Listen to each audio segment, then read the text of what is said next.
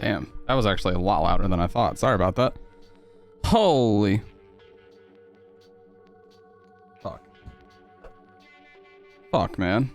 I went through all the trouble of making my coffee. I didn't even bring it in here. What the fuck? Woo! Look at that. Shout outs to Meg. Shout outs to Meg. Even though she's not in this community anymore.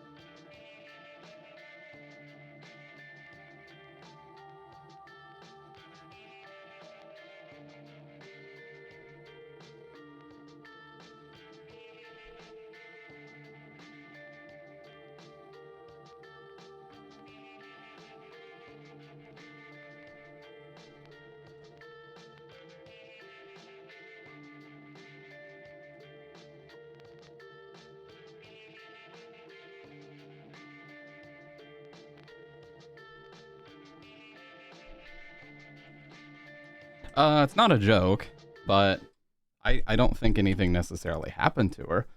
I just have not talked to her in like 3 weeks now. Well, let me rephrase that. The last time I talked to her, oh, what's up, Dave? Last time I talked to her, it was just like a quick little, hey, I'll need to take over the YouTube stuff, and that's fine. But we have not talked like about really anything for several weeks now, so I just kind of assumed, and she hasn't been around. Like I said, I'm not bitter about it. Somebody asked me last stream, it's like, oh, you sound bitter. It's like, no, I'm not bitter. I'm just saying. People have been asking where she was. I'm just saying where she's been. How was your trip, Dave? My man, like I said in the Discord, you're on a fucking bona fide world tour.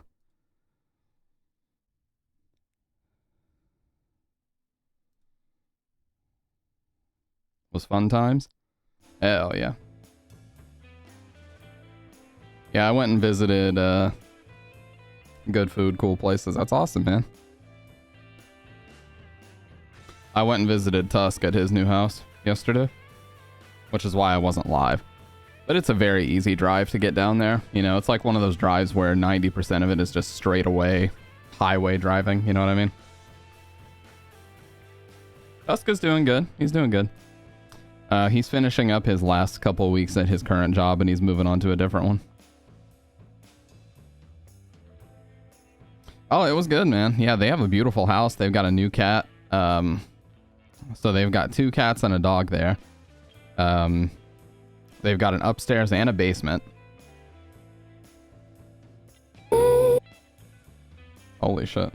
They've got an upstairs and a basement. And, just in general, it's really, really spacious.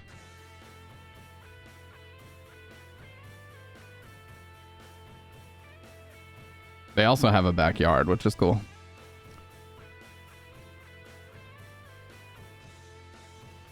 Just some random fucking video of Billie Eilish dancing popped up in my... I don't know why. But, you know, I gotta admit, and this is gonna sound really fucking weird. This is my comfort zone, dude. This, being amongst these fucking lights, these 2 blue floodlights and this big ass light here. This is my comfort zone, man. The talking into this bitch and wearing these bitches. Love it. So no matter where I go, it's not as much of a comfort zone as this here is.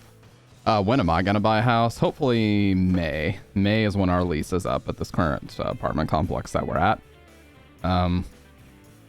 May of next year. Now, that seems like a pretty lofty goal looking at the way the housing market is going, but who knows? We might be able to make it work. And if not, whatever. We'll sign some, you know, 6-month lease somewhere else, and we'll just deal with it.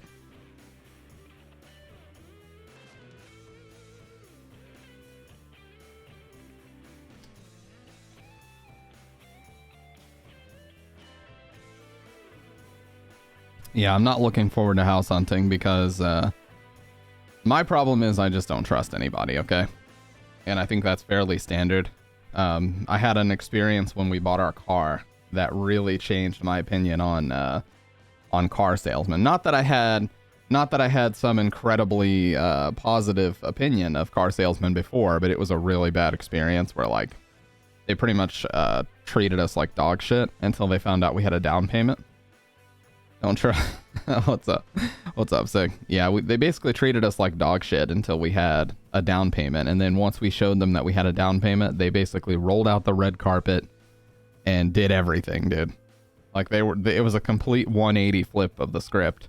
You know, they were just treating us like shit. They were like, well, you know, if you're not serious about this, then I'm not sure if we can continue. Like they said this to me. They're like, well, if you're not serious, I don't think we can continue this conversation. And I specifically decided to hide the fact that I had a down payment just to see how they'd behave. And I was like, well, I've got a down payment and this is how much it is. And then they literally, you could see the light in his eyes. He perked up. Oh, well, in that case, hell yeah. That's exactly what happened. Car salesmen are coked up assholes. Asked the area assistant director and said he'd look into it for me. And then another site might open nearby. Nice. Yeah. Yeah. Now is not a good time to be changing jobs. Oh yeah, very much two-faced fuckboys, and always have been.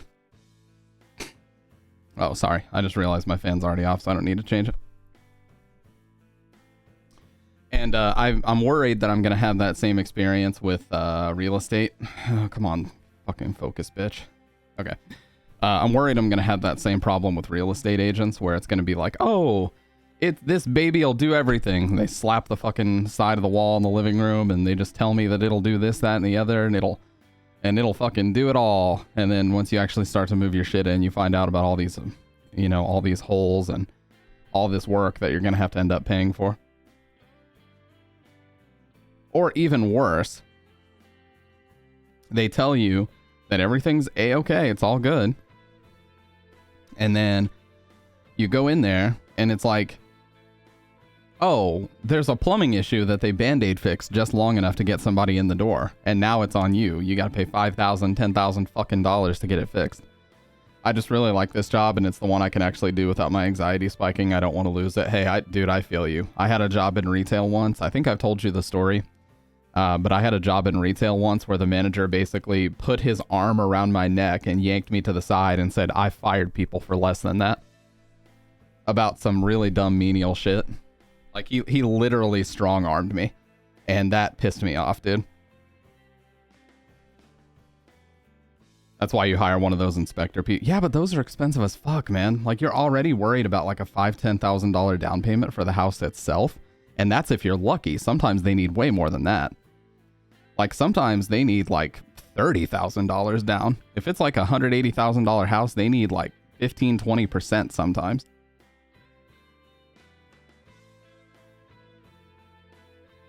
So you got to have, and here's what I love about the system in America. Here's what I love about the credit score system. I have been paying well over $900 a month in rent for the past 4 years. No bullshit. Actually, no, because we did have Tusk as a roommate in 2019. But from 2020 until now, I've been paying well over $900 a month in rent. I've more than proven, based on the fact that I've never been late, that I can afford a mortgage of equal or lesser value. That is not how they see it.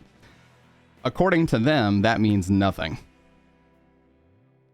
Nah, that's only if you don't want to eschew your taxes and insurance, you put 20% down. Yeah, exactly. What's up, by the way, Jordan? Honestly, most people selling their homes already hire someone to do a report for potential buyers to see. Yeah, that's good. Kind of like a Carfax in a way, you know, where you can see the history and damage and anything else, but the requirements are way higher. Exactly. The mortgage itself is probably going to end up being like $500, $600 because remember, you're paying down. Yeah, so you paid $15,000, right? Honestly, a good ass deal looking at the price of houses today, I gotta say.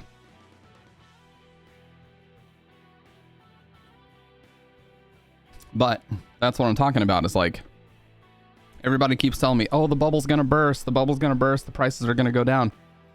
Actually, what's happening now is big property management companies are coming in and just scooping up all the houses and renting them out or turning them into apartment complexes is what's happening. So they're not getting cheaper. They're actually just being bought up by richer people that can afford to buy them and getting, turned around for profit. That's what's happening. Then my realtor fees are like 4. Yeah. Yeah, like I heard from Tusk that like the mortgage of his place is lower than the rent that he was paying when he lived with us. Obviously, the total cost of the rent, not just his part of it. But with the property fees and all the other bullshit fees that come along with it, it actually ends up being comfortably over what he used to be paying. So I'm just throwing numbers out there. Obviously, nothing is exact, but say, like I said, I pay $900-ish a month for rent right now. Say I move into a place that has $900 a month mortgage. That's great. But then you have property tax, yes, escrow, property tax, interest. That's going to bump you up to like $1,100, $1,200. Easy. So yes, the mortgage payment, the flat out mortgage payment might be lower, but by the time all that other bullshit is added on, it's going to be about the same. Yeah, and exactly. And sometimes you sign a mortgage where they can change the rate on you. In fact, I think the majority of them are like that. It all depends on what the bank wants out of you. And that can change drastically.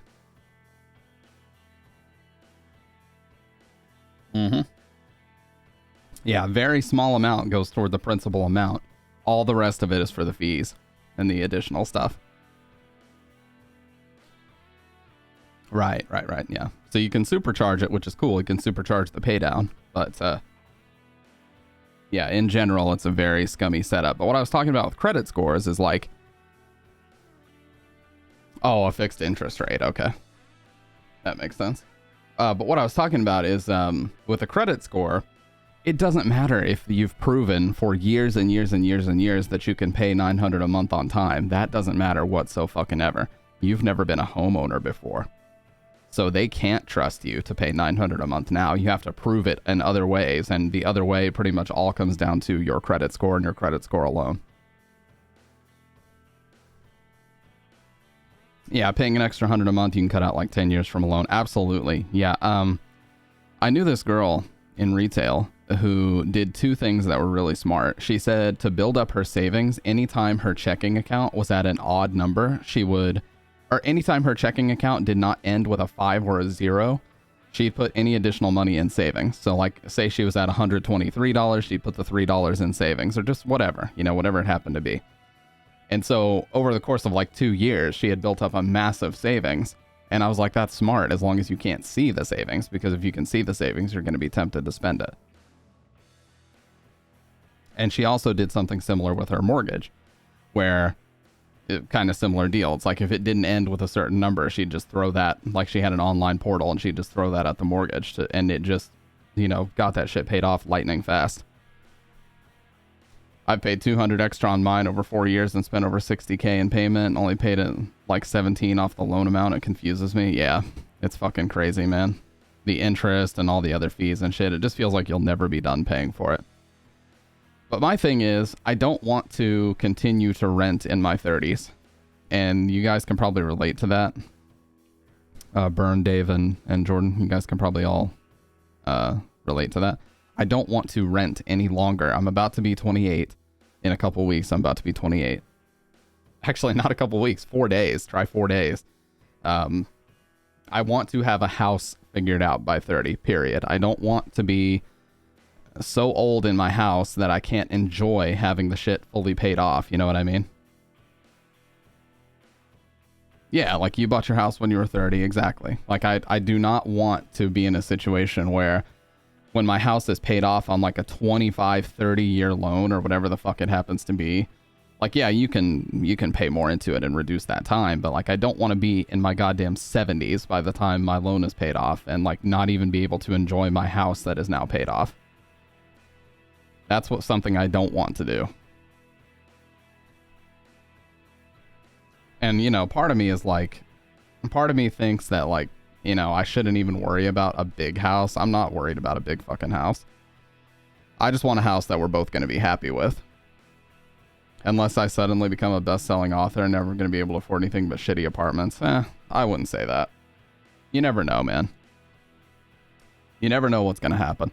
I thought I was going to be stuck working a borderline you know, retail job until 2019 happened, and I just kind of took a plunge. We struggled for about 6 months, and then I found something nicer, and that pretty much has gotten us through to now. Yeah, I don't believe, you know, the people that are campaigning for $15 an hour, I think it's honestly too little too late at this point. I think you could give, like, literally, you could give everybody $15 an hour, and it wouldn't be enough at this point because of what inflation has happened. I think at this point, it would have to be 17 or 18. But even then, it's like, all that's going to happen is the cost of things is going to drastically increase. Like, a dozen of eggs is going to become like $7, and a gallon of milk is going to become like $7 if you do that.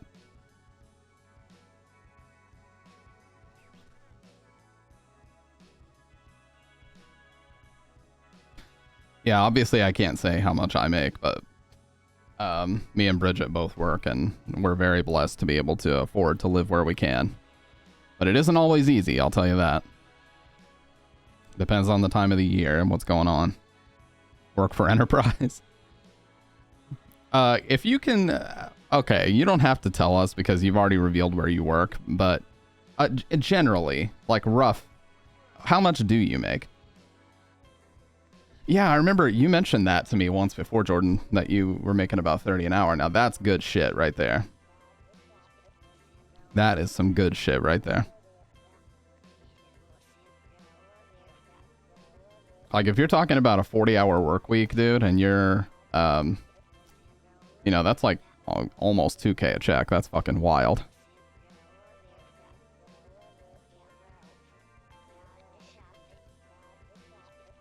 Depending on, you know, your 401k or whatever else, whatever you've got going on. It's adjusted based on where you live, but for me, trainees started, yeah, it's about the same for my company. You know, entry level stuff starts around there. So yeah, I see you. Mm-hmm. Yeah, you can get promoted quickly. And that's the thing, like, it doesn't even have to be something where you get a job and you have to just, you know, put your mind and soul 100% into, you know, just being there early and staying over. Like, you don't even have to do that. Just show up and do your job well, and like, pretty much as long as, listen, this is gonna sound cliche, it's gonna sound cringe. With benefits, I put 10% in a Roth the whole time while I was there. It might open again, but the electric market has to do good. Yeah. I actually interviewed for my supervisor job, but the only other dude that applied had managerial experience, and that was the deciding factor. Yeah. Wonder how anyone ever becomes a man. Oh, dude. That happened to me at an old job. They had basically opened up what amounted to like a mentor position that was over. Oh yeah, chip shortages have been a bitch for the manufacturing of electric vehicles, but at least we can get our graphics cards. Hell yeah, baby. But yeah, at one of my old jobs, this is part of the reason why I left it, I had applied for a supervisor position, and they had introduced a mentor position that actually paid less. So I would have had to have taken a pay cut and then gone to become a mentor. They only hired the other person because they had previously been a mentor. It's like, so you're telling me I needed to take a pay cut to go be a mentor, and then I could have been like, what sense does that make, dude? No. It's not. No, it wasn't the one that I tried to get you on with. This was now 4 years ago. No, the lazy fucks I worked with is the reason the plant I was at is the only one with anything new coming. Yeah. Yeah, I've heard that, like, dude, like Tesla, the factory workers get paid super, super well there.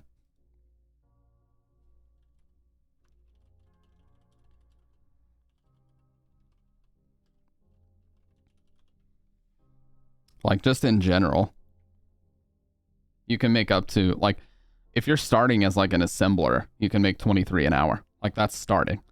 And of course, it does depend on what state you're working in, but if you become like a materials technician or some shit, dude, you can make like 40 bucks an hour. If there's anything I never want to do over anything else, though, it's the nightmare that is Amazon. You know what's funny is I actually have a friend, the girl that did my original artwork. I should still have it. The girl that did my original artwork, like for this here, Oh, son of a bitch. You guys remember the Silent Hill like chibi artwork? Her husband actually works for Amazon, or did in the past, and he actually said it wasn't that bad. Hey, what's up, Joy Love? Welcome on in, madam. How you doing tonight? Oh shit. Let's go, Joy. 15 months. Dude, you're coming up on your bronze chainsaw. Holy shit. You're coming up on a bronze chainsaw, Joy. Dave just got his. Wonder if he worked in distribution or a call center. I think he said distribution. The call center, I heard, is a fucking nightmare depending on the time of year that you're working at. Like Black Friday, I heard, was fucking insane. But listen, Burn, if you want to know where the real comfort / money threshold, where it kind of meets, there's like a scale. You know, the comfort of the job gets lower as the pay increases because your responsibility increases. But if you want something that's more in line, more parallel with each other, get a work from home job that pays you decently well to start out and has opportunity to move up. That's what you got to do. Like working from home, I think is the perfect combo, because even if your responsibility is high, look, you're at home, you're chilling. I mean, you're obviously still working, like you have your work laptop open and you're doing important shit, but if your responsibility is high, but you're at home, you're not like commuting somewhere, you're not in an uncomfortable environment, you're just at home. Like you can set shit up how you want to set it up.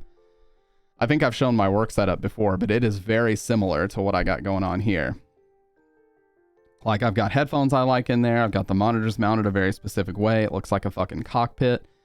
And everything I set up is just to make my work environment as comfortable as it possibly can be, and just, getting that shit done. Because I'm told the distribution center will straight up count the 5 minutes to your 15-minute break room to where you have 5 minutes of actual break.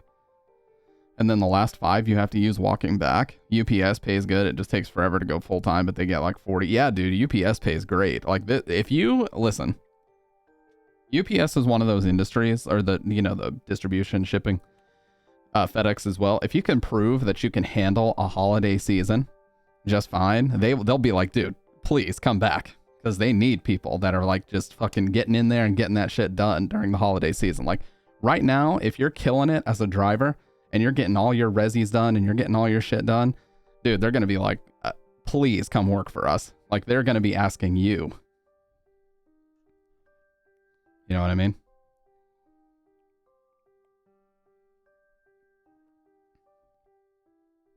Exactly, dude.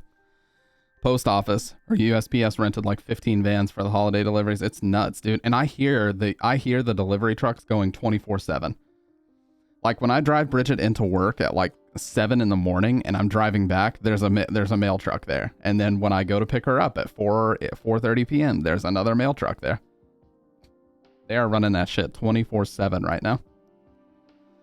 Oh yeah, of course. I mean, weather can cause it to be dangerous, but that's just par for the course. I mean, the further north you go, pretty much. Like if you're in the New England area, of course, it's going to be more dangerous.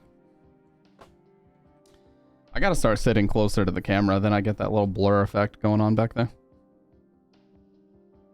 Oh, the people. Yeah, I saw this video.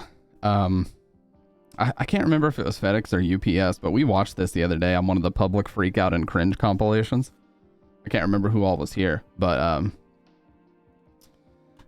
this guy was basically held hostage in his house because he couldn't deliver a package. Like, basically, they put a notice on this lady's door that she wasn't there to sign for it, so they had to come back tomorrow. And then a different UPS truck came by later, and he had a different package for her, but it wasn't the one she was looking for. So she stood in front of her front door, put her arms out like this, and said, "You're not going anywhere until you get my other package." So he had to pull out his phone and be like, "I'm going to physically move you out of my way if you don't get it. Like, I have a job to do. I have to get to other deliveries. I don't have your package." It was fucking insane. Driver gets the shaft. They have it calculated. If it's 8 hours and it takes you 9 or 10, you get paid for 8. Wow, so they don't give you overtime or anything. Gotta love it. Yeah, see, that's the thing about being salaried. Being salaried is cool because if something happens, you always have the same amount of money coming in. They can't leave until they leave to get the... Exactly, dude. Exactly. Dude has to fucking leave. If he even had your package, he'd have to get past you to get it out of his truck. It was so fucking cringe, man. Like I was talking about, like, being salaried is cool because... being salaried is cool because you always have the same amount coming every 2 weeks, but that also means that no overtime is counted. At all. So you can work your little ass off for 20 extra hours and you're still getting the same amount. And they know that too. That happened a lot in retail. We had like these assistant managers and co-managers that were making like, you know, $65,000, $70,000 a year, which is damn good now. And they were salaried. Exactly. Your boss is salaried and is working 60 hours, no OT. And they were all like, yeah, the pay is great and everything. But then, you know, when there's like inventory, which I'm sure everybody knows what inventory is. Some people come in to count your store and make sure that you have all the shit you're supposed to have. You have the right amount of stuff and there's no like, you know, incorrect counting going on to boost your numbers. Whenever that would happen, they'd have these assistant managers and co-managers living at the store. They'd work 12 hours, go home for like 4. They'd come back for another 12. And whoever put the most hours in would be considered for like a promotion later on down the line. It's like, and you're not getting any extra pay for this. This is all just you coming in and living at the store, basically. It's fucked up. The OT is the main reason I refuse to become a... Dude, I want a supervisor position that's hourly. Like, there's supervisor positions with my company now that are hourly. I'm like, hell yeah, give me that shit. Because if I need to stay over, I will 100% do that for my team. You know what I mean? I have all the skills necessary to do it. I'm just waiting for the position to open up. I put in for it once. Now, you guys kind of saw what happened to me. I basically, like, I wouldn't say like I collapsed. I didn't choke or anything. I think I did super well in the interview, but it took a toll on me. Like, I didn't stream. I was very nervous about it. I think the interview went super well, but it just went to someone that just plain up had more experience than me. And when I did stream after that was finally over, I had like my forehead was fucking breaking out and shit. And like people could tell that I looked like, you know, I was super pale. Like, dude, it fucked me up because it was such a big thing. So I think the most important thing for me is I just got to remember that like it's exactly what I've seen my boss doing for the past 2-3 years. Like, there's nothing to be nervous about. And, you know, getting a no is part of the process as well. Because they'll see that, hey, this person, they did well, but they didn't get it. Are they going to try again, or are they just going to give up? And if you continually try again, they're going to be like, hey, this guy obviously wants it. Let's give him a shot. Eventually they will. So I don't give a fuck if it takes 40 tries. I will be a supervisor someday. Also, I've been thinking about writing horror stories, maybe not full-on novels. Dude, if you write them, I'll read them. You know, I can make some Mr. Nightmare style content if you want to write them. That'd be some cool shit. We could do some collaborations. I know you got the writing chops. I've seen it with my own 2 goth ass eyes.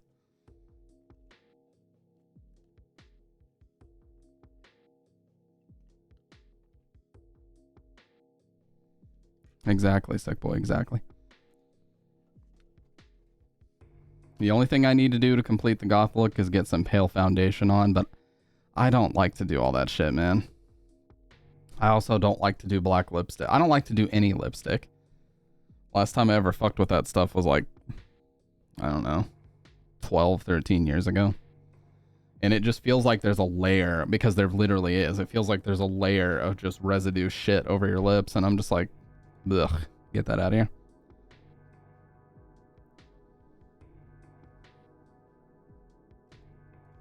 Been brainstorming your first one for r/no sleep.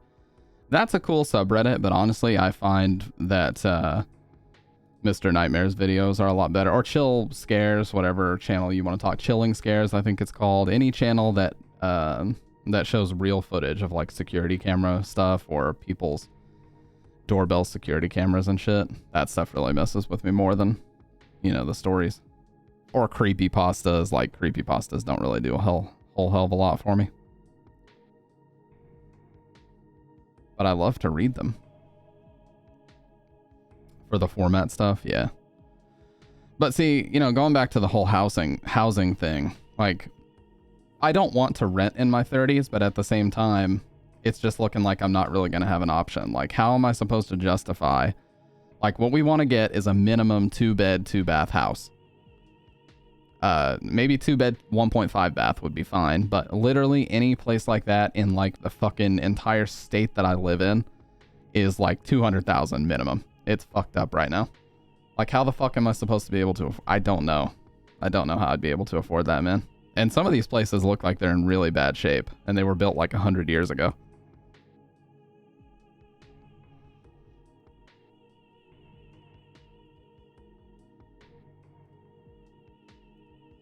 Yeah, 200K or more.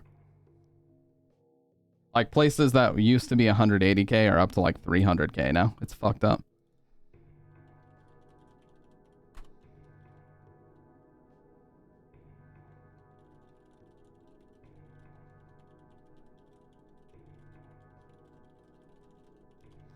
And I hear stories, like I said, people keep telling me, bro, the bubble's gonna burst. The bubble's gonna burst. Just stick around for it, dude. Stick around. It's like, dude, I've been waiting over 2 years for this fucking bubble to burst. It has not done that at all. It just keeps, the price just keeps appreciating higher and higher on this shit. It's a seller's market, yeah. I straight up lived in a trailer for 1 month in 2020, and when we first moved in, there were holes in the walls, water leaking from the boiler, dog shit everywhere, and a burst septic tank in the yard that smelled horrific, and he refused to do anything about it, the landlord. For 200 where I am, you can get 3-bed, 3-bath attached garage. Jesus, man. That's the dream right there. Like, obviously, I'm not about to go fucking house hunting on stream, but it's, you know, it's the time. Like, right now is the time. To start doing it. And it does say that the prices are falling in the South. You know, I've been reading articles about how the prices are about to, you know, really drop down a lot in the South and stuff like that, but we'll see. You can get anything in my area for under 1.2 million. 1.2 cajillion dollar dues. Jesus, you can't get anything. Sorry, I read that wrong. Yeah, be right back. Living with Zippy. Yeah, dude, I've heard that like Toronto and Vancouver are two of the most expensive cities like in the fucking whole of North America. And I know it's true because I used to know a couple fighting game players from Vancouver, and even like a vet, a guy who owned his own vet services in Vancouver, who even said he had to bike to work because he couldn't afford gas. I was like, what the fuck? Yeah, it's fucked up, dude. Like, what? What? Give me just a sec, you guys. Bro Chacho. I'm getting follows right now. Joe JCKS, Bro Chacho, welcome to the fam. God, that guy is so fucking cringe. By the way, if I ever say anything like that, can you guys do me a favor and mass report me? If I ever say anything like Bro Chacho on this stream, I'm giving you permission right now. Just report me, honestly. For misconduct of the highest order.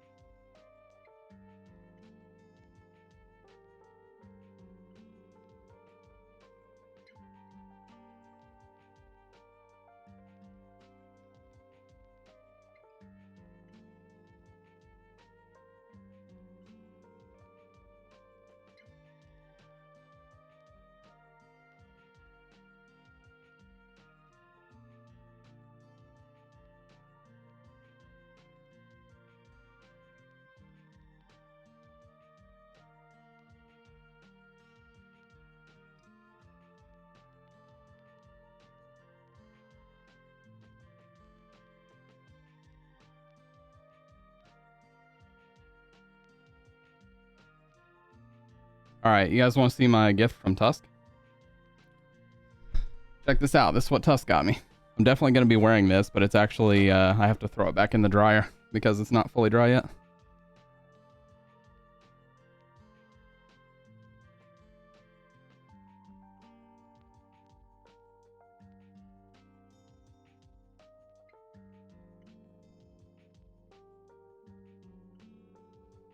Hell yeah. And it fits perfectly too.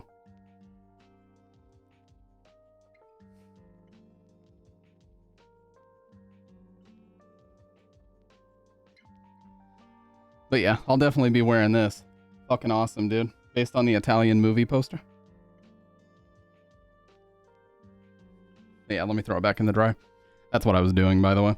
And then we'll actually get to content, because right now I'm just doing non-content the stream. I'm sorry about that.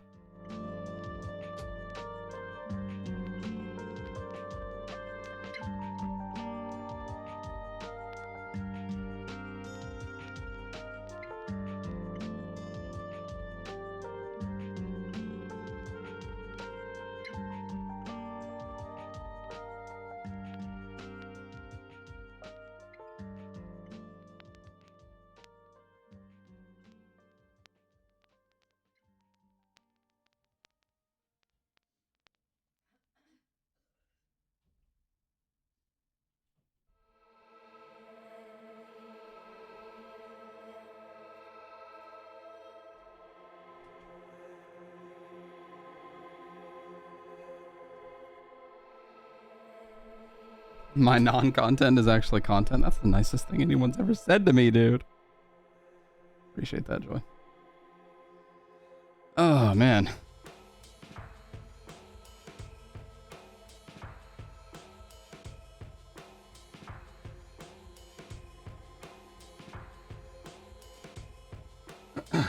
But yeah. Another recession definitely coming. Well, that's fun. I'm hyped for that one, dude. Second recession I'm living through. Although the first one I didn't really, feel it because I was a kid.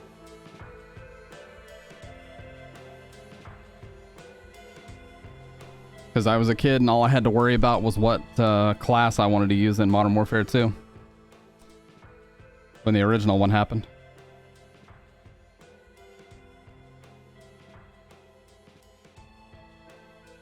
Well, the original one that I lived through.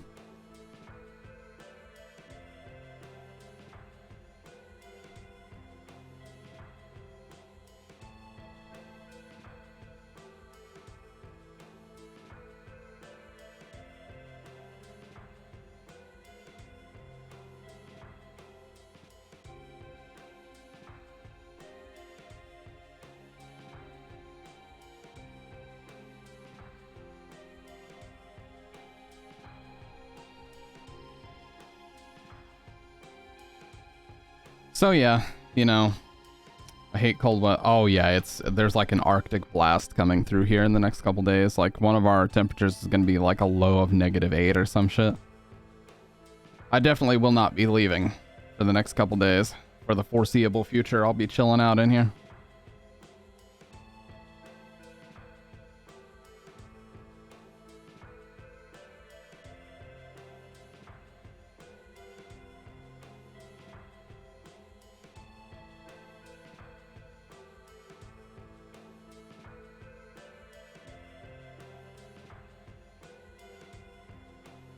Stay inside. Just hibernate. Honestly, dude. Just hibernate until spring. Hell yeah.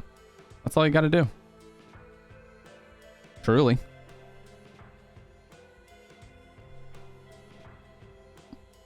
Hey, what's up, Pit?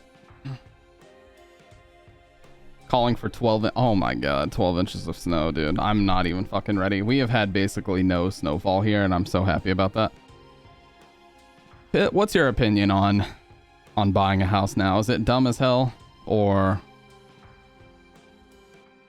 do you think now is a good time? I mean, surely now is not a good time.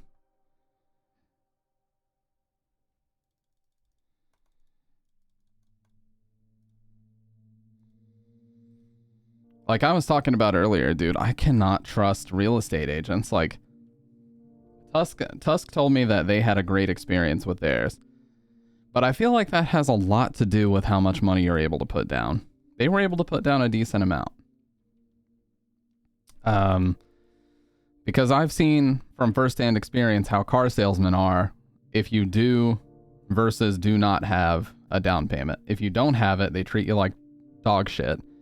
If you do have it, they bend over backwards for you and they act like coke addicts, like Dave said.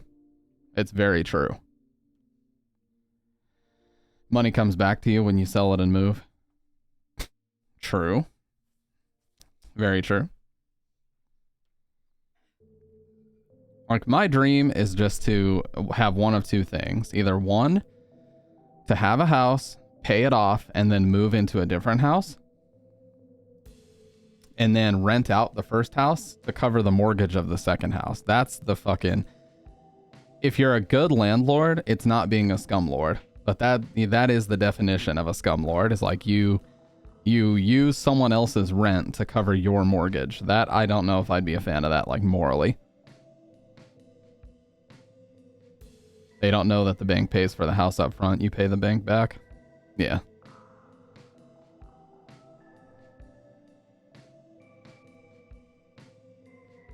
Yeah, I've also heard that, like, when you actually go to sign the lease and all that shit, or not the lease, but you go to, I guess it is a lease, but when you go to sign all the paperwork and everything else, there's like 3 parties in the room. Like, there's a party representing the bank, there's a party representing you, and then there's a party representing the real estate company. And it's like this really, you know, serious affair where like everybody's watching you and it's all being recorded.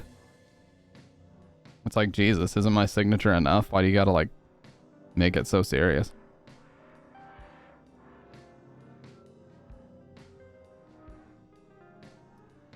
You buy the house with a warranty, so if anything goes wrong, the seller has to fix it. Definitely. Yeah. But how long do those warranties last? 1 year, 2 years? Is it dependent on which one you go with? I'm sure it does.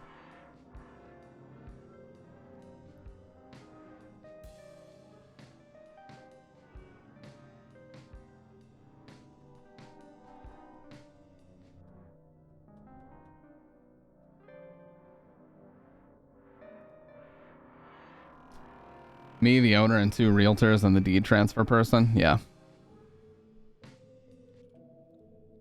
Like, that alone is like, Jesus, man. And I get that it's serious, because I mean, this is like a minimum 15-year financial commitment.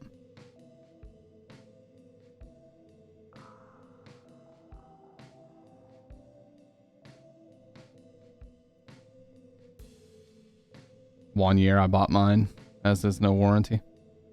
Everything was updated. Yeah. Yeah, I don't know, man. It's fucking rough. Like, pretty much the thing that sucks is like, I don't want to move now. You guys are going to think that this is such a petty reason, but I don't want to move now because we just got fiber here. And the fiber literally makes streaming perfect. I have not had, and knock on wood, I have not had a single dropped frame or stream that has been ruined from the fiber connection. So anywhere else I move where Spectrum is the only option, I'm immediately going back to that dog shit connection where everything goes out like every other stream. That sucks. Plus, you know, the rent is going to be like maybe $200 cheaper if I move to a cheaper area, but it also comes with an infrastructure difference.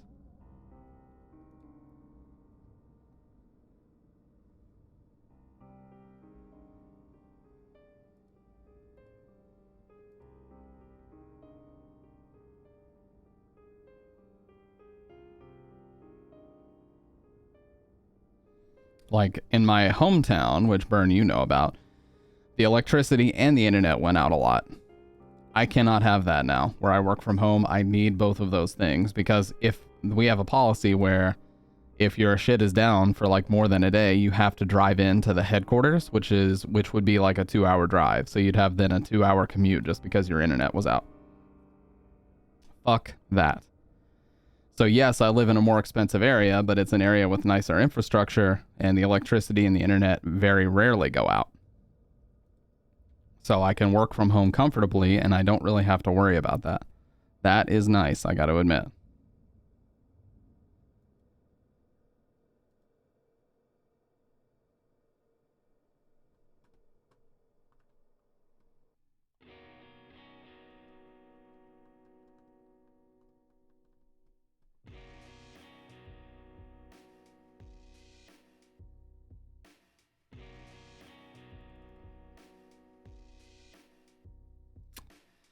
So I don't know. Our lease is up here in May and we got to make a decision. I'd like to move somewhere cheaper, but the thing that's weird is like we're grandfathered into a rent rate from like 2019, which is one of the only cool things about re-signing here for a couple of years is that my house is worth 208 now, it's saying on Zillow. Jesus, man. You said you got it for 150? Easy 58k profit. Let's go, baby. But yeah, we're grandfathered into a rent rate from like early 2019, like January when we first moved to this complex. We're not in the same apartment we started out in, but we're in the same complex. And yeah, it's crazy because when we look at other apartments nearby, it's like, dude, they are like $1,200 or $1,300 for one bed, one bath. I'm like, are you fucking kidding me? So although we're paying $900 to $950, that's actually a damn good rate, sadly. And I talked to other people who are they had just the age, advantage by being able to buy a house a few years back. I was too young for that. I just wasn't ready, financially or whatever else. And they're like, yeah, I have like a 3-bed, 2-bath and I pay about the same. It's like, Jesus, man. I just feel like, well, I fucked up. But it's not my fault. It's everyone else's fault. Just kidding. I just wanted to say that. But it's not true. I'm just joking.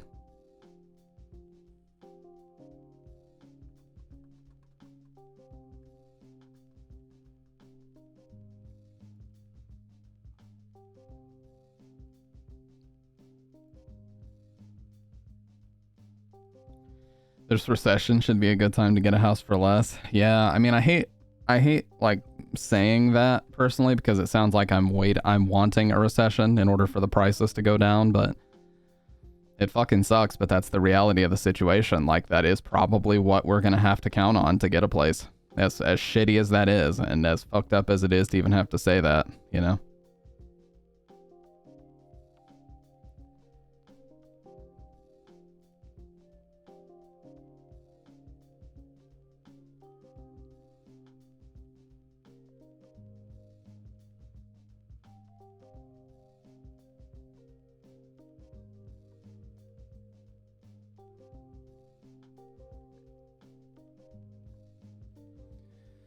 But I don't know.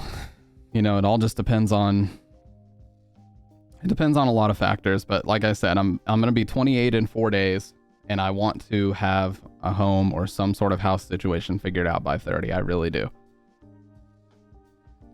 I do not want to rent. Renting, it comes with benefits, but at the end of the day, it's always a waste of money, and that's just a fact. You have a place, you will never have any equity in this place. Yes, if something breaks, you can put in... Yes, I'm a Christmas baby. Yes, if something breaks, you can just put in a maintenance request and have it fixed. That's cool. But I appreciate that, Joy. Yeah, I did a birthday stream last year. I'll probably do another one this year as well. Because I'm off the 24th and the 25th. I work Thursday and Friday this week, and then I'm off the 24th and the 25th. Work Monday, off Tuesday, Wednesday. Let's go, baby. But yeah, what was I what was I talking about? What the hell? Oh, yeah. That's what people told me. That's what people told me growing up, because I grew up in a very religious Southern, not my own household. My parents were very cool about it, but my grandparents and different things like that were like, your birthday is not important. Jesus's birthday is important. And I'm just sat there like, okay. Well, I guess I'm just kind of worthless. That money, I appreciate that, Joy. To pay my bills. The internet bill, the electric bill. Thank you, Joy. I appreciate that a lot. You have always been really supportive, so you're insane in a good way. But yeah, as far as like apartments are cool for two reasons. You can put in a maintenance request. Like if your AC unit goes out, you don't have to have $4,000 to pay a contractor or any other shit or to get your whole AC unit. I appreciate that. Hey, what's up, Gavin? Yeah, I was dude, I was really, really blown away by some of your guys' Twitch Wrapped that you were posting. Some people were putting their Twitch Wrapped in my Discord, and like 3 people have me as their most watched streamer. I was like, what the fuck, dude? That is so crazy. Because you never know like how much time people are actually watching. I never know because I don't look at my viewer list. I don't look at my view count, anything. So I never know these things. Twitch Wrapped, you can go to your dashboard, I believe. They have a section about Twitch Wrapped right now. Yeah, it's in the inbox, you're right.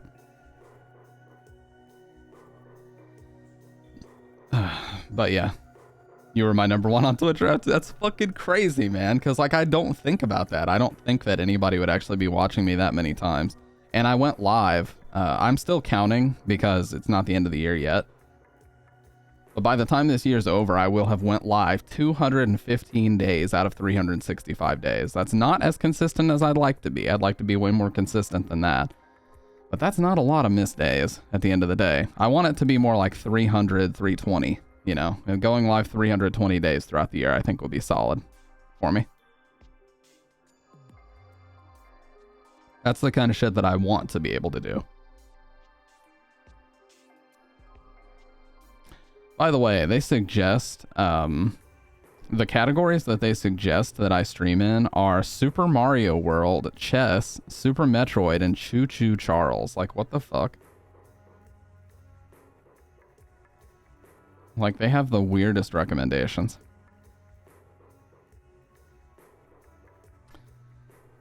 Yeah, that's fucking awesome. You know, a lot of people... And I think, truthfully, I am going to say this, even though I am an affiliate, I truly believe that skipping affiliate and going straight to partner is the way to go. For some people, not necessarily for my situation. For my situation, I pretty much had to do affiliate. But, you know, that way your viewers never get ads. Like, if you don't play an ad, they straight up don't get an ad. You're my top as well? No, dude, that's fucking crazy. I cannot. Yeah, affiliate. Yeah, partner. Okay, so affiliate is relatively easy. I'm not going to say it's easy because it's not. Affiliate is more attainable if you're just starting out because affiliate has you averaging like 5+ viewers and a certain amount of hours streamed and a certain amount of days in the week streamed. And once you hit that for 3 consecutive weeks, then you can become an affiliate. Partner is a lot harder. I have all the qualifiers to become a partner except for, apparently, average viewers. You have to average 75 or higher viewers to become a partner. And they are not going to reduce that anytime soon because God knows they have more than enough partners on their hands than they need. So you have to average 75 viewers. That's the hard part. Like I said, I don't look at viewers, so I don't know what I average really. But that's not easy.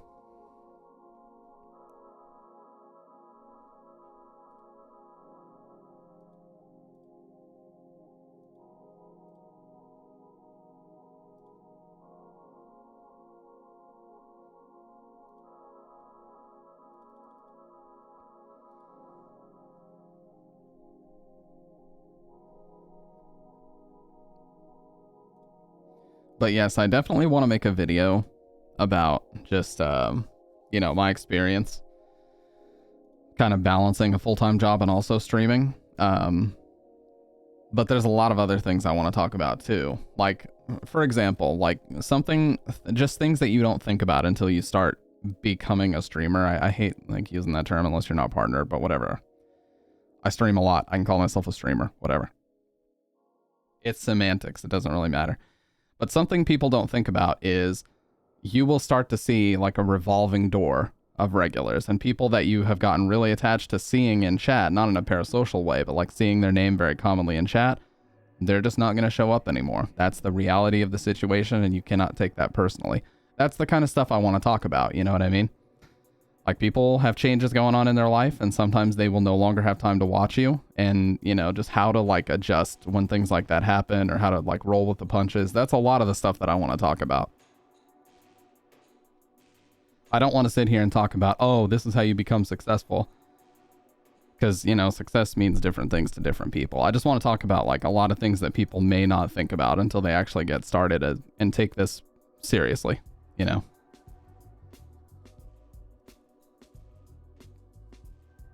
No, but the thing is, like I was saying, you can't take that personally. Like, people have their own lives, and my situation has not changed a whole lot in the last 3 years, so I have had a lot of time to stream, but, you know, if something happened and I had to take on more work, then I wouldn't be able to stream as much, and so, you know, it could very easily happen to me.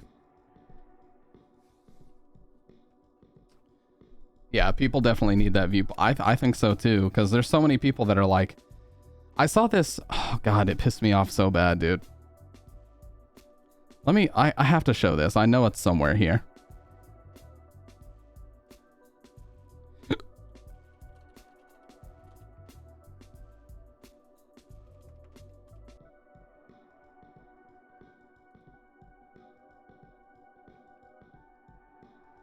But there was basically a streamer who fucking posted in his own personal Discord. There was a streamer who posted in his own Discord, he was like, thanks for nothing, everybody, and then just complaining about people not showing up to watch his stream. It was so fucking bad. And he just roasted people outright in his own Discord, and he created a whole category that had a ghost emoji for people who he claimed ghosted him and didn't show up in his chat anymore. Like, what the hell is wrong with you, dude?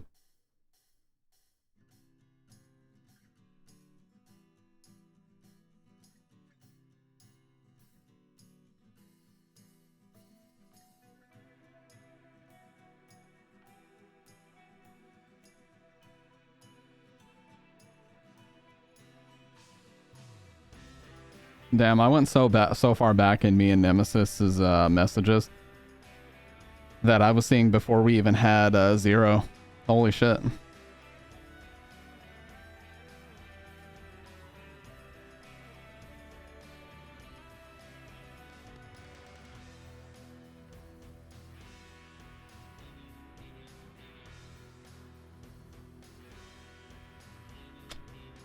Ah, damn it, I can't find it, dude. If you gotta try to pressure people to watch, you're doing... Oh, exactly, dude. You're doing it all fucking wrong. If you gotta... Yeah, like you as a... If you are the person who is on camera, then you have a responsibility to at least offer people a place they can feel included, comfortable, and just have a good time. That's all you... It's not difficult, I promise. People make this so much harder, and people take themselves so fucking seriously on this website, too. Like, you gotta stop that, first of all.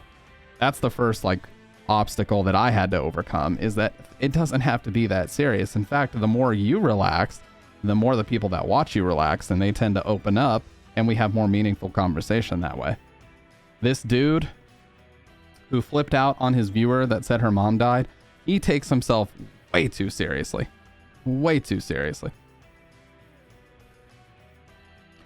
Act like I'm on a couch with everybody playing shit and chit chat. Exactly. It is so easy, dude. It's so easy. I want to see if I can find it.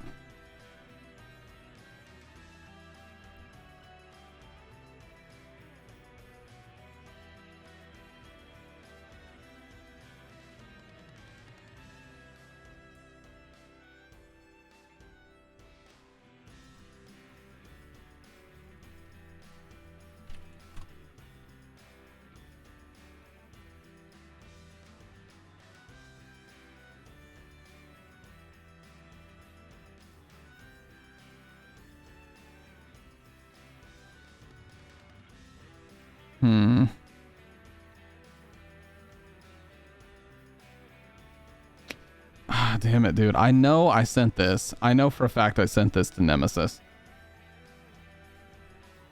but I can't find it.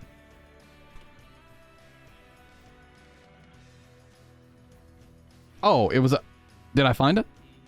Yes, I found it. Okay, fuck yes. I was in the Twitterverse, and I found this tweet, and I want to share this. One, because I think it's important to bring a light to people like this and acknowledge the fact that if you are in a community like this, leave, because these people don't deserve your support. And two, because it's just absolutely ridiculous. Watch this. This is basically a screenshot that they took of this server, okay? Another failed stream. Thank you for 3 hours. Another failed stream. Thank you for 3 hours of complete loneliness. Again. Let's hope tomorrow somebody actually fucking shows up. Not helping is all the... And then there's the ghost people. Folks who have, in some cases, not bothered to drop by in 2 years. I may as well do a server purge at this point. Nearly 3 years of busting my ass, and for what? Streams where chat activity is still a rarity, and for people who follow but never, ever, ever come back even once. And to add insult to injury, I had to rotate out 9 entire mod teams for the same reason. They're never around, and I have to chase them up like I'm running a fucking daycare whenever shit went down and nobody was around to help. And no, I'm not talking individual members. I'm talking the entire team. What the fuck is wrong with this guy, dude?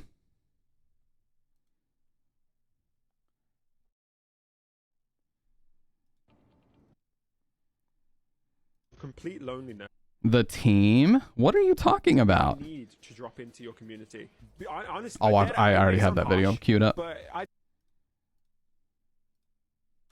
don't think people like this should have a community, because no, obviously they're not treating their community right. They're not actually respecting their community and loving their community. You know, these people give you their time, and they may not pop in because people are busy, or maybe it's because your energy is clearly off. Your energy is clearly not. And you can tell this, I promise. You know, viewers are not stupid. They can tell when you have negative ass fucking energy like this, and they know not to watch. This is the reason why nobody drops by. They can tell you have some major fucking negative energy and they don't want to be in your chat. Something that people want to be around. Have some respect for the people who support you. There are all sorts in the Twitch world, and the majority of them, to be honest, aren't people who chat. They're people who watch and they lurk, and they don't actually interact that much. That's the majority. Am I awful? No, it's the viewers who are wrong. Because you are as important as everybody else. You are there, and that's what matters. Now, basically, I was on Twitter. Yeah, that is horrible, dude. That is so fucking bad. So I was okay, so Sick Boy linked, Man vs. Game compares unsubbed viewers to that kid in the comic shop that never buys. Oh, God, here we go again. Really, dude? Thank you for the support, guys. I don't know. I think maybe I'll just start doing more, like, garbage-sponsored streams.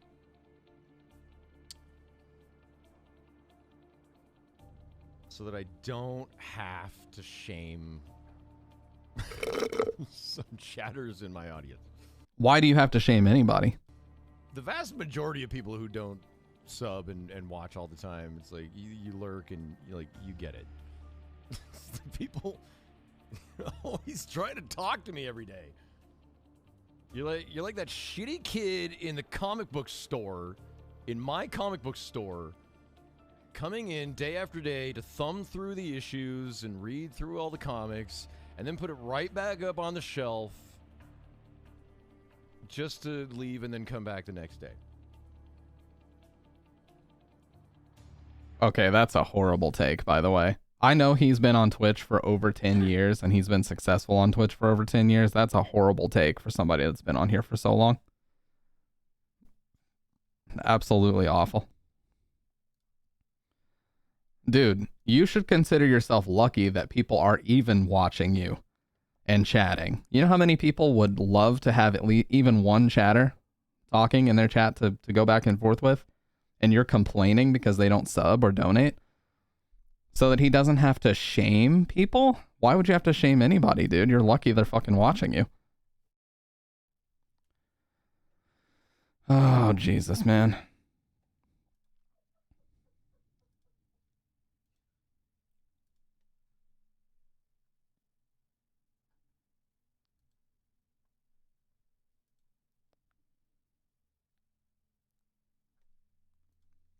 Did Man vs. Game use drugs on stream? Oh, I don't know about that. I just know he's been on Twitch forever. Like, he was basically dominating Twitch back in 2012 or some shit. Like, he's been on forever. Every single time you've seen me, I've pretty much been saturated with speed with amphetamines like Adderall. He spent over an hour explaining to me he had been using drugs and streaming as an escape from his crippling depression. Oh my god. That's so crazy that there are streamers like that. I really appreciate your channel and the environment you facilitate. Well, it's the most important thing. Literally, it should be your top priority, is to facilitate an inclusive and just, obviously we don't want forced positivity, but if that's the energy that I can put out, then that's the best that I can do. I don't ever want to go live if I'm feeling like garbage, because I don't want to put that out there. I just want to go live when I'm, in a mood where I want to stream. And yes, create a room that people want to go back to. It's a simple way. I was getting super long-winded about it. It is the most important part. If you can't do that, you cannot, like, garnering a community is what this is all about. I'm proud to say that we've done that.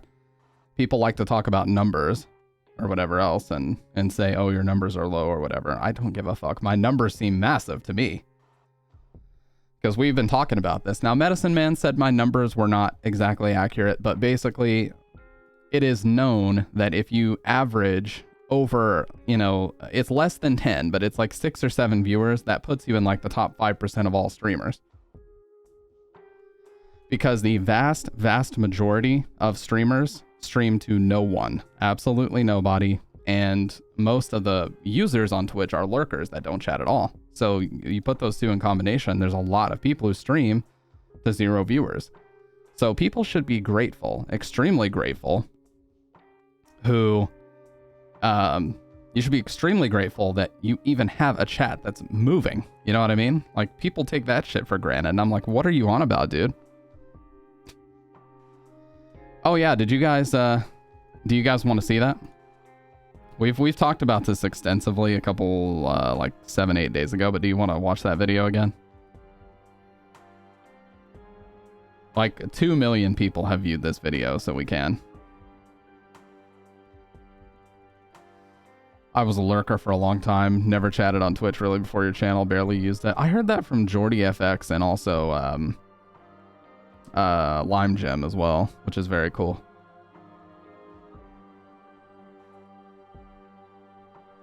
It's like none of that shit's lost on me, dude.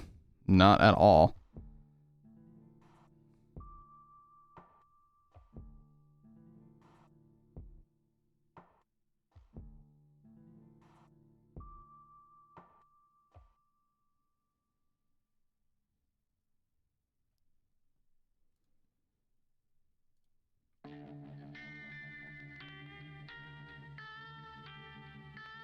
Still a big prime example of how not to run a Twitch stream. Yeah, this guy is now claiming that, this wasn't an apology video, and that he was just making a video explaining why he said what he said. Yeah, I mean, discovery is one of the weakest aspects of Twitch. And that's part of the reason why everybody recommends to build a community somewhere like YouTube and then kind of transition them over slowly if you want to start moving in more of a live direction, not so pre-recorded. Yes, TikTok. I've said that too. TikTok is literally, there are so many eyes on TikTok. You need to be posting clips there. I need to be posting clips there. I need to be posting way more fucking clips on TikTok than I do. But that app, I don't care if you call it a Zoomer app, I don't care what you call it, a Gen Z app, whatever you want to call it, that is the shit, dude. That is the way to get your stuff out there. Yeah, exactly. Better hurry up before it possibly gets banned. I'm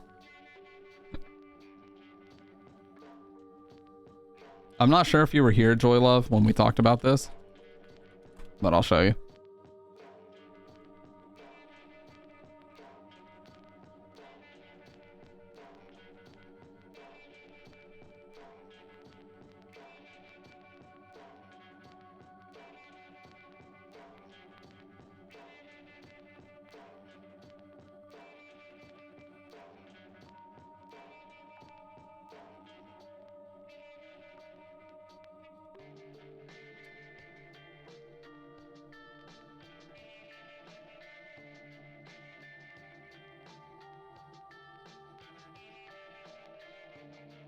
Okay. Hey, what's up, Dr. Red? This video now has 3.8 million views. Here's the video in question that Sick Boy was talking about. 3.8 million views. In Spanish, and it's chef's kiss. All right. Curvy, where the fuck have you Also, someone please teach this guy how to use a mic. His P and B sounds are like an explosion in your ear. The plosives are so bad. been? Oh my god. Well, tell you what, Miss Dirty Curvy, you know what we're not going to do? We're not going to talk about it in my chat. Because it's Friday, and that is a whole big bucket of bummer. And I'm sorry for your loss, but we're not doing that in my fucking chat. Thank you. Well, okay, Miss Dirty Curvy, you said, no, that's fine. You asked, so I told. No, I didn't ask you to tell me the biggest fucking bummer news in the world. Ugh. I said, hey, what's up? How are you? You know what? Let me give you a little bit of a lesson, Miss Nerdy Curvy. When something really, really bad is going on in your life, and in a public forum, someone asks you, hey, what's up? How are you? There are two acceptable responses. Good, and you know what? I'll make it through. That's it. How are you? Good, or you know what? I'll make it through. Awesome. Love to hear it. See, there you go. Or Prom's response. Yeah, I said, Prom, how are you doing? She says, I'm alive. Yeah, he has like, what's that cadence that people get? Like the broadcaster cadence where they always end, they like trail off their sentences and they do the really harsh, but let me give you a little bit of a lesson. But, you know what I mean? Like they do the really harsh, they try to sound like a broadcaster. It's like this dude is so in character. He's in streamer mode right now, and you can tell that he is. They all have like that same weird cadence that they do. There you go. Oh, I asked you where you were. Look, Mr. Curvy, I'm just subtly trying to tell you that unloading really heavy news in people's chats on Twitch is not like good etiquette. It's not the place to do it. That's all I'm trying to tell you. That's it. Like I said before, leave me out of this, because if you want to put that in my chat, hey, that is absolutely fine, because just like he's saying, it's so easy for you to have two responses. It's also very easy for me to acknowledge what you're going through, wish you well, and then move on. It's not like it has to be, he is turning it into the scene here. He has now created an entire scene about something that's not that big of a deal when it didn't need to be. Throw a baseball at those cans. Yeah, they're all beer cans from my understanding. You can either wish them well or just say, I hope tonight's stream makes you feel a little bit better. Hopefully we can distract you a little bit. Sorry to hear about that. It's so easy to just be polite and respectful about it, you know? Just don't be a fucking dick like this. I figured this is a good opportunity to inform you. Heavy news like that, when someone asks, hey, where have you been? A good opportunity to inform you. Like, this is entitlement at its finest. You don't need to tell them, well, my dog died, my husband left me for a younger woman, my house burnt down, and my car got stolen, so I've been a little bit busy, that's why I haven't been around. Because it's like, oh, God, like, like, you know, like, if someone asks, like, hey, what's up, where have you been? And it's heavy, just be like, I had a bunch of shit going on, so I've been lying low for a little while. Got it. That's it.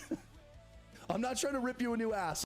Also, I hate that he's using like this really weird teeny bopper metal music in his background. I fucking hate that, dude.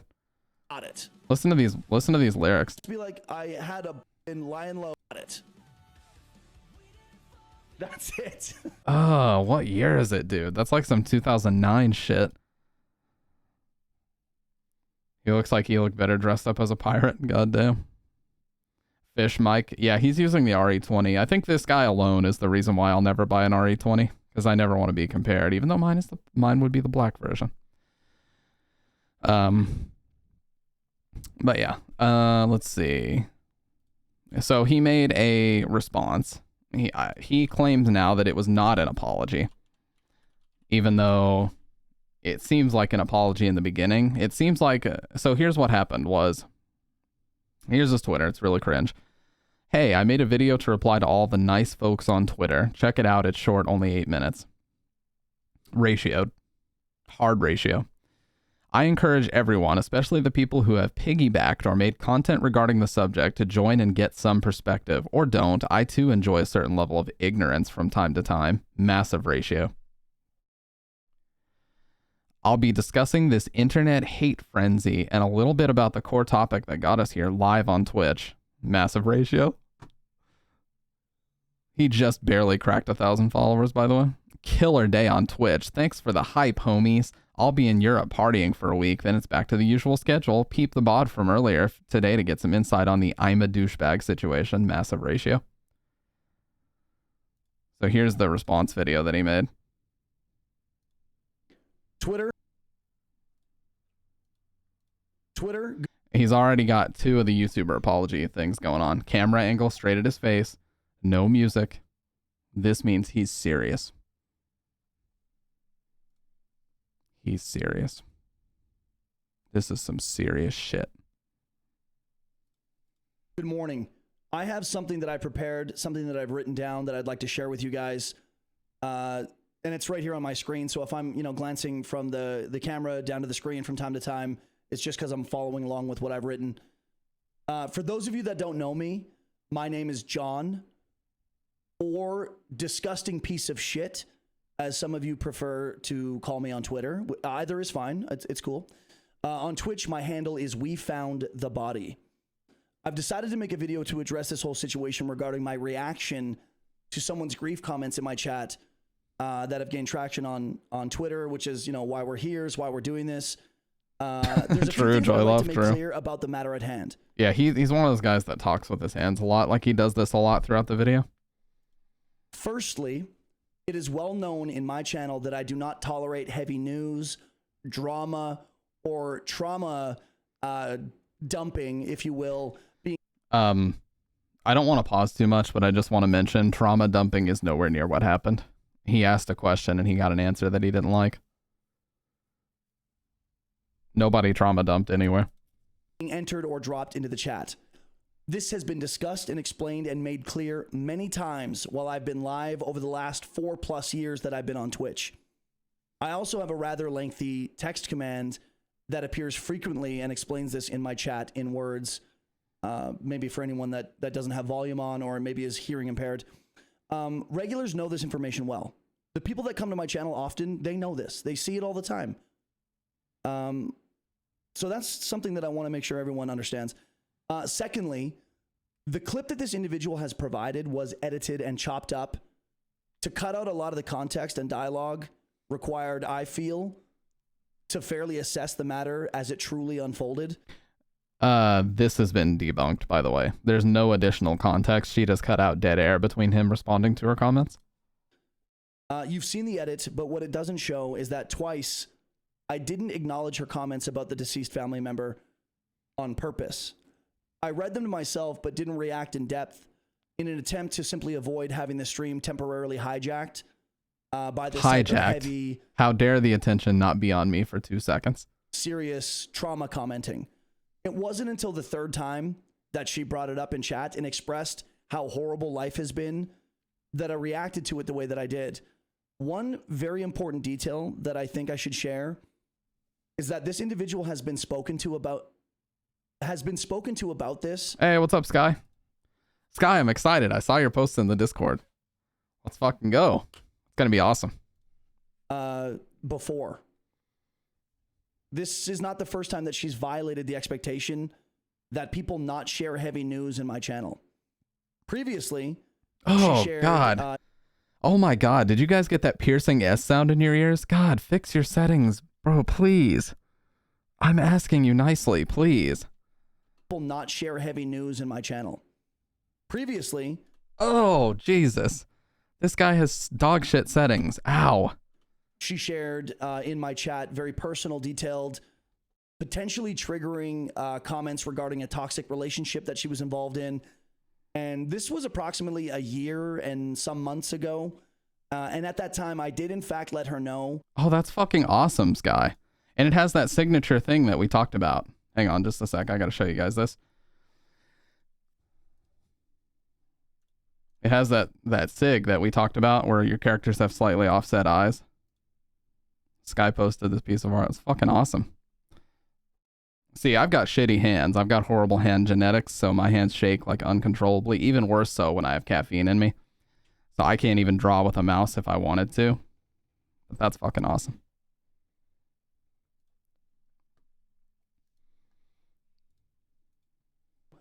That I don't appreciate or entertain that type of commenting in my channel. Her and I met in Discord. We spoke privately and discussed her relationship situation as friendly acquaintances. And she expressed to me that she understood why I don't like that sort of thing being entered into my chat. We had an understanding. The frustration No, you caffeine, witnessed coffee, in yeah. that edited clip that she provided is a result of this expectation not being understood as I believed it was. The frustration from having her argue in chat that she was, quote, just answering my question. Which she was. Even though she's been spoken to about this type of thing before, and she knows full well, you know, she was a streamer for a time, that this type of thing is most certainly frowned upon. This is the worst part. Dude, I'm getting follows right now. This is the worst part. From Joe JCKS, Brochacho. Welcome to the channel, dude. Thanks for the follow. If I ever say, if you got, like I said, if you guys ever catch me saying a word like brochacho, just mass report me. I mean, seriously. If I ever say some dumb shit like that again, I mean, I've never said it before. I only said it when quoting him, but if I ever said some shit like that, dear God. Yeah. Maybe we should just, you know what? Fuck it. We're not going to cut this out. Let's one and done. I like to say one and done. That's such an old person thing to say. 'Cause like putting bro at the beginning of a bunch of words was like a meme thing to do in like 2009 or 2010 or some shit. Like calling someone brosif or saying brochacho or just bro, whatever the fuck. That's such an old meme. Where was I? Thank you, Dr. Red. Thank you for keeping me in line. Bromance. Oh, yes. By the way, hey, good thing you mentioned bromance. He actually has a video on his channel that says bromance. The bromance, Doe Slayer and Body. Good call out, Joy. Good call out. Oh, my third point. Yes, I'm still counting the points. Firstly, secondly, thirdly. And this is where a lot of you are going to fucking hate me more than you already do. Yeah, it's a not bro. my job Oh, to take on Jesus. people's grief or drama while I'm live. Big or small, seemingly harmless or not. It's just not my job. Nobody said it was. It is my job, however, unfortunately, to have to repeatedly explain to specific individuals that they violated the channel rules and chat expectations to not share heavy, energy-changing news or drama in the chat. Now, I understand that I was somewhat harsh and crass and insensitive to this woman. I'm sorry for that. I have apologized. I'm still sorry for it. Have you though? I'm sorry for hurting her feelings and for being, cunty about it. But I'm not sorry for reminding her and others in the community to leave your baggage at the door when you enter someone's chat. No. I should have just You say your chat. When you say someone, that sounds like you're speaking for all streamers. No. That's only your chat, bro, not mine. skipped over her comments and moved on, but I didn't. And people make mistakes, and that Oh, happened. you're right, but it's not even that, Sky. He straight up asked. He asked a question, and she answered his question, and she gave an answer he didn't like. That's why he's so mad. This is all his fault. Like, literally all of this from start to finish is his fault. Happens to be one of the mistakes that I've made. I think it's important to mention, for those of you that don't know me at all, which is damn near all of you, that I'm very upfront with people. I understand that my personality, my demeanor, my choice of words. Panda, we talked about oh, welcome on in, by the way. We talked about this a few days ago, but this girl, he asked where this girl had been, and she said well, my mom passed away, so ... And then he basically exploded on her and said, I'm sorry for your loss, but we're not doing that in my fucking chat. And all this other bullshit. I would say narcissistic more than sociopathic. Because if he was sociopathic, he'd find a way to convince everybody that he was in the right. At the very least, he did say that he was an asshole about the way he handled it. Like a sociopath wouldn't even go that far. Isn't for everyone. I am a very strong flavor that a lot of people don't like. And I'm okay with that. I don't pander. I don't pussyfoot around something that bothers me or needs to be said. I don't mind informing someone that their chat etiquette fucking sucks, no matter the situation, clearly. Jesus. And for those of you on Twitter that want to crucify me, you want to chop me up and roast me, have at it. Type until your fingers are sore. As it is my right to decide what's okay in my chat and my channel, it is your right for you to decide how you'd like to roast me on Twitter. I haven't commented, replied, liked, shared, or retweeted any of it at this point, and I'll be keeping it that way. But I do read some of it, like not much, but some of it, and I'll be taking your views into consideration. Yeah, like it's just not at all how he's describing it, and that's the problem here. It's like, bro, it was a miscommunication that you handled poorly. Just move on. That's all you had to do. But by making this follow-up video, look what he's now done. We've got 54,000 views. This is an unlisted video, by the way. So apparently he can take the criticism, but he had to hide the video from people that don't go to his Twitter. Like, he could have easily handled this a lot better. But, of course, that's just not how certain people are, because they're very prideful and this, that, and the other. Probably with popcorn in the Discord with a few homies, if I'm being completely honest. Here we go. I'd like to end this little rant by saying Twitch is an amazing place. I fucking love streaming and the incredible community that I'm a part of. I have met some of the most significant people in my life on Twitch. So I value and appreciate it, like what it offers us all. It's not lost on me. It's one of the most important things in my life. A lot of you don't really know who I am, but now you know a little bit. I'm jagged, I'm flawed, I'm obnoxious, I make shitty jokes, and I'm a fucking asshole. I don't try to hide that, I never have. But at least you know what you're getting from me. Okay, that's called consistency. Oh, please. Consistently a fucking asshole. Isn't that like what they teach you in like YouTube streamer school? How to be a streamer 101. Consistency. Well, I've got that in spades. Twitter, it's been swell, but I gotta go. If any of you would like to check out the channel, that would be fucking tits. This part is so fucking cringe. Oh my god, dude. If any of you would like to check out the channel, that would be fucking tits. That would be fucking, not fucking tits, but it would be like fucking tits. If you guys would, swing by the channel sometime. I'm partnered on Twitch. I stream full-time Monday to Friday, and my streams go live at 1 p.m. Eastern. My channel is 18+. A lot of fucked up shit gets said, and I stream a variety of games with a little something for everyone. Feel free to swing by anytime and see what all the commotion is about, or don't.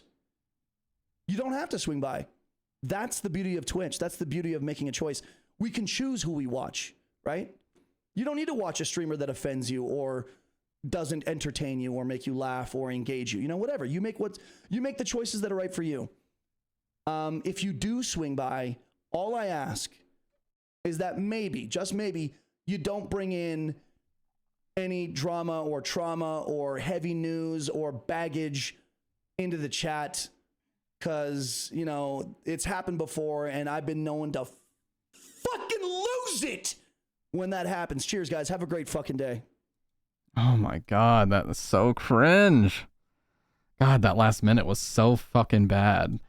The horrible joke about fucking tits, and then that little, like, I don't know what he was trying to do at the end with that scream. I don't know what that was all about. But yeah, obviously this didn't go over well. Oh yeah, it did, dude. Like the original Twitter post has like 4 million views. This man said in like 30 different ways, I lack basic human empathy.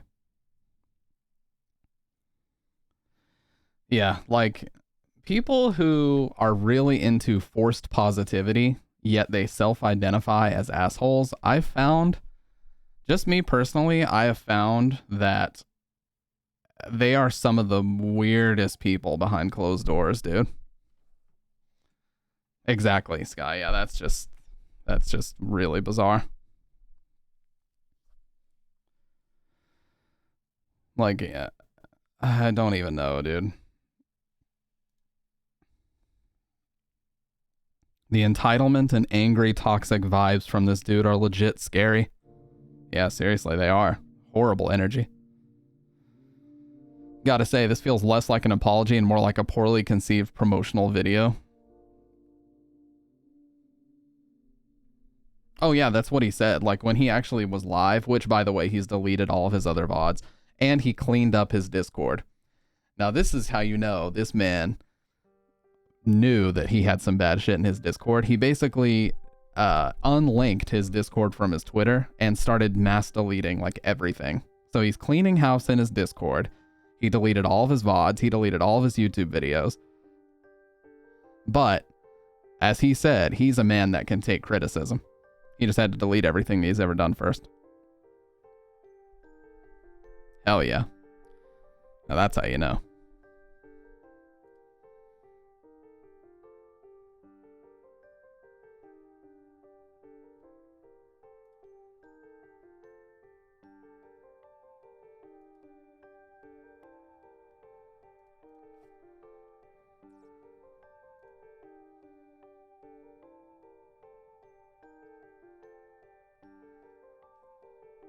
Jealous. I don't even know, dude. That thing about him saying if anybody would like to swing by, that would be fucking tits. Like, ugh, that is so fucking cringe, dude.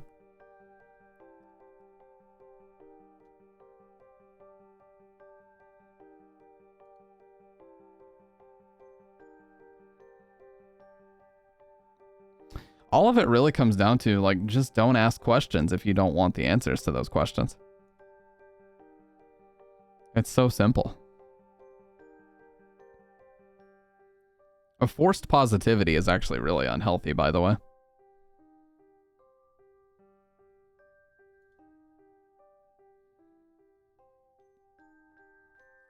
It's scientifically proven to be extremely unhealthy. To just live your life with forced positivity all the time. This is the peak of your streaming career. This is your legacy now. Yeah, exactly.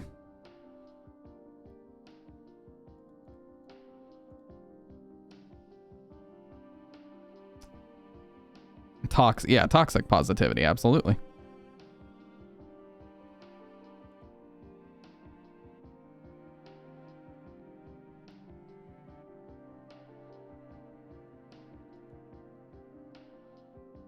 Yeah, I commented on this, but it wasn't like directed at him. It was just a reply to somebody else's, I think he actually deleted my comment because it's not here. Yeah, he's definitely been like going through and deleting comments. Either him or somebody else has been. My pet gecko died today. Brotato chip. I'm feeling really depressy, so I came to chat it out. Yeah. Oh, well, he instantly put his chat in sub only whenever he actually did go live. So, and he actually didn't even do that well. Like, he averaged like 500 viewers. He really thought he was going to be like, he thought he was going to like beat XQC and have like 30,000 live viewers, but really only like 500 people. Only like 500 people decided to even drop by.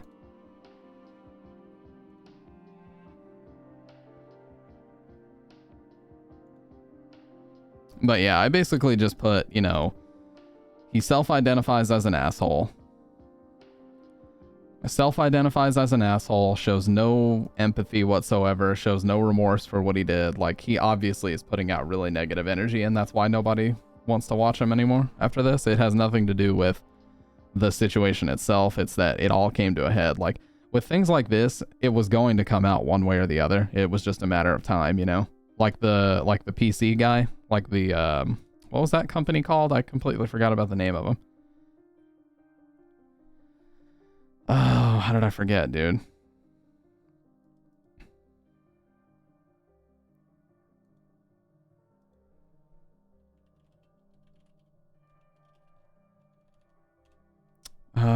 Artesian Builds. Okay. Yeah, it was like the Artesian Builds guy. Yeah, have you guys ever seen this clip? Basically what happened was they had a giveaway This was a PC building company. They had a giveaway, and they would basically roll for members to win. And this girl named Kia Pia won. So he basically went to her channel, started roasting her numbers, and then justified why they were going to re-roll.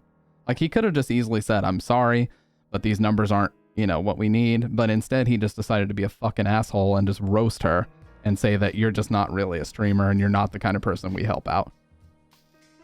They are streaming, but not like once or every other week or so. He used to be toxic positive, then ended up having several outbursts. It's not healthy. You need to accept the negative and accept the positive emotions. You cannot just deny one part of it. Not healthy. Twice a month. Yeah, it depends. Maybe sometimes twice in a day, but then not reliably. And unfortunately, the follower count is extremely flat. Yeah, no, that's a no. Less than 1 follower gained per day. Like, what a fucking asshole. That's gonna be a no from us, dog. Showing very low activity ratings. Like, this poor guy is just over here building a PC while this clown dunked and just ruined the whole company. And You talk to, CCV also was to be 50, a floor of 50 as our CCV floor. These babies. Yeah, I just say what I think and thought that was a virtue. Now, here's Kia Pia. This is the clip that actually ruined this whole company. By the way, this company no longer exists. This guy, Noah Katz, was his name. He had to legally change his name because the backlash was so harsh. And he has basically disappeared off the face of the earth. And they had to sell an entire warehouse worth of parts because the company went under so quick. Ooh, and there's the re-roll. Fist bump. Here's the reason, chatter babies. Here's the reason. This person has 3 months of ambassadorship and not a single click. Ooh, not a single clip. Not a single click. Not even once. A little rough. So it sounds Purged. So they're re-rolling. This is an ambassador giveaway, and you've got to be. And you will do it. Here's where he starts to look at her numbers. Look at his face. Click in. All followers combined still under 5K, even across multiple socials. I was trying to be generous. I was trying to be generous. Look at his face. What is wrong with Even this guy? across multiple socials. I was trying to be generous. What is wrong with you? That's a tough one. Because there's bound to be repeats if you're into multiple. I know. That's also true. Let's go into the analytics dashboard. Spicy. I didn't even read the name. 2K followers is under my threshold. 3 days ago is within my threshold. Long streams, which is good. An artesian builds active panel. My threshold. See if you have redeeming qualities. I forgot about that. Let's see if you have redeeming qualities. Jesus Christ, man. Were you just trying? Were you just See if trying? you have redeeming qualities. He was trying to dunk this Robin company. He's personally bought 10 PCs. She Like I said, could I be have international. no idea who you're. Like, I obviously.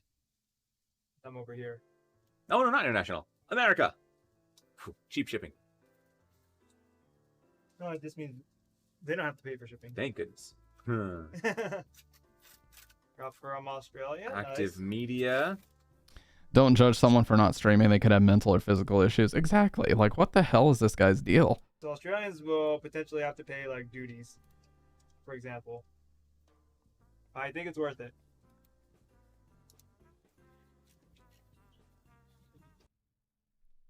Yeah. Artees? Oh my god. Loud fucking mic setting. Again with this mic, dude. Like, this mic is not it. But yeah, that was really cringe. And that entire company went under off the back of the backlash from that one clip and how much of an asshole he was being for no reason.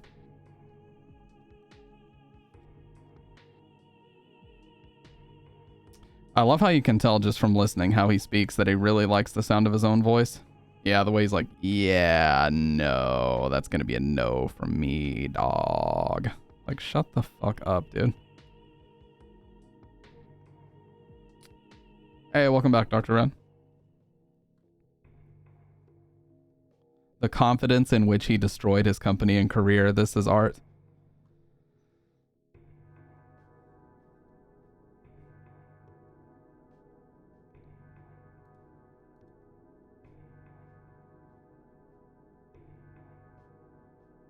Oh yeah. So also a part of their deal with big streamers is that the big streamers had to raid them. Yeah, spot on impression. That's what he does. That's how he talks. Ooh, let's see if you have redeeming qualities. Let's go into the analytics dashboard. Ooh, spicy. Jesus, what a fucking cringe lord. Oh yeah, I've had that sandwich bread burger stuff before. It's pretty solid. As someone who has chronic migraines, even with my medications, I sometimes can't come into work because I can't physically be there. Exactly, and it's not like streaming is not intensive. Like, streaming is intensive in its own ways. Not everybody can fucking be live 8 hours a day. What a clown. Give me just a sec. What's a clown?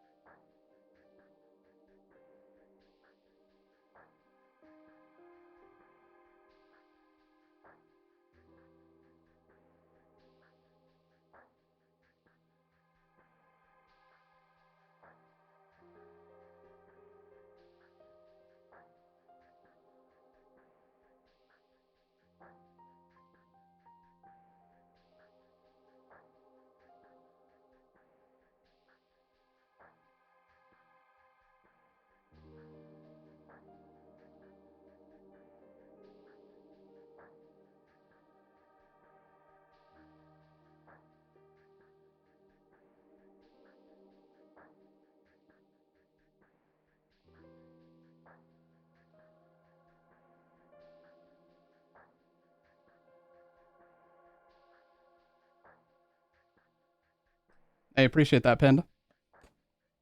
This was made by Mag. This is an Ethan Must Die from Resident Evil 7.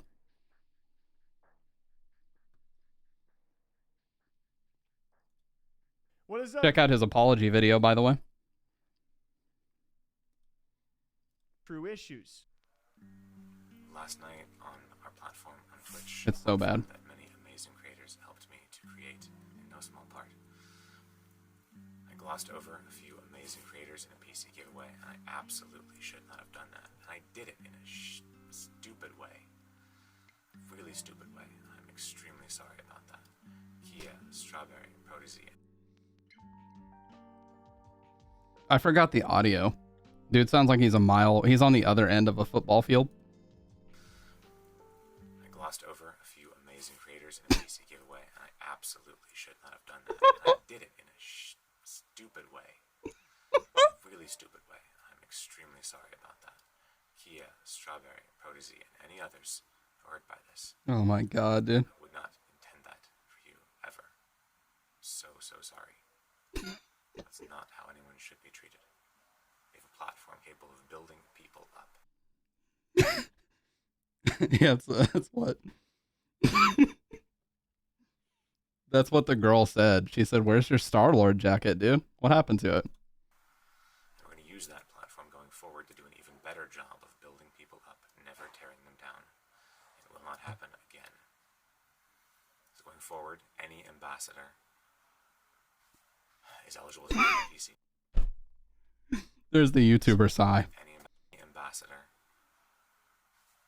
is eligible to win the PCs. Any ambassador at all. Right back to the rules that we had in place before. And we're going to do everything that we can to do an even better job of helping creators to create and helping the community that we built to be a more inclusive and valuable place to be. I don't really do videos like this a lot, and We can I tell. don't really know what to say. But I'm extremely sorry, and I wouldn't want to have been treated that way. stupid. Super, super stupid. And I won't do it again. I'm an influencer, but I'm also an executive. And those boundaries can get blurred. I know what to do. What? I appreciate all the feedback from all of you. We spent some time looking at all of it, ingesting, thinking. We will do better. Thank you for your patience, and we hope to create amazing things together real soon. And the reason why I'm making this video is because officially, Hang on. I gotta finish this little pork chop morsel. Okay.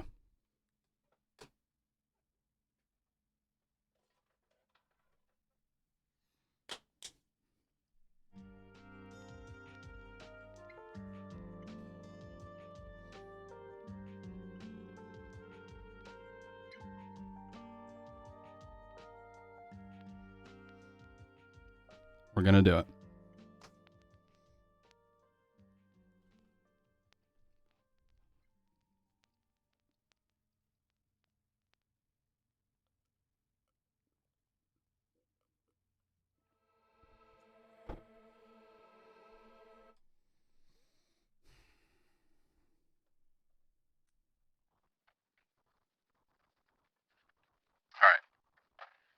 All right, here we go. Sincerity.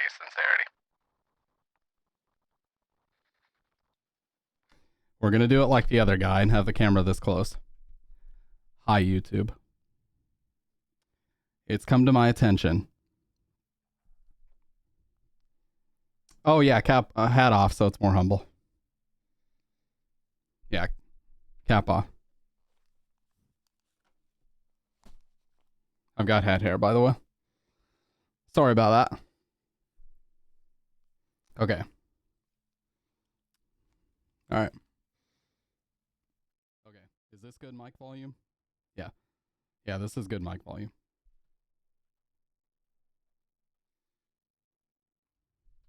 Hi, YouTube. It's come to my attention that I've recently come under some fire for comments that I've made, and I'd just like to apologize to my sponsors, my fans, everyone who supported me.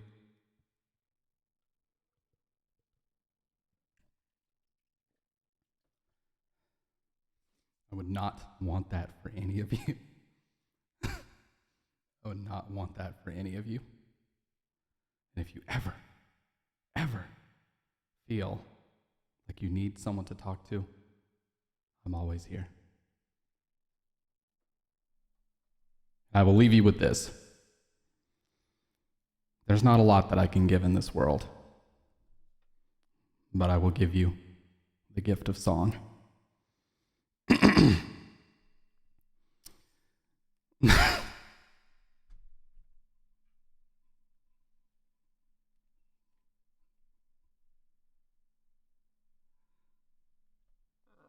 God, dude. I couldn't do it.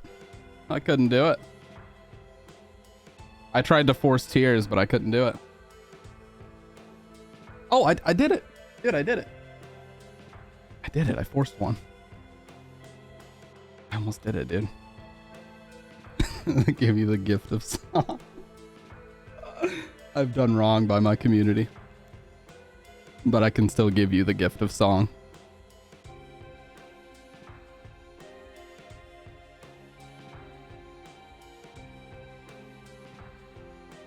Can't wait to show off my badass hair when I get dyed. No, we're not talking about anything that's more important than that, Sky. That's fucking awesome. I can't wait.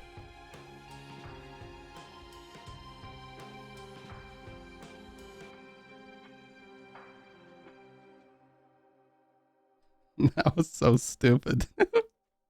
You gotta sound like you're a mile away, that you just set up the camera. You also, something that a lot of other YouTuber apologies have is where they walk into frame and then sit down. I forced one, every YouTuber ever. True. Very true, actually. I made my own nose run because I was trying to force tears so hard. Yeah. Everyone who supported me. Jesus. I better just start composing this wit longer now.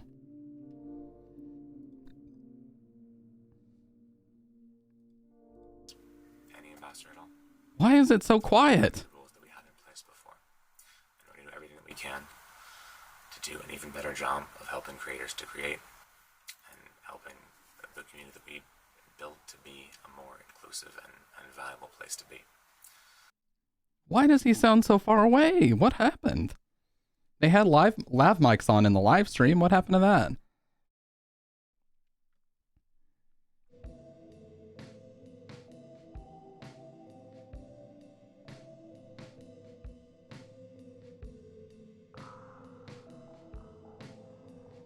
Didn't do the furrowed brow though.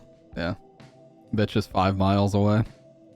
It's just unbelievable. It's like, what is... I don't know, dude. You can try to rationalize it or find out what the hell's going on, but it'll just never work.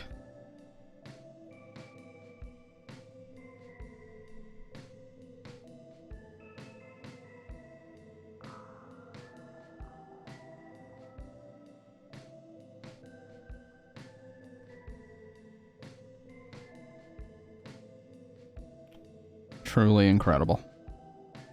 But hey, at the end of the day, though, those two have been dealt with. The We Found the Body guy's been dealt with. Now he claims that he's partying it up in Europe and that when he comes back, everything's going to be just like it used to be. Now that is absolutely not going to be the case. In fact, people have found some other stuff, which I'm not going to talk about, but they found some other stuff in his Discord that will probably get his partnership removed by the time he comes home. But he even labeled his VOD in a cringy ass way. Fucking up the Friday vibes is not poggers, he called it. Let's see what he says. Prombe, I fucking love you. Ella by proxy. What's up, dudes? Good morning. How is everyone? How you feeling today? Look at this. What a special day.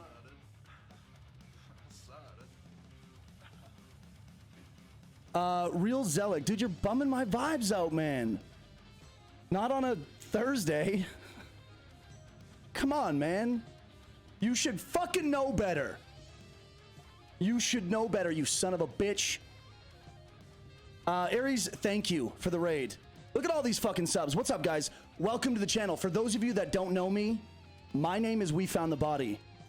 He thought this was like his big break. He really did. He tried to launch an apology app. I actually didn't hear about that. A lot of you are here from YouTube and TikTok and all of the other platforms where I'm getting blasted into orbit. And we're going to talk about that today. Now, a lot of my friends are saying, Body, no, don't do it. Shredded from fucking swinging the hammer. Boom, boom, boom, just cracking skulls with that fucking thing. I'm going to try to read some chat as we go, but the main purpose of today's stream is to address... Do you guys hear the plosives in this mic? Fucking swinging. But the main purpose, like I can't even try to do this. The hammer. Boom. The B and P sounds are so harsh. Listen. Boom, just cracking skulls with that fucking thing. I'm going to try to read some chat as we go, but the main purpose of today's stream is to address the chaos on the internet, the hate frenzy, the hate train that's happening regarding the reaction I had to a viewer. You guys have seen the video. That's why you're here. You know all the details, or you know as much as you think you need to know. But let's talk about it today, because if there's going to be major content creators, and I mean major, big players making content on this situation, and they can share their 2 cents, then certainly I feel like I can do the same. And a lot of my friends have said, like, Body, you shouldn't do that. Like, just you know, wait for it to blow over. You know what I mean? Like going for a pint at the Winchester. Oh, Jesus. No. Nope. You don't get to quote Shaun of the Dead, you bitch. Get out of here. I've seen enough. You don't get to quote Shaun of the Dead so casually like that. Nope. Absolutely not.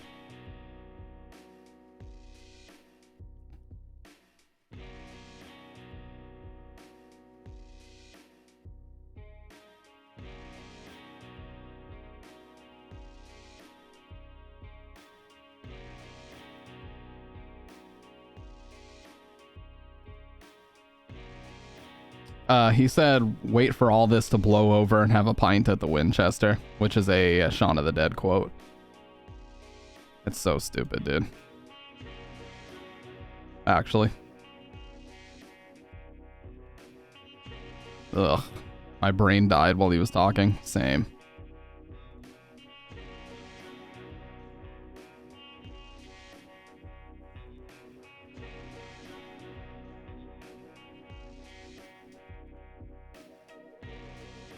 Look at this beautiful creature. There's Snick.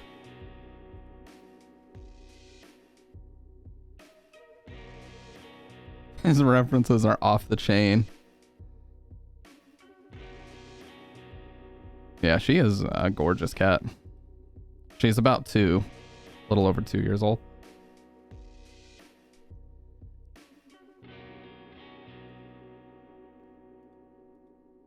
And I have one of Zero as well.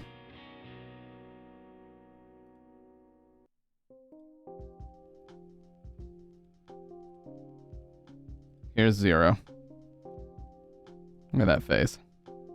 The little crossed paws. A very fanciful gentleman.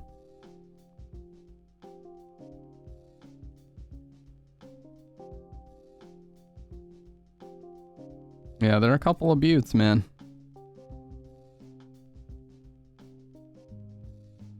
Unfortunately, I can't let him in here, though, because the last time I did, he immediately started shredding my foam panels back here. And although they're cheap and easy to replace, they're not easy to mount on the wall. They're actually very difficult. You have to hot glue command strips to them and then stick them to the wall. So, I'd really like to not have to do that again. TBH.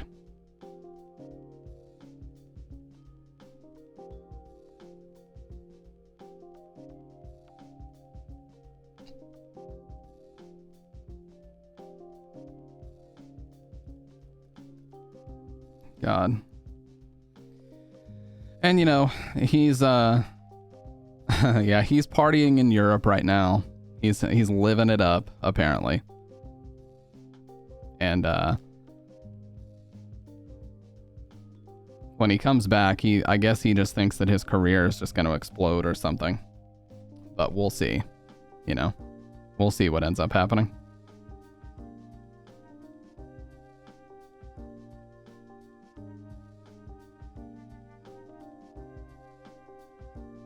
Not that I really care, because, you know, at the end of the day, I really don't.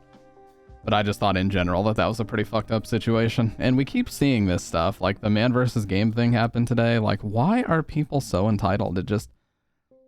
It's just a baffling concept that people could be this entitled about Twitch.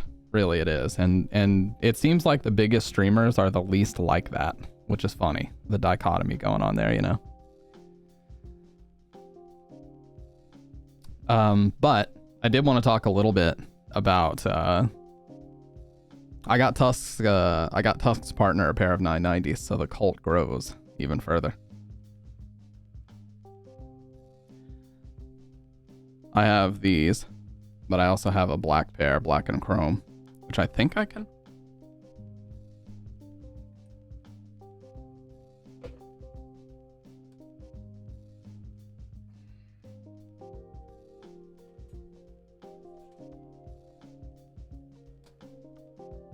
These have a slightly different headband.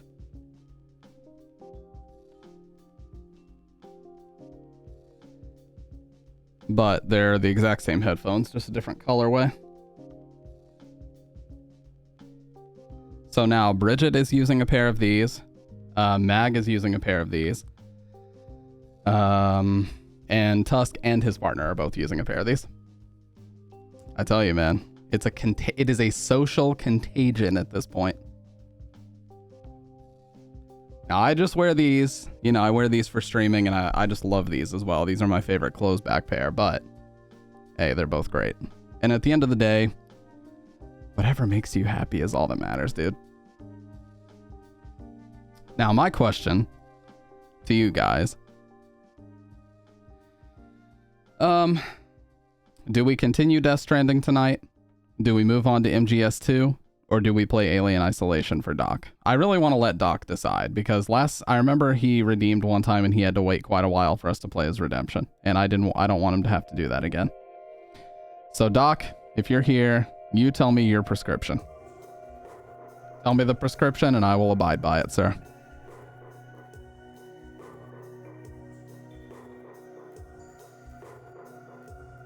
Oh yeah, the word influencer is really cringe. It does need to die.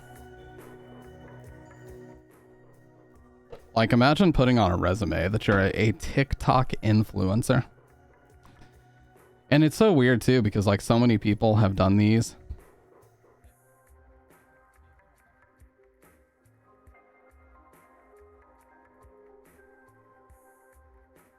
Unacceptable.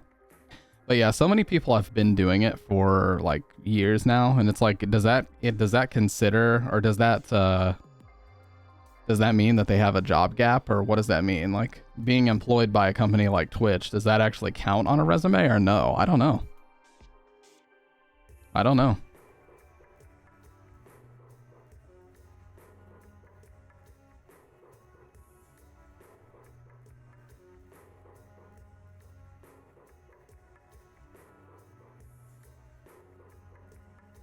That is a good question.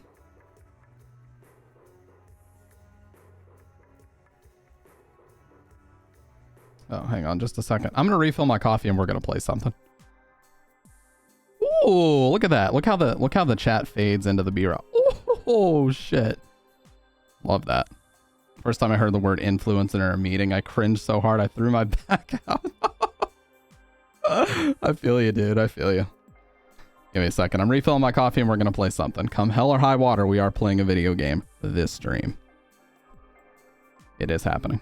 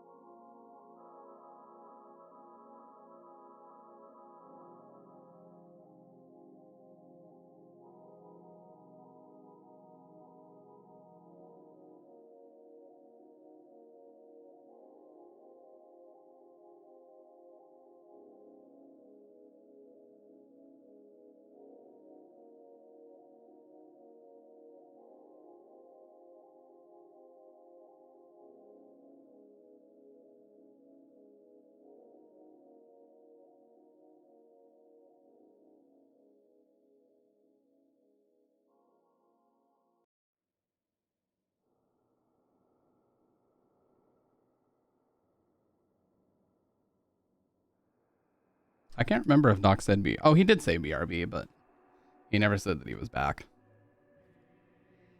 Because, yeah, we can move on to Metal Gear Solid 2 since we played 1. We can hit back on that Death Stranding, or we can play Alien Isolation, which was his redemption. It's completely up to you, Doc. You tell me what you want to see, because you're the Redeemer,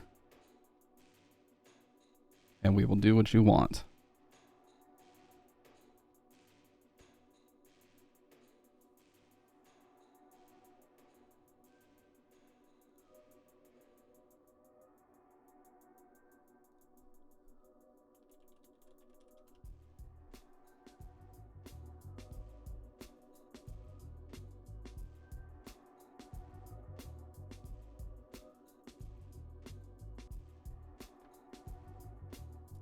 Oh, did you hear me, Doc? Welcome back.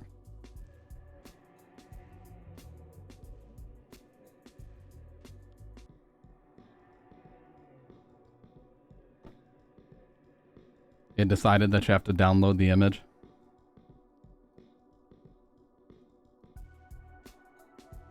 Oh, the baby. Look at the baby. Cats are so fucking awesome, man.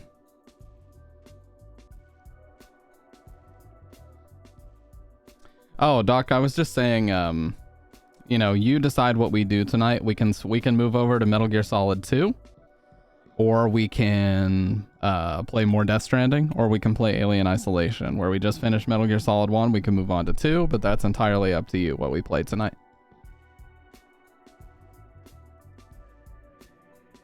Yeah, Zero has a raccoon tail, for sure. I know I have pictures where you can actually see it.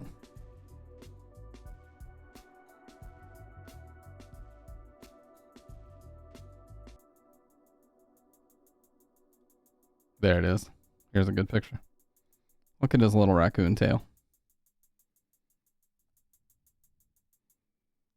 He is huge, by the way.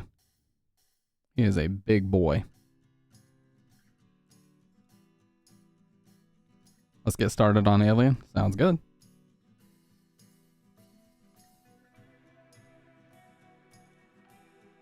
This was a night that I had both of them on stream.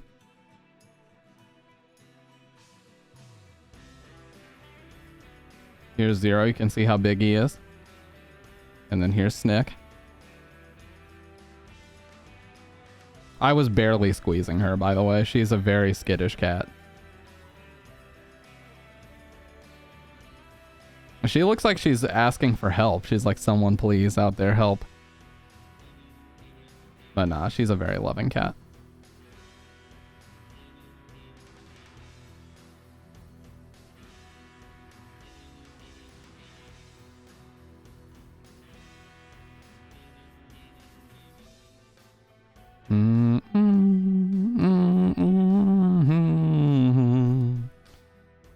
He's like, look at this buffoon holding me. Yeah, seriously.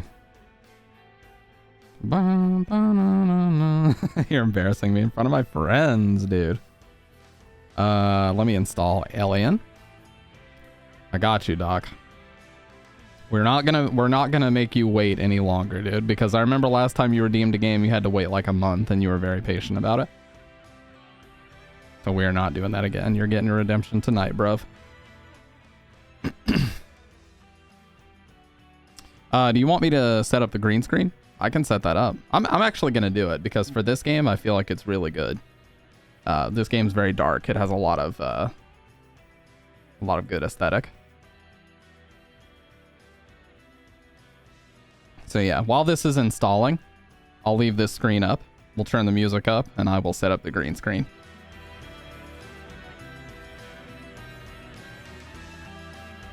Hell yeah.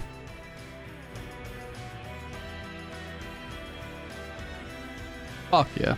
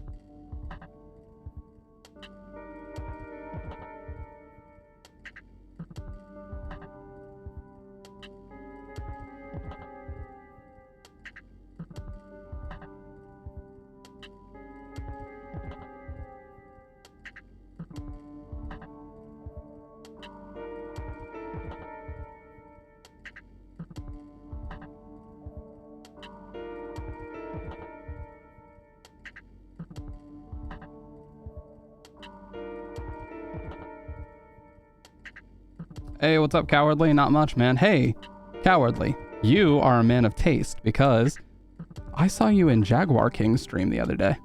One of my favorite streamers, dude. You are a man of fine taste. They say great minds think alike, and that was fucking awesome. I'm setting up the green screen right now so that whenever this game is done downloading, I can play it with a better setup.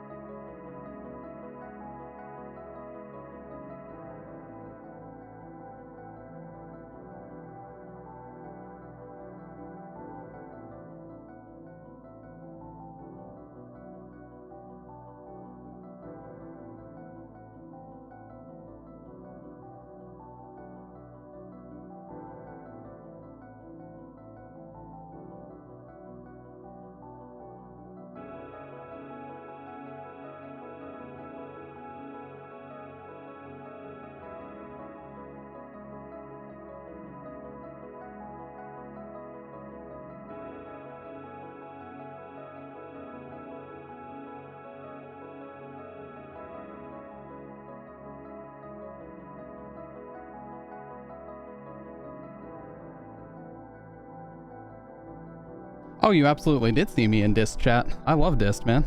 He's one of my favorite streamers. I have a lot of favorite streamers, guys. I don't pay for cable. I just watch Twitch.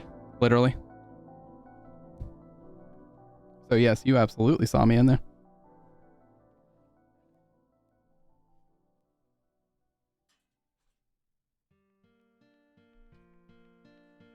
Especially when he was running Village. I was in there a lot.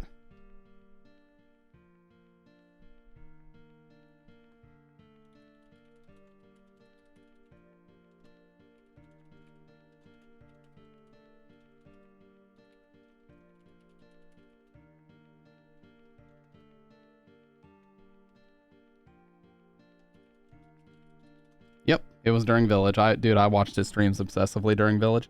I told him that his HD 650 sounded like hearing loss and he laughed at it. It was just a spot of trolling.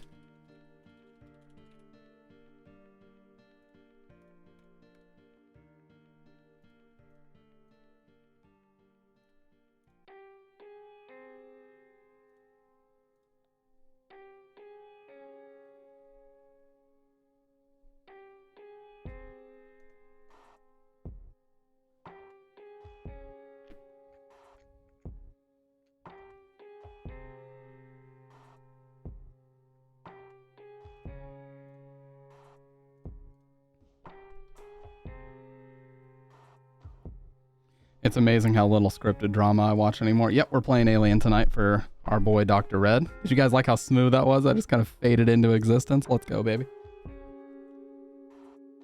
Let's go. We got that shit figured out, baby.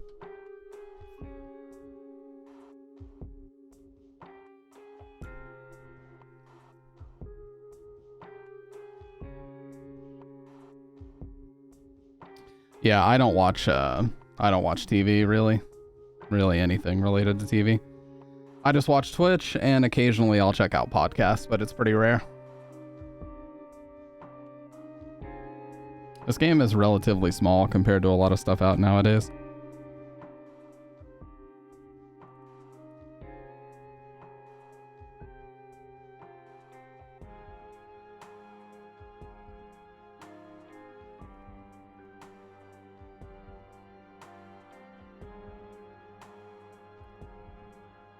Is that too far out into the frame? The changeover from frame to green? I like it, dude. When we go to play a game, that's the green. When I'm watching videos or just talking, that's the foam panels. I like it. You can see the end of the frame and the immersion kind of gets ruined, but as long as I don't show you that, it's magical, dude.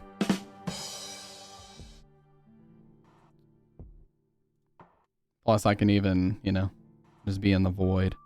I heard the highest difficulty is bullshit. Oh, absolutely. It is. We can go here as well.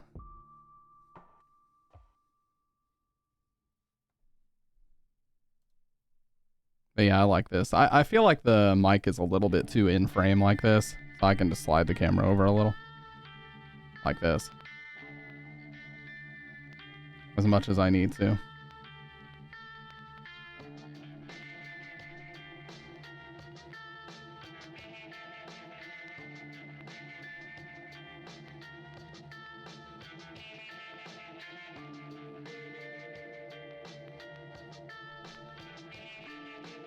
But yeah.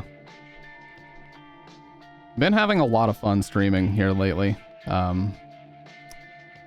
Just a ton, dude. Like, that Metal Gear Solid stream was literally one of the most fun streams I've had. And I keep having that feeling, too. Like, every stream is just a ton of fun. Death Stranding was fun. A lot of it. Yes, I have played this before, but I've never finished it, actually. I have never finished this game before, so now's the time. Okay, I didn't need to see that.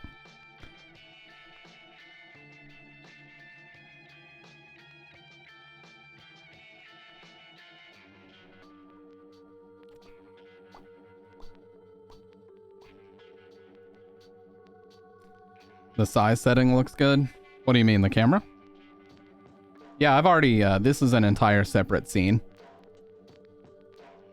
So on my OBS, green screen game is the scene that I'm using. So this is the game with corner cam screen. This puts me back to where I originally was with the shadow. And then this puts me where I am with the green screen. So they're two separate scenes that I use.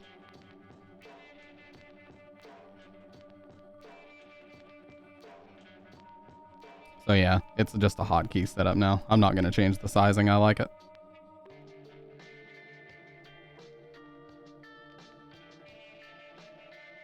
I had to stop being lazy because having to manually set that every time is just annoying.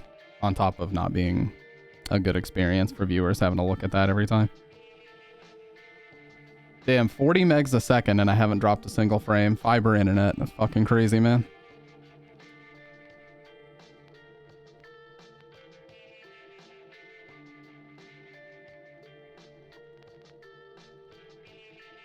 Absolutely insane.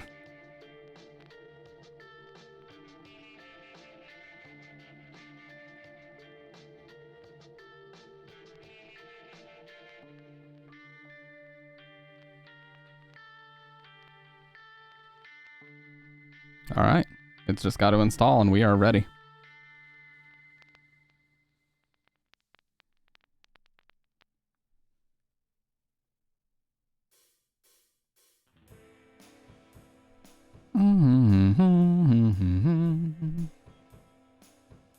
Hey, you came back just in time, Dr. Red. It's all downloaded, just verifying.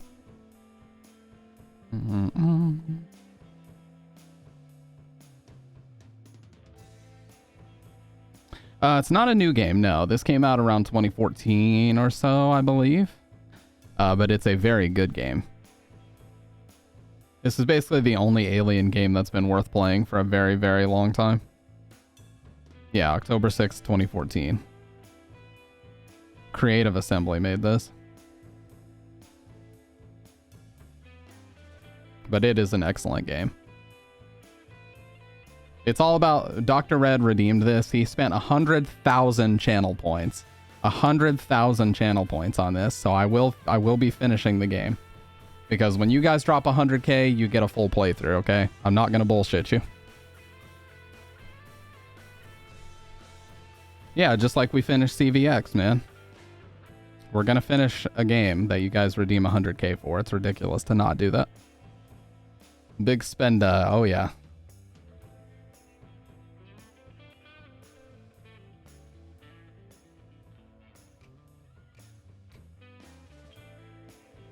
God, this song is so fucking great, man.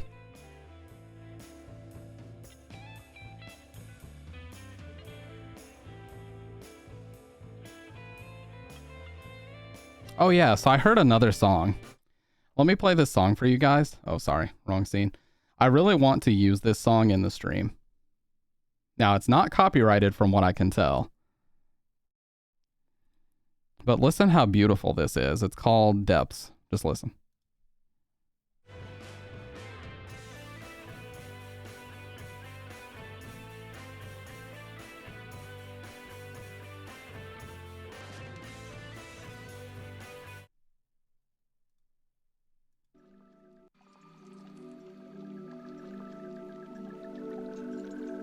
There's so many beautiful songs that I want to use for the stream, but I don't know if they're going to be copyrighted or not.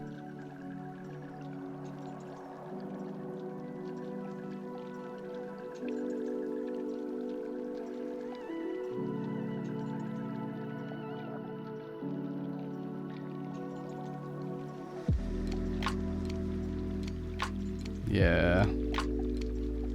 Definitely trying to get there to 100k stamp bucks. It's not easy.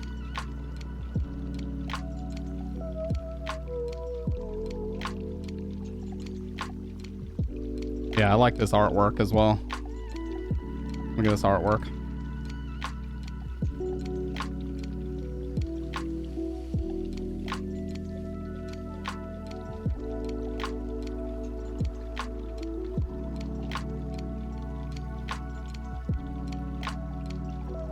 I hear a lot of awesome music like this that I want to use for the stream. Like, there's so much, dude. Yeah, I watch Carsey. Not a big fan of that name, Carsey, but I do watch him. Here's another one, while this is verifying. I thought you might be home. I wasn't sure. This song, this chord here, it's like you're just picture this. It's like you're falling down and you just slowly land on a pillow, and that's this chord at the end of it. You'll hear what I mean.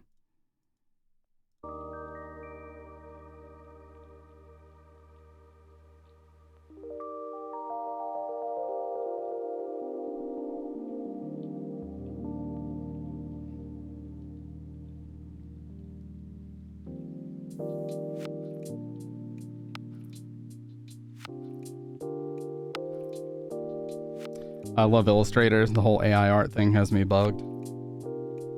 I'm about 60 again, and I just redeemed. Yeah, you're fucking climbing the charts, dude.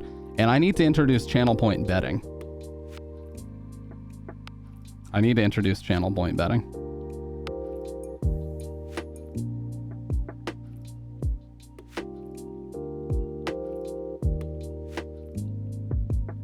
All right, that's enough of that. Hopefully no copyright will come of that. Oh, it's ready. Hell yeah. Hopefully no copyright will come of that.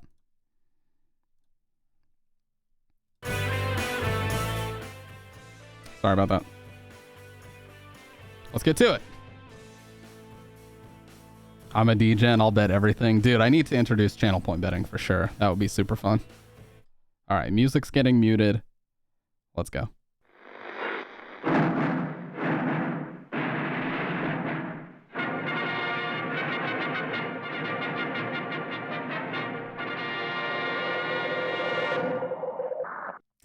Your ear surgery bill. Hey, it kind of was my fault, but not really. I'm not taking any of the blame.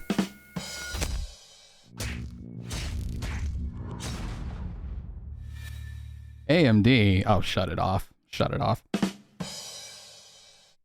Just kidding.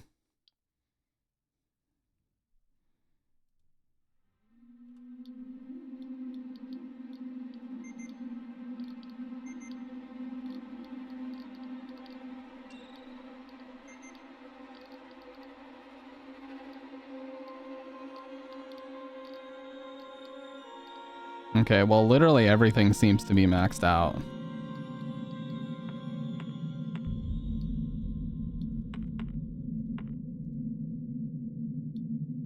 Okay.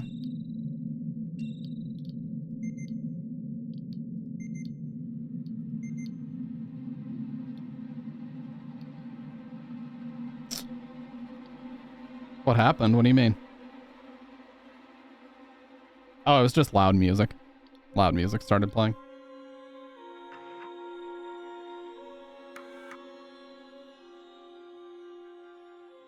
Frozen? It shouldn't be frozen. Try to reload.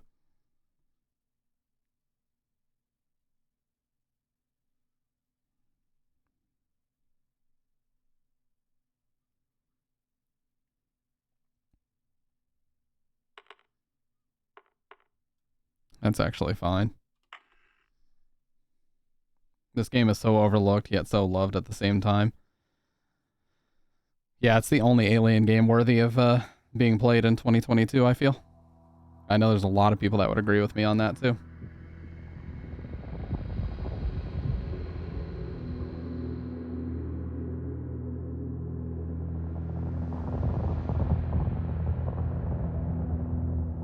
Final report of the commercial starship Nostromo. Third officer reporting. The other members of the crew. Kane. I think so, Wrong Panda, because it's not frozen for anybody else that I can tell. Ash. And Captain Dallas are dead. Cargo and ship destroyed. I should reach the frontier in about 6 weeks. With a little luck, the network will pick me up. This is Ripley. Last survivor of the Nostromo. Signing off. I thought he was talking about Pokemon too. What the hell? I was highly confused. Clearly.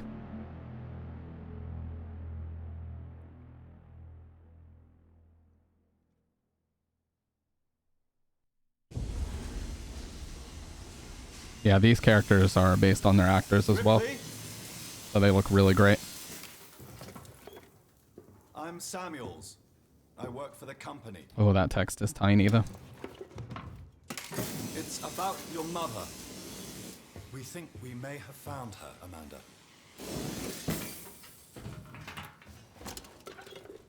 A commercial vessel, the Anesidora, has recovered what we believe to be the flight recorder unit of the Nostromo. Where? Zeta Reticula. What did it tell you? We don't know. The unit was taken to Sevastopol station. It's proprietorial material, so the company wants it to be collected as soon as possible.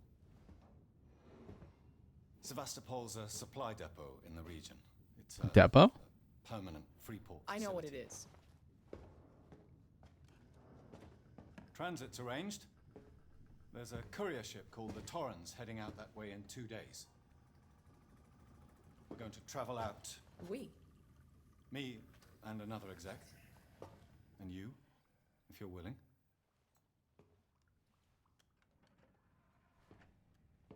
Look, Ripley, when this job came across my desk, I read the case history.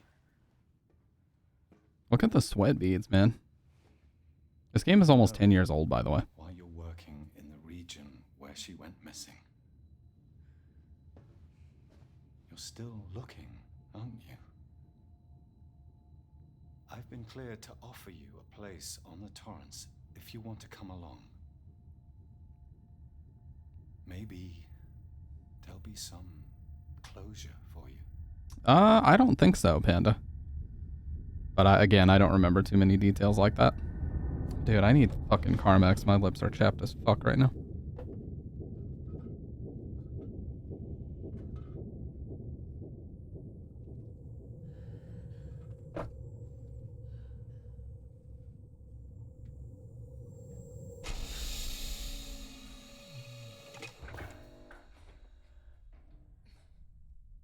Toes, by the way. 10 out of 10 video game already.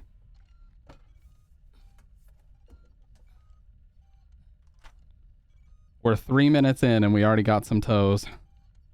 Solidarity, brothers. And sisters.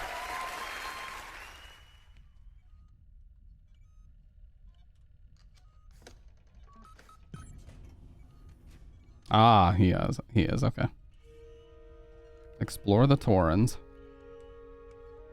Yeah, this was a collab with 20th Century, so it actually they were able to model a lot of things directly on the movies. Get dressed. Oh. Okay, I'm sorry. I'll stop being cringe. Oh, I actually need to cap this. I need to cap this at 120 if I can, because I think I'm actually going to have to turn VSync on, because if I don't do this, it's going to be really choppy for you guys, because the game is trying to render out like 5,000 frames, and we can't even see the whoa, why is it so slow? What the fuck? Everything is in slow motion. Huh? VSync made everything slow motion, even this.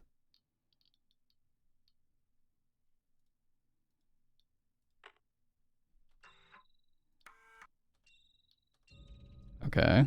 Never mind. Never mind. I guess we'll just let it render out like 900 frames a second. Hopefully it doesn't make it choppy for you guys.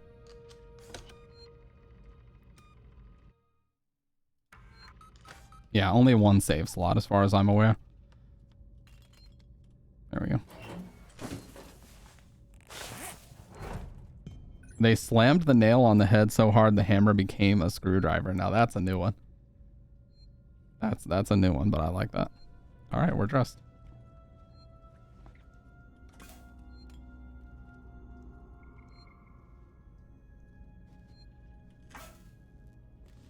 Crew roster: Verlaine, Connor, Samuels, Taylor, Ripley.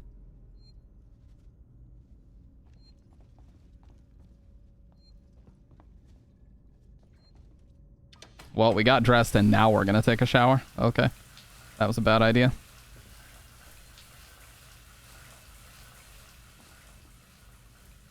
Well, we're soaked.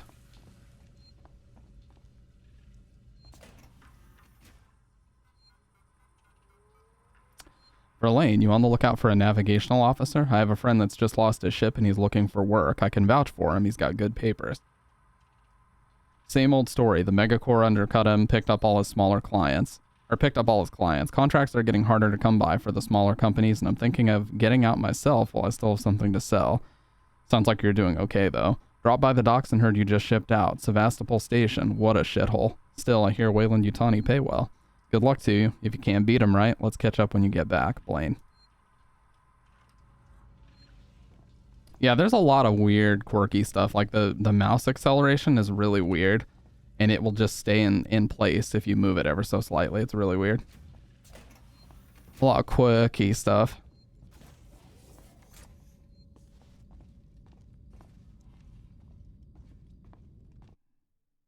Yeah, tab is the map.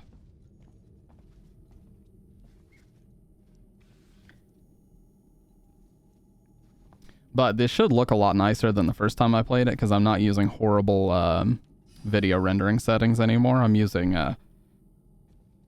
QRes from NVIDIA, so everything should look quite a bit sharper than last time we played. Check the spacesuit. She just randomly decides to move in slow motion sometimes.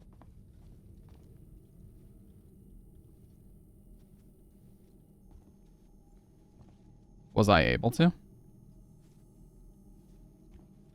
Amigus? Damn, dude, that actually is super detailed. Got the visor. This reminds me, you guys ever seen the movie Sunshine? That had some of the coolest spacesuits ever because they were fucking gold. That is an excellent movie, by the way. One of the first movies I ever watched on Blu-ray. Blew my mind.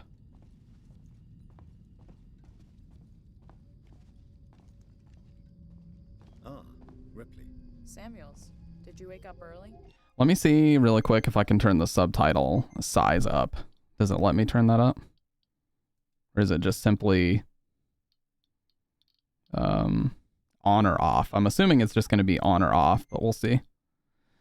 Yeah, well, let me go ahead and turn everything down to about 50%, a little less, so I can turn my volume up. Well, I don't really need as much sleep as the rest of you. It's readable? I was Okay. just inspecting the Torrens facilities. A well-maintained ship. I realize it's a very similar model to... The Nostromo. Yes, M-class. A later pattern, but close in spec. I've worked engineering jobs on ships like this. Of course. Is Taylor up yet? She's not a seasoned traveler. Hypersleep may have been punishing for her. Haven't seen her. I'll go check on her.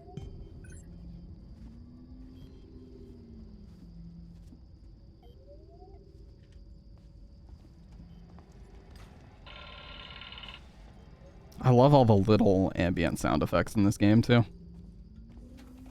You can just tell when a game has a lot of time and energy poured into it, and the developers really cared.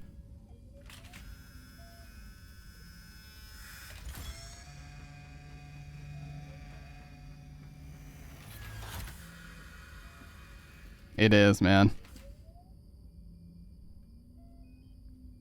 It's so high quality. I'm sorry.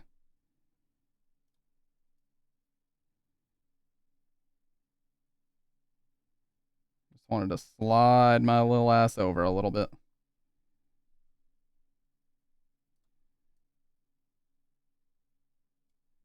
It does.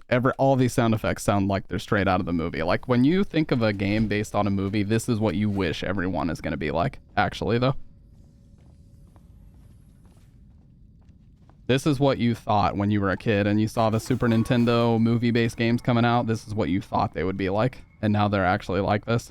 It's wild.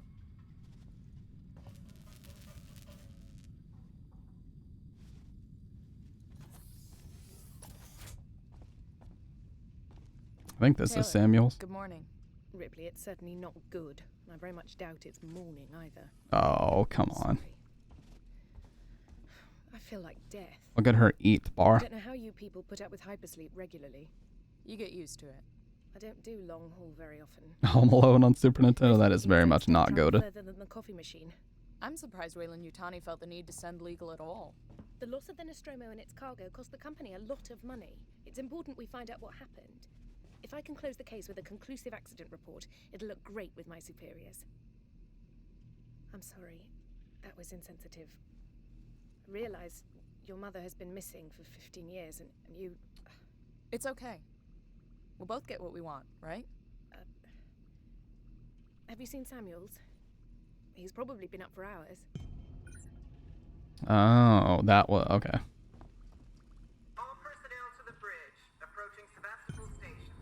Looks like we're up.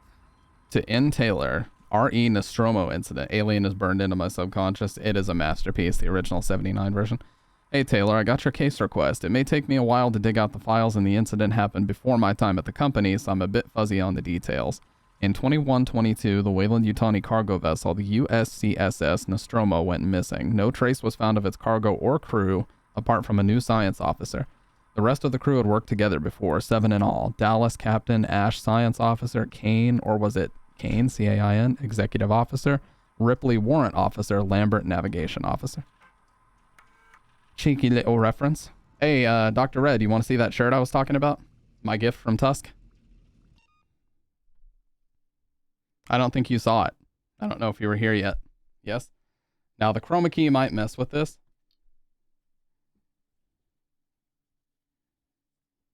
But here it is.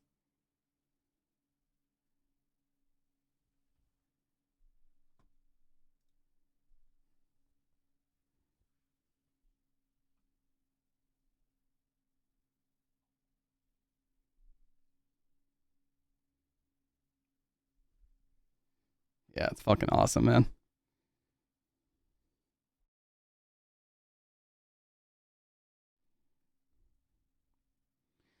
But yeah, it's clean now.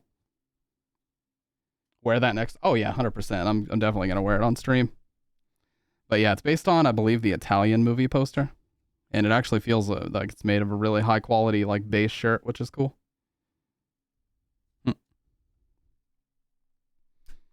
But yeah, fucking awesome.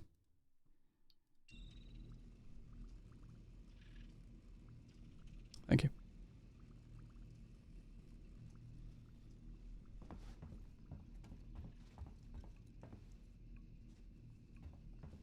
Cornflakes, bran flakes, and porridge oats. I didn't even see that before. Yeah, Tusk was telling me there's not a lot of great designs on the official merch website, which I kind of agree with. Yeah, look at all these dispensers for sugar, cream, butter. Oh, God. Is anybody here that can ban that guy, please? Or I'll handle it. Dogehype.com, dude. Get out of here, please. Cornflakes, bran flakes, porridge oats, and then milk, butter, cream, and sugar. Little dispensers for each one. And here's this breakfast area.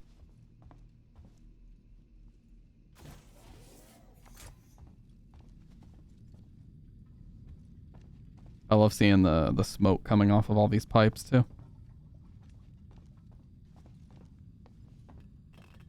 I can't climb up there yet. It was marked as a possible ban evader.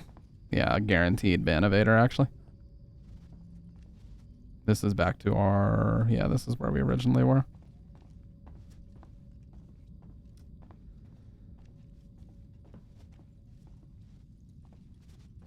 I keep waiting for Yaphet Kotto and Harry Dean Stanton to show up. Yaphet Kotto? Dude, that's the name of one of my favorite bands ever. That's from Alien? How did I not know that?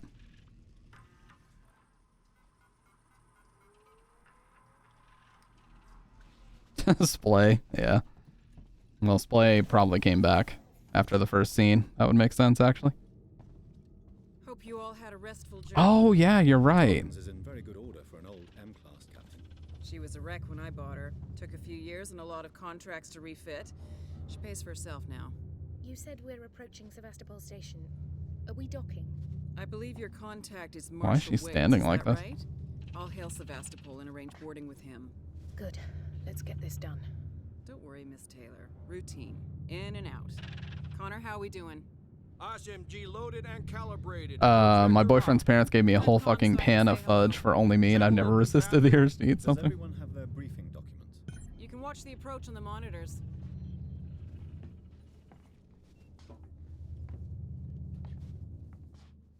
Yaphet Kotto was also a James Bond villain. Yeah, so it could be named after either or. Like, look at this production value, dude. Switch to monitors. Sevastopol Station. Is that damage? It looks like damage. Punch up 74. Tight angle. Looks like the dry dock bay is screwed. I can't bring the Torrens into that.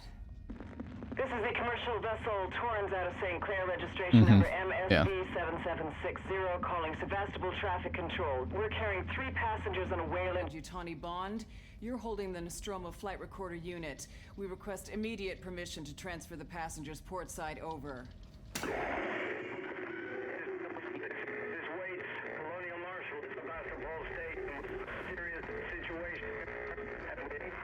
Hello, Marshall? Oh, live and let die. Yeah, true. This is the Torrens. Say again?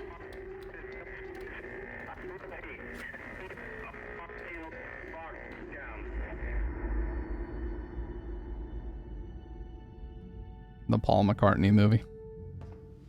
The station's comms seem pretty screwed up, so I fitted Samuel's suit with a radio booster. I can only keep the Torrens in transit for 24 hours. You'll have heard from us by then. Safe trip.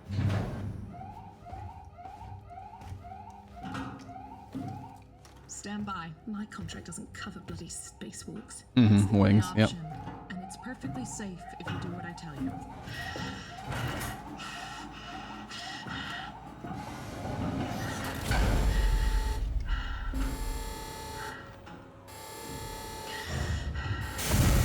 Depressurizer. Oh, fuck. Hating this. Just shadow me, Taylor. You too, Samuels. Affirmative. Thinking about the movie Aliens and the trauma I have from them because I watched one at 8. Dude, I watched way too many movies when I was young, so I 100% feel you there, Sky. Like, the biggest fuck up for me was watching American Psycho when I was like 14. That was not a good idea, by the way. I read the book way later, though. You're doing good, Taylor. Just keep moving. Taylor Ripley, hold on.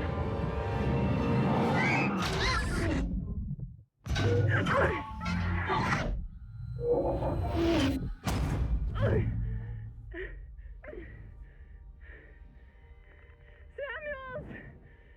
Taylor! Respond! Anybody! Okay.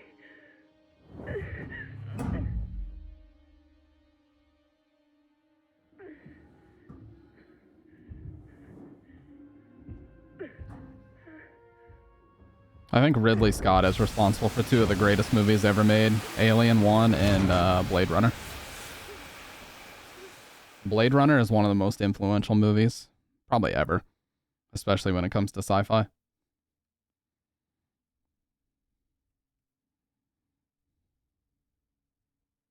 Outside of Akira, I can't think of a more influential sci-fi movie than Blade Runner, and Akira was inspired by Blade Runner. The word cyberpunk came from Blade Runner. The existence of that entire genre came from Blade Runner. I know, it's so great. Especially there's a deleted scene from Alien that I wish was actually in the movie, but it's really gruesome. I won't show it though, for obvious reasons.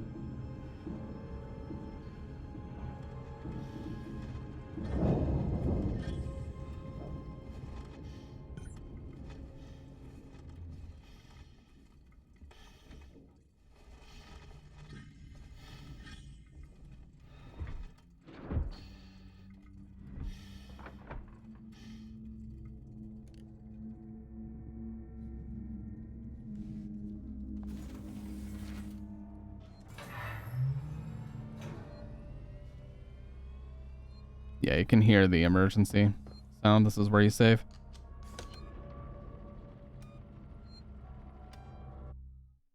You know, Panda, you had one of my favorite comments.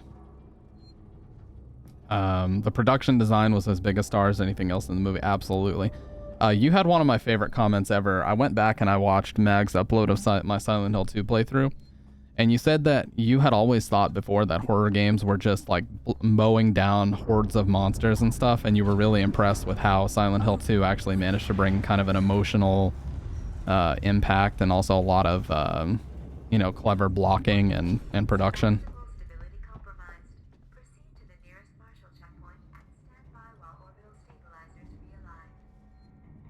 And you also pointed out something that a lot of people pick up on their first time is the cultural cross-pollination, you called it, which is a very eloquent way to put it, where they're combining the whole Japanese and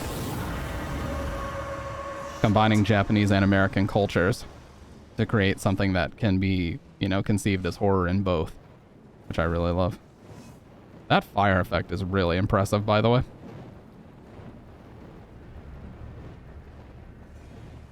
You don't notice it at first, and you realize what the heck you're looking at. Imagine not knowing what the Xenomorph was in theaters and seeing that. I know, dude. It seems like the deleted scenes should have been in there, but, you know, it just adds a little bit of extra runtime and impact for us that are big into, like, collecting the physical copies. Now we get more, you know? We just get more of such a great movie, and that's never a bad thing.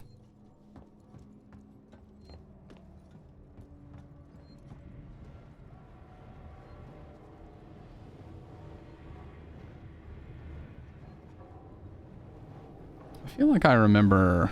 Okay, yeah. I was like, I feel like I remember also getting stuck here my first time playing and not realizing that that duct was right there.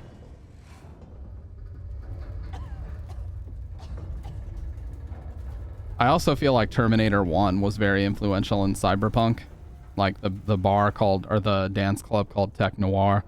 You know, that whole mashup of sci-fi and 80s futuristic tech. That's why I prefer Terminator 1 to 2. Both great movies, don't get me wrong, but... Folder corrupted, decommissioning. So, boys and girls, you've probably heard the whispers about Sevastopol by now, and I can confirm it's official. Sevastopol is being decommissioned. I'll go over with each of you what this means in regards to your contracts and next placement. But for now, we still have a job to do. The suits want this done with the skeleton crew, which means we'll only be getting a few outside contractors to help, but it does mean overtime. I recommend taking what you can while it's available. I should point out that the decommission does not mean lucky dip. Everything here has to be accounted for, and I will personally escort anyone found helping themselves to equipment to Marshal Waits, Chief.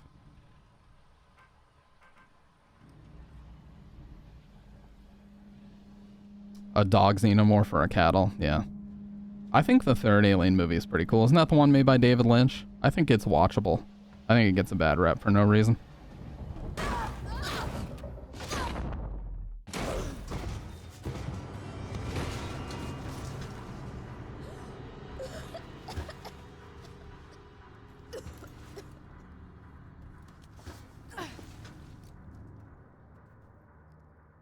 I think that's our first flare. Yeah. Damn. This'll help.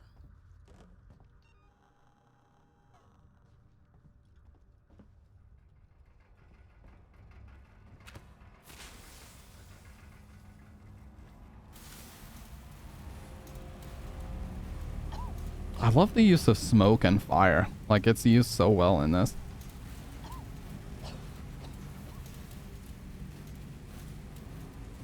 We have been playing some absolute bangers here lately, dude. No bad games in this stream whatsoever. There haven't been. Now, I gladly play bad games all the time. But here lately, there's been nothing of the sort. Another flare.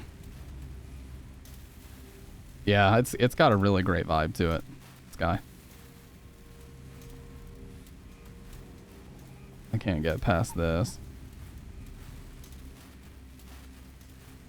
I don't think I can climb up there. It doesn't look like it.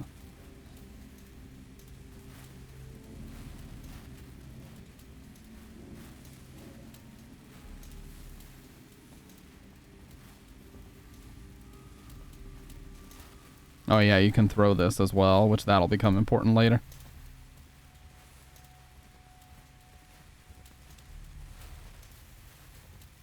Yeah, we can sprint now as well.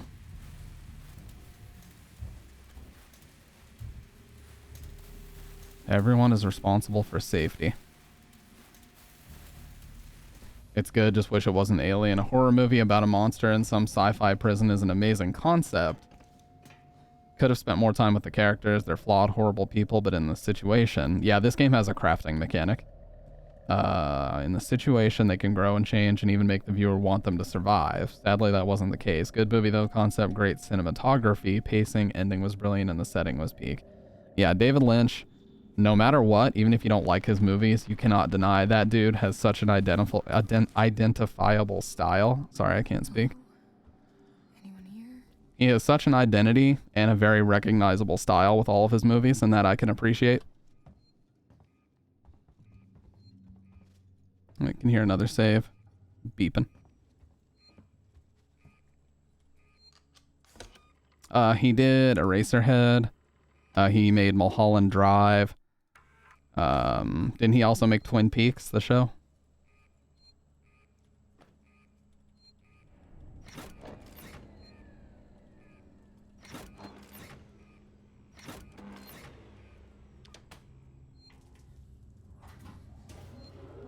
Mood is panic. Not at the disco. Moved our stash. Langley, if you're looking for our stash, I've moved it. You left it right out in the open where anyone could have taken it. Jesus, do you know what I had to do to get it? I've hidden it in one of the storerooms. You should be able to find it. The code is 0340. Don't worry, no one goes down to the terminal anymore, not after what happened. Also, we're out of meds and low on water, so you're going to need to get some. It's your turn. Maybe it'll teach you to take care of our stuff in the future. Anna. Twin Peaks is incredible. Twin Peaks is one of the greatest TV shows I've ever seen, and I don't watch TV, for the most part. Public notice, the decommissioning of Sevastopol Station. We've had a long journey together, but sadly it's coming to an end. Seegson Corp would like to take this opportunity to thank all of you who worked and lived at Sevastopol over the years, and hopes that Seegson has helped to make it a productive and rewarding environment. Our investment and belief in the station has never wavered. Be assured that Seegson's Apollo Central AI and Working Joe androids will be there to serve Sevastopol until the last rivet is removed. We wish you all the very best for the future. After all, Sevastopol isn't just a station, it's people. Oh, well, isn't that lovely? They really care about us. Harris, Turner, get back here now. We have a track somewhere in engineering. Lock the terminal down. I gotta blow my nose. Don't forget your reports. Make them thorough. We're gonna need our paperwork to be bulletproof when this shit's over. Waits up.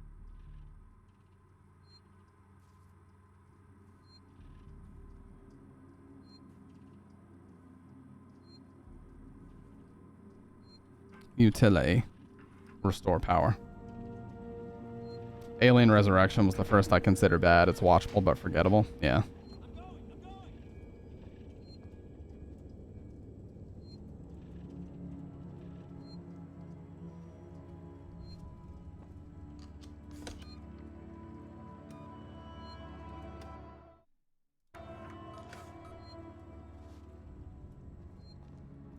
But yeah, Twin Peaks is amazing. If you've never seen it, I definitely recommend it.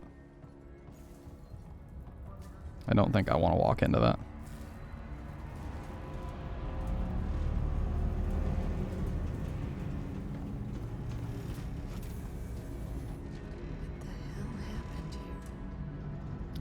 Let's check and see. 0340 was the code for that. Let's see if we can go this way.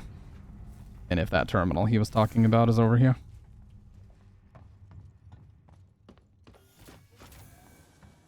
Let me just double check, because knowing me, I'll forget what the actual code was.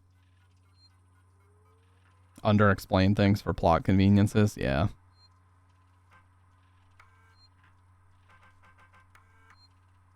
Yeah, 0340, gotcha. Let's head down this way and see if it's over here.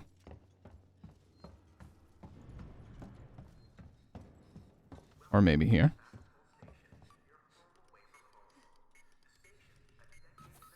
Yeah.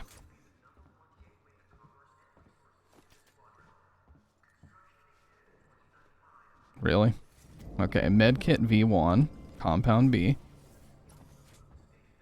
Wow, this was his stash. Scrap. Yeah, you can build it. I don't have everything I need, though.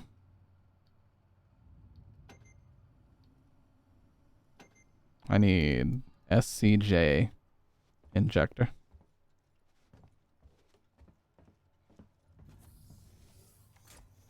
Anyways.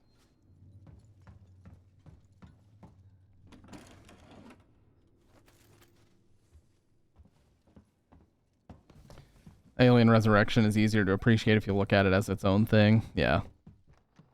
Because, I mean, inevitably, the more movies you have in one single series or franchise, the harder it is to, like, find out how they all work together.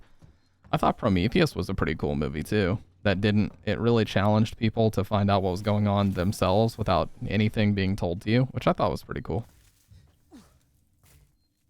Oh, God, RLS. I am sorry to hear that. That sucks.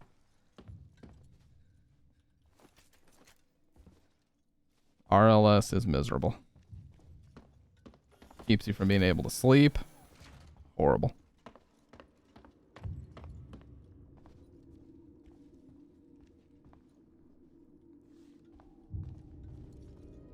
Yeah, same thing with Terminator. Terminator 3 was literally just made to cash in. Dude, like, there is nothing super redeemable about Terminator 3. The beginning is a straight copy of 2. The way that he shows up and again goes to a bar and again gets a pair of sunglasses from a guy. It's like, dude, just stop.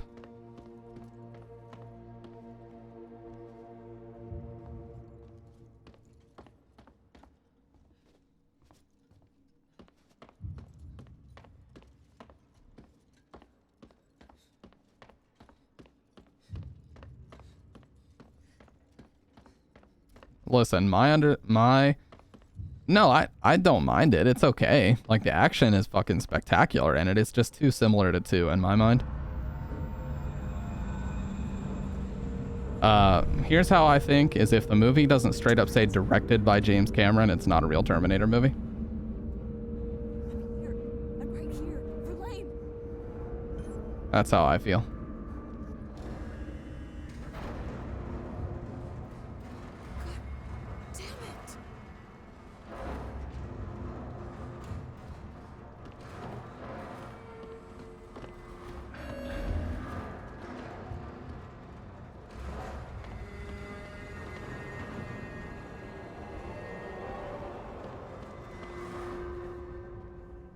Needed an ion torch for that.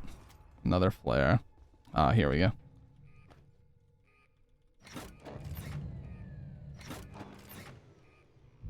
But yeah, personally, I'm more of a fan of the first Terminator just because I feel like it's more of a slasher, which obviously I'm a big fan of.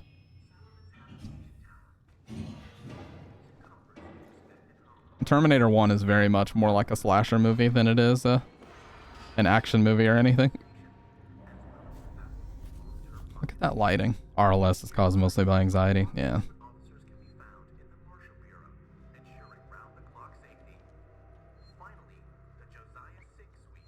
Oh, there's our SCJ injector. So now I can make this.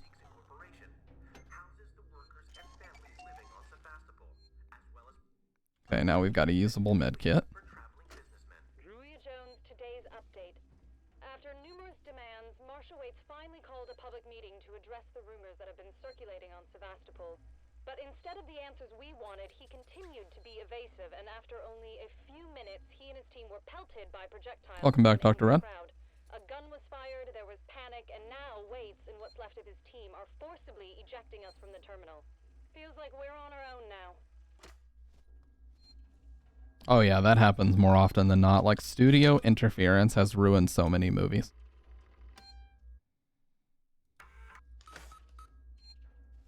Like, certain directors, you just kind of have to let them off the leash and let them make what they're gonna make, you know?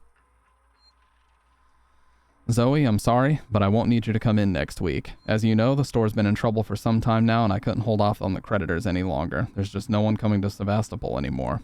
It's not just us, either. It sounds like the whole station is in the red and they're pulling the plug, going to sell it off for scrap, I guess. I was speaking to one of the engineers and he reckons they'll announce it soon. I'm telling you this so you don't stick around looking for another job. Sevastopol's finished. Time to move on. Harper.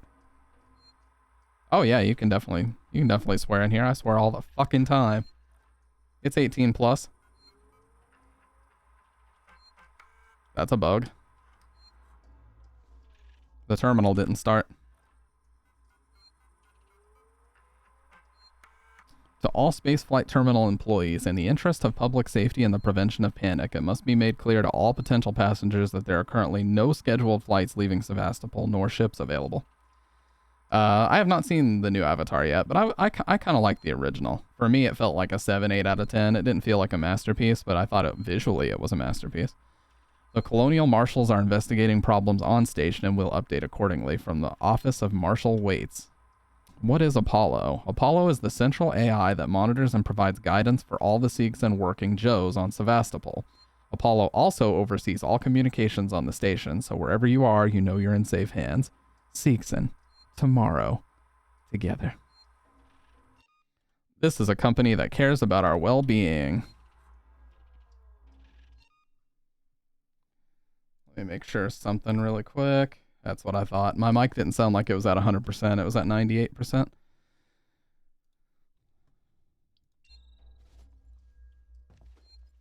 I haven't seen Prometheus or Alien Covenant. James Cameron's Alien is so different from Scott's version, but everyone loves it. Yep. It's way more of an action movie than it is a slasher like the first one. But both done very well. Can't deny that.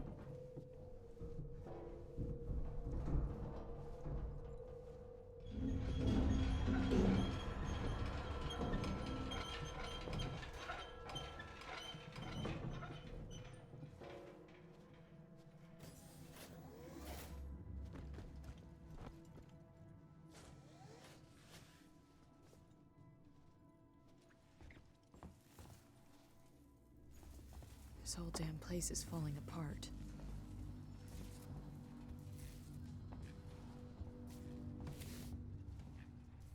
Oh, I think I remember. I'm supposed to climb in here. Yeah, I gotta move this out of my way. That's what I mean, that they're about the directors exactly.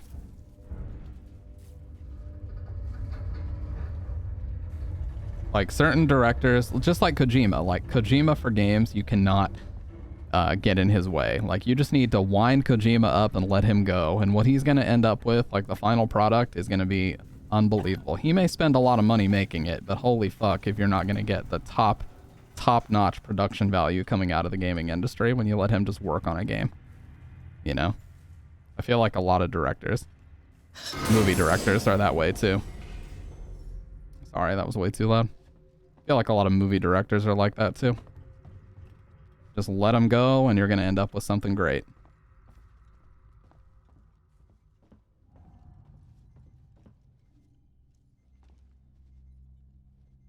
I love the lighting in this game, man.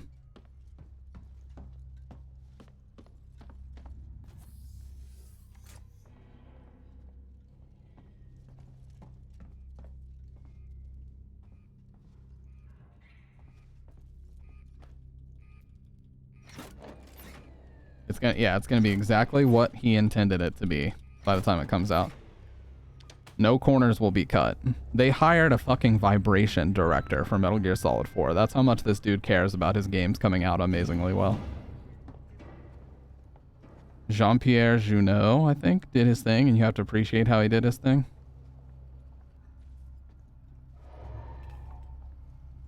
Yeah, we don't have our utility wrench yet.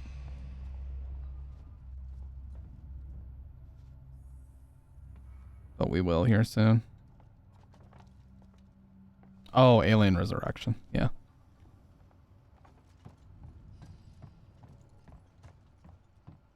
Yeah, plasma torch.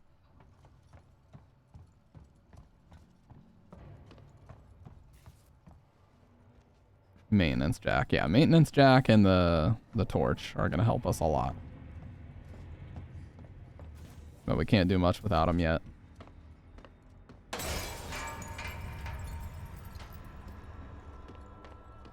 That's gotta be the exit up ahead. Fuck the marshals. That's just rude.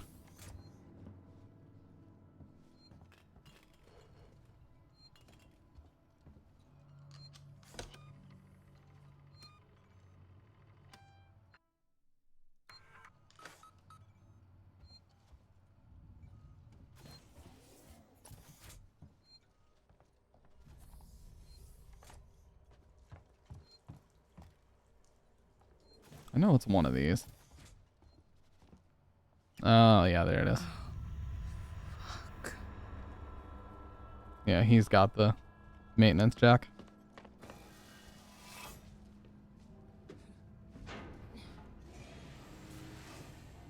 Yeah, you know, for a game from 2014, this graphically holds up very, very well. Excellent lighting, great sound design.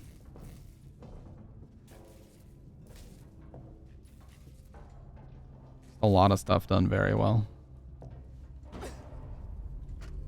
Rolo, I want to make a complaint to the highest authority, okay?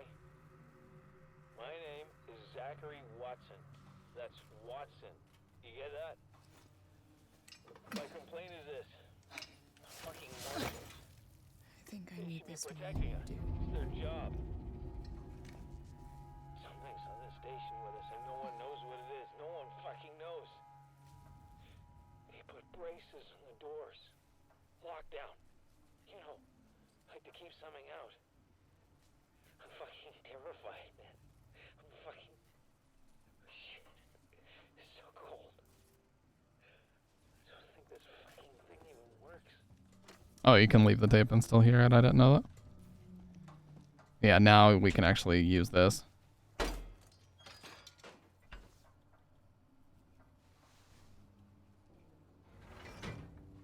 Yeah, that is one of the best.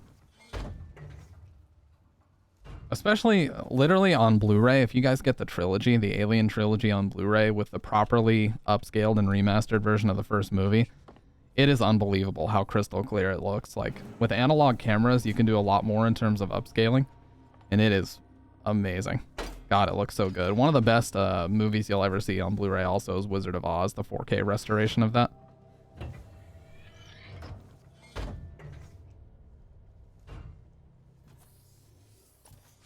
You know, there's value in watching the original VHS tapes, but there's also value in seeing the Blu-ray versions, I feel. I think both are really cool to see. Interview subject.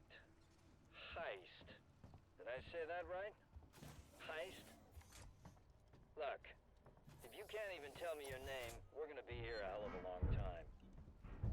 I just want to know about your boss. He's got you all into a lot of trouble. Someone's gonna be accountable. I'm gonna make damn sure someone's accountable. No? Tough guy, huh? Turner, turn off the tape. Maybe our friend here is just shy. Uh-oh, they're gonna rough him up, dude.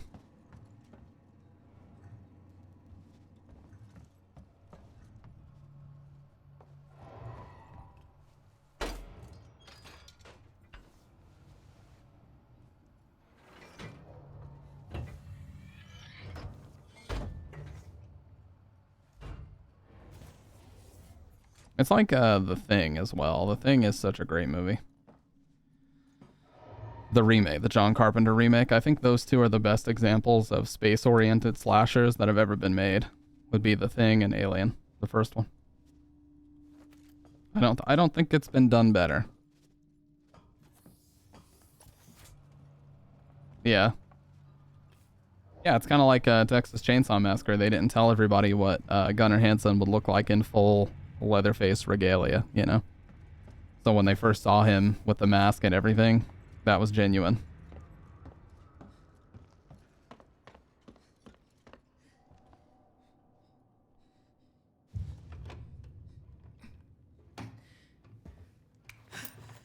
Stay still.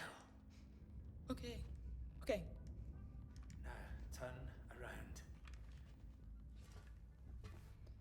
Come on!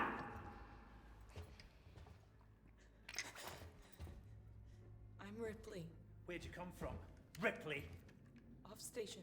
A ship. There's no ships here. There are now. Well, that's good news, because things are not so good here. Something blue just now. Rocked this whole place. I saw it. But lady, that's the least of our problems. Yeah? Yeah. Something's on this station. Something you wouldn't believe. From Monster House. A killer. You get it? Okay. Okay. What's your name? Axel. I was boarding with 2 colleagues. EVA. We got separated by the blast. Can you help me find them? Why? Because you seem to know your way around. No, I mean, why? What's in it for me? A place on the ship. How do I know I can trust you? I need to find comms. I need to contact my ship. Yeah, the faces are really impressive in this too. This is your lucky day. Let's go, sweetheart. Seegson Comms is in the Systex Spire. It's quite a distance, but we can get to a transit through the freight area. But watch yourself.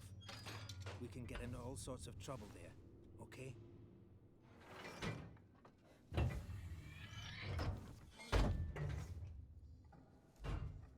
Oh yeah, David Fincher made Fight Club, did he not? Like that alone. Was that you following me back there? Had to keep my distance. Can't take any chances. Not to be the meme of a guy that loves Fight Club, but I do fucking love that movie. And the book is awesome too, from Chuck Palahniuk. Stick close to me. What? Yeah, 7. Don't move. Oh, okay. We're not looking for trouble. Who are you? I'm John. This is Ringo. They're just some assholes. We haven't got time for this. Come on, Jana. We're trying to get to comms. Can you help us? We don't need their help. Don't tell them anything. Look, I've got the elevator working. Look at these Jana, light rays. Let's go, okay? I'm sorry. Good luck. Watch yourselves up ahead. I heard noises down there. Yeah, 7 is like one of the biggest inspirations for the game What the hell was that about? Condemned Criminal Origins. Everyone's running shit scared, keeping to their own. Safer that way. Condemned Criminal Origins, one of the best horror games ever made, and it's like majorly inspired by 7. Is the real McCoy.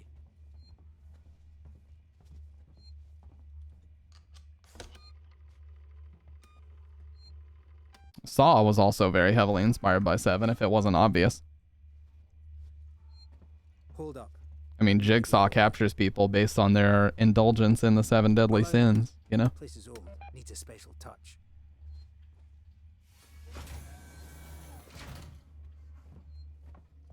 The first Saw movie is awesome. After that, What are you waiting for? it was a precipitous depreciation in quality, we'll call it. But the first Saw movie is fucking awesome. 2 is okay. And 3 is okay if you're drunk. And then after that, it just falls off a cliff. Keep the noise down here. There might be people around. I'd appreciate it if you told me what the hell was going on. Right now. Listen, darling. When we get to the ship, we can kick back, braid each other's hair, and chat all you want. Yeah, when we get to my ship. I need to know what's going on. Right fucking now. Fine. Like I said, there's a killer. A killer? What does that even mean? I ain't seen it, but it's here. Picking us off one by one. What are you saying? A psycho? A person?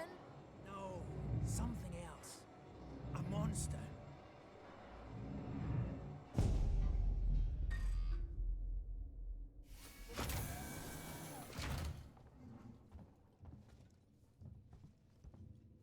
Watatsumi.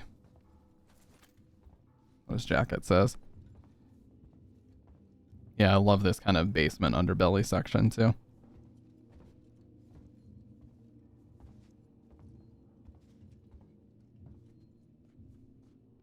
Shit, we need to move. This way. Get down.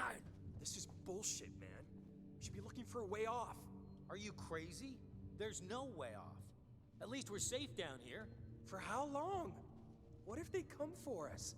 Then we shoot the crap out of them. Now shut up. You're making me nervous.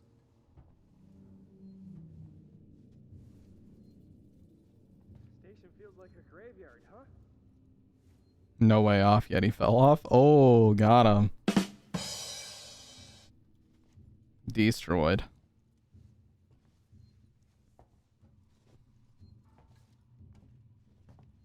Trouble. We'll have to go round them. Follow me. It's hard to say. It's not locked. That's where we're going. Oh, so he unlocks it. I gotcha. There's something missing in this game, but I'm not sure what it is. Well, it's certainly a whole hell of a lot better than like Colonial Marines or any of the other Alien games that have been made, I gotta say. It's the best we got. Friends of yours? I've had run-ins with those guys before. They don't like strangers, even nice guys like me. I'm shocked. I ain't pulling your chain, darling. You want to go and say hello? It's your funeral. Those guns aren't for show. Someone should be doing something. They are. It's called surviving. Dropped a jar in my room, shattered in a million pieces. Dude, that's the worst when you have pets, because you gotta like get that shit vacuumed up quick or just get it all thrown away. I'm on high alert with all glass jars because of that. Everyone's turning on each other. The fear, it makes people crazy. I've noticed. Here's his little hideout.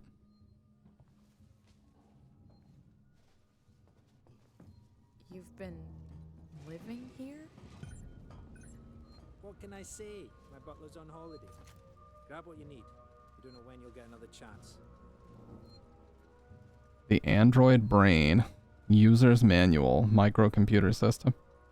Been hunkered down here for a week now, waiting for a ship. Waiting for you, I guess. Yeah, so why were you such an ass? Flashlight batteries.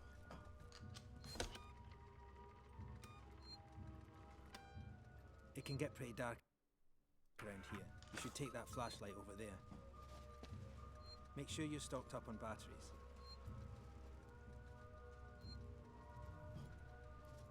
Where was it?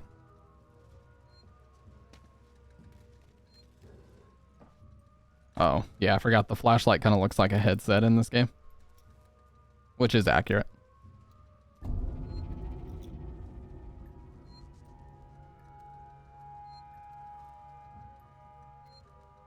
Just be careful. not to DT flash 990s. around. We don't want to get caught. Let's go. Yep.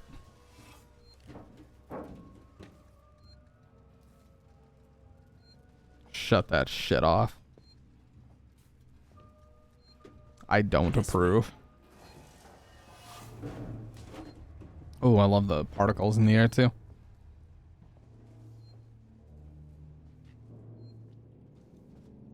What now? I'll watch the vent. There's another vent round here somewhere. I marked it so I wouldn't forget it.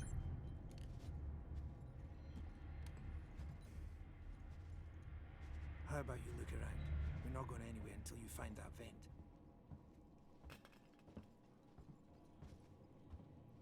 Axel, is this it? Hold on. I'm coming. What the fuck?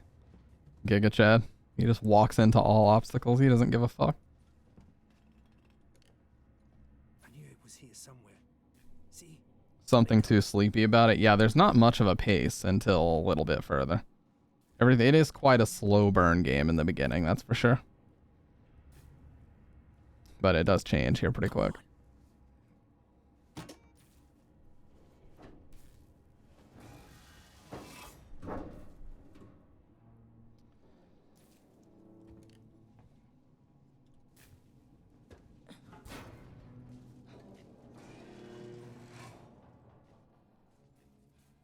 Move, please. Can we get going? It's not smart to stay here too long.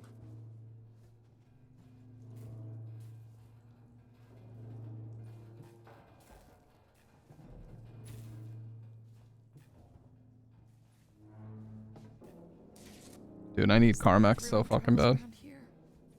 Just those that want to stay alive, sweetheart.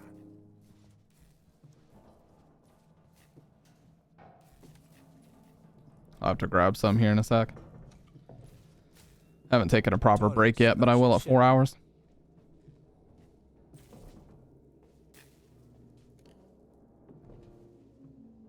Quiet. I hear something. First 2 hours is slow, then amps up like a Charizard using Fire Blast on level 2 wheel or Caterpie. Gotta go meet the others. Something's going down. There's always something going down. Come on. We don't want to piss him off.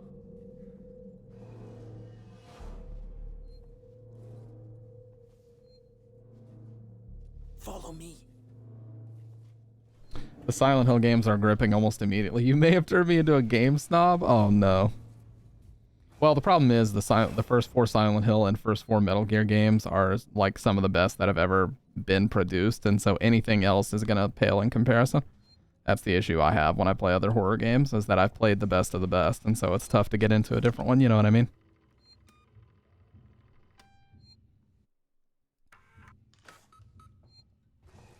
Okay, gotta be quiet here. Don't shine that flashlight. This is some bullshit. Quietly.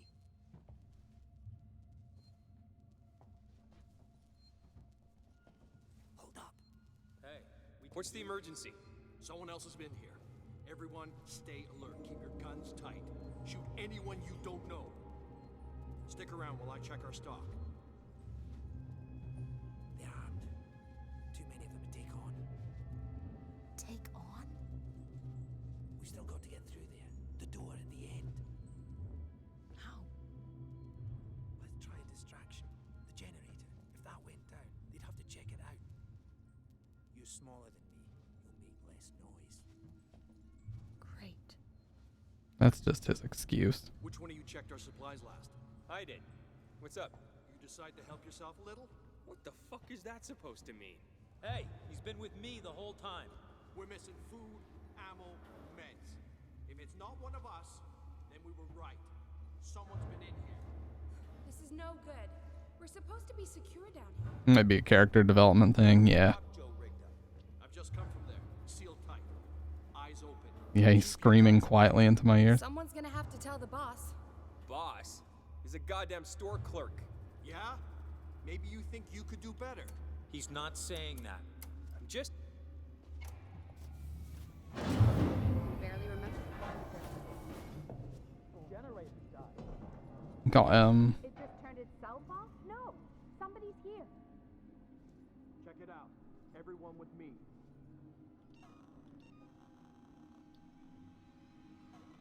This place falls apart more every day.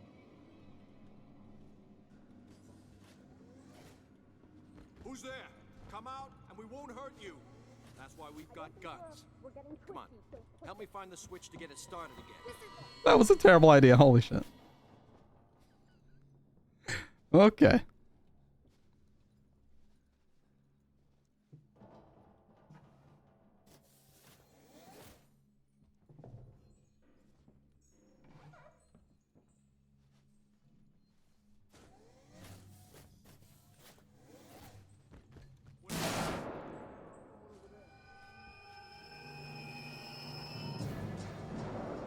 Go, bitch. Nice work, Ripley. This way. Let's keep it down. They're still close by. Dude, how do I unequip this fucking flare? Please, I don't need it.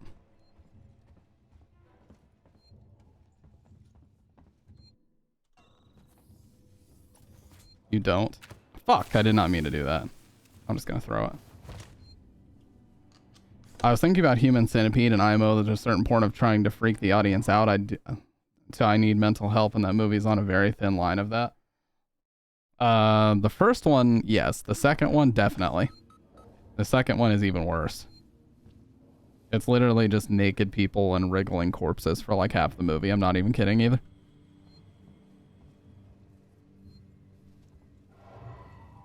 How much further? Nearly there. Transit's just up ahead. Let's just hope your ship's still there. And it's all black and white, which is that obviously that's an aesthetic choice, but You're expecting, eh? I'm not even supposed to be here. My shipping out papers were for a week ago. S, I managed to get my hands on that stuff I was talking about. Chief won't even notice the stock missing. Things always get lost when a station's closing down. Don't worry about customs either. Sinclair's told his men to turn a blind eye. They'd probably be too busy goofing off or taking backhanders to notice anyway. You get what you pay for, I guess. Nearson, Leonard, you're both first shift on the door, so read carefully. Putting this together wasn't easy, and we don't want intruders getting in because you didn't read the instructions. This here is what you call a two-man rule lock. This means it needs two to open the door simultaneously from two different consoles. Most of us don't know each other, so this is the safest way of making sure everything stays secure and none of us decide to head off on their own with our stuff.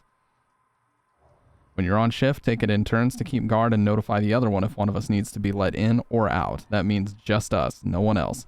No matter how much anyone begs and no matter what sob story they try and pull. I was with a group before and we got soft, and now I'm the only one left. Trust no one. Inventory. No one is taking anything or mark it off the list with no one is to take anything or mark it off the list without talking to me first. Running low on ammo. Zoe managed to pick up some prescription drugs all addressed to the same person. Guess they didn't need them anymore. The water.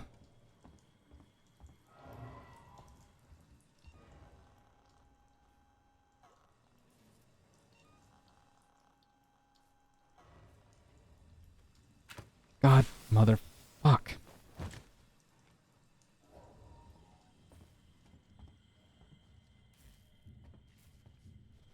Why can I not get my utility wrench out?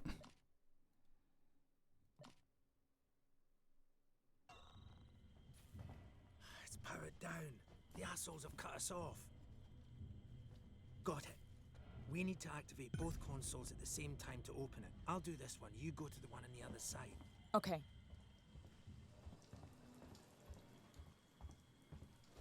The writing might be lazy in this game. It's been a while, so I can't judge. Ready. On 3. 1, 2, 3. Axel,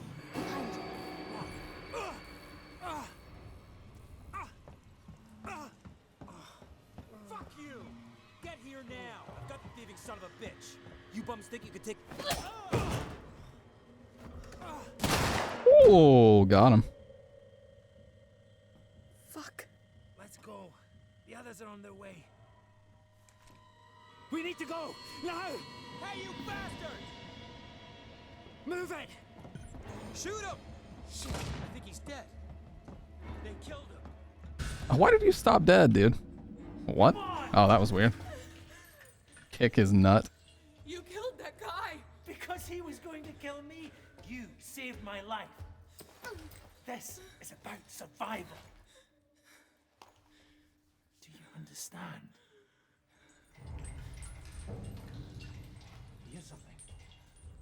Then they get married. The fan fiction is complete. Axel? What have I got on me?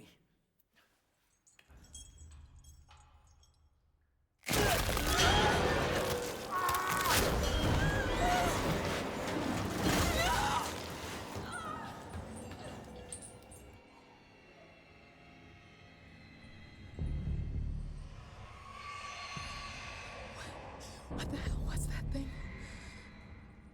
Oh. Look at the reflection in that puddle. I keep moving. Why do we care about this bald-headed dude? I mean, exactly. He's been with us for 2 seconds.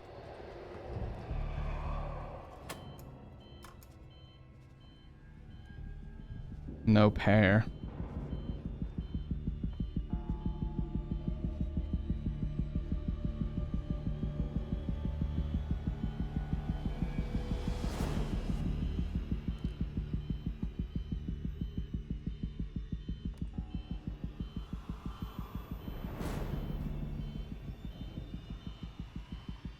What is it doing, dude? Why is it moving at 1 mile per hour?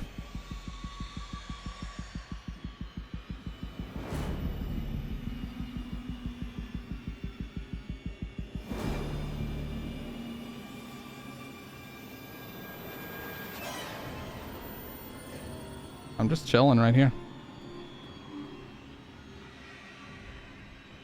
Sorry, I accidentally bumped my tripod.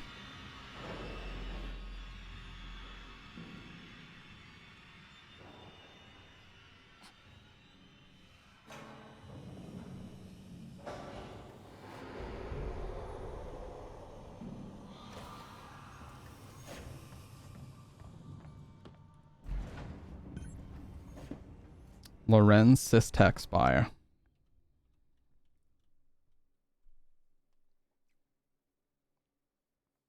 Ripley is a survivor and can use many things to evade danger. Slowest shit ever. Yeah.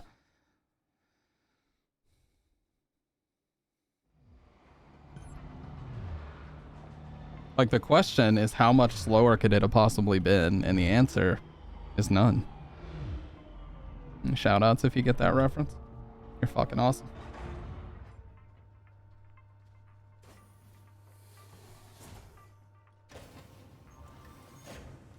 Station serving Seegson Communication Technologies, Tech Support Services, and Gemini Exoplanet Solutions.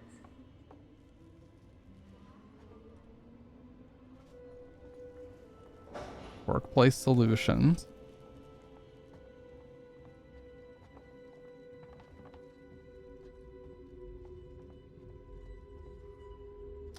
Security Access Tuner. Yeah, we're about to find that. That's a big, big part of the game. Yeah, Lorenz Systech Lobby. That's where we're actually headed. Spaghetti is super versatile though, man. But yeah, I have to say, mac and cheese is also pretty versatile.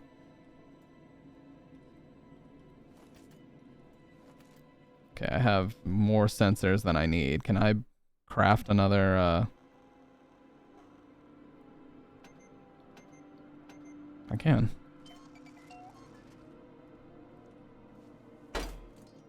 Nah, dude, lobster mac and cheese is amazing. Seafood mac and cheese is not weird.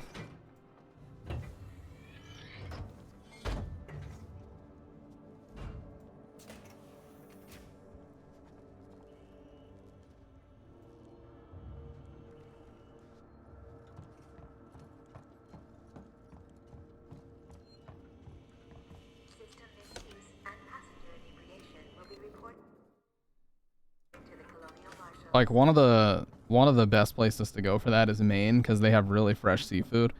You can get lobster macaroni made fresh in Maine, dude. That's like the best that it gets. They'll catch that shit in the morning and make it for you in the afternoon. That's how fresh it is.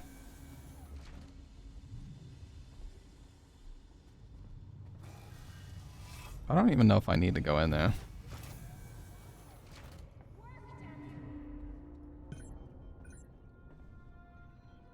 Ah, I remember this part. Shit! Guys, over here!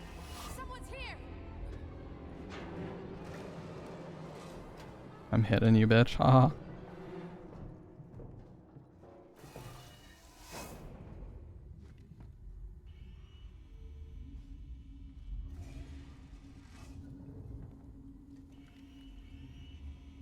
This part's so hard for me first time it can be cheesed.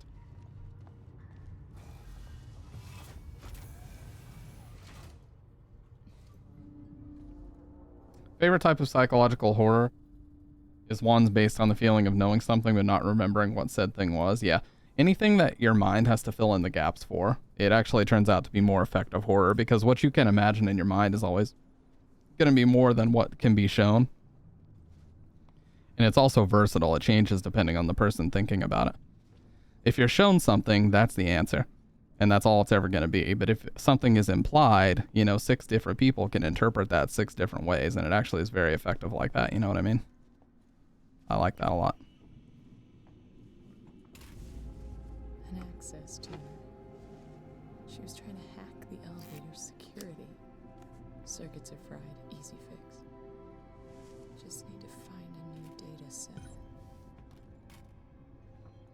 Game Boy Pocket.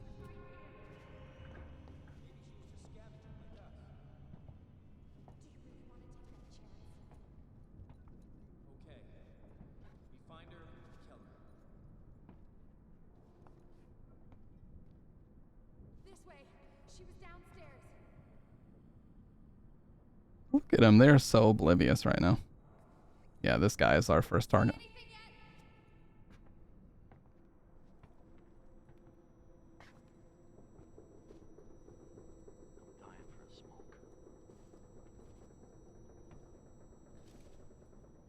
Okay, they're down here.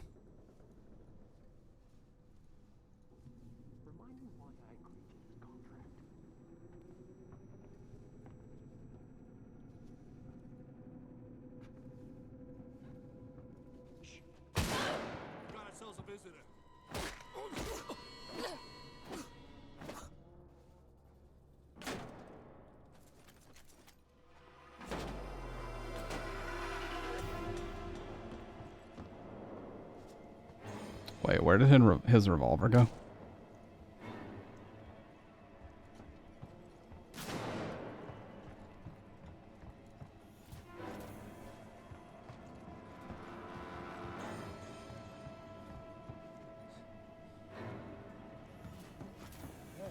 I think she went downstairs. Come on. I'm not going down there. No way. I think the revolver's up here.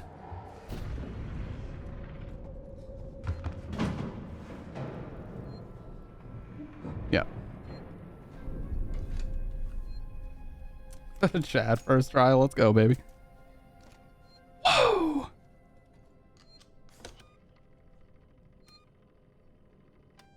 Now we're set. Now we can fucking Rudy Tooty point and shooty, baby. That's all we gotta do. Now the key card is somewhere really dumb. Like, yeah, it's right here. I could not find that my first time around. I'm starting to remember all this stuff.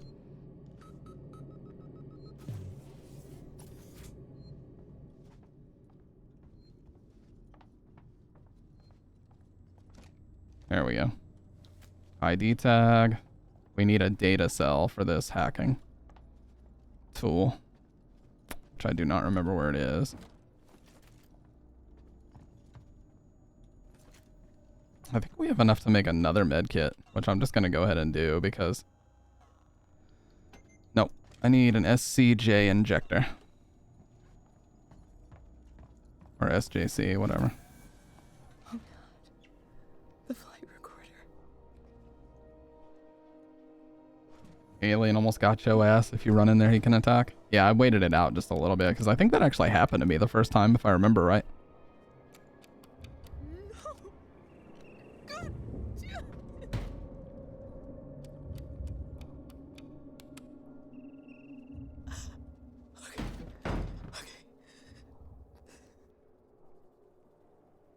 Stay focused. Unauthorized access detected. Security lockdown initiated. Please wait for security check. The calmest rage I've ever seen. True. We're gonna hit him with a peek and pop right now. Actually, first.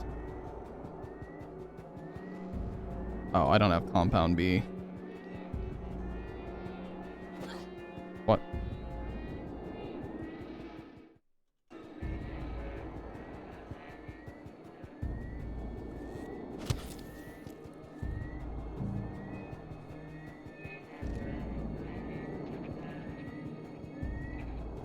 With the power of gun. The good old power of gun, we can survive this, I promise. Device invalid.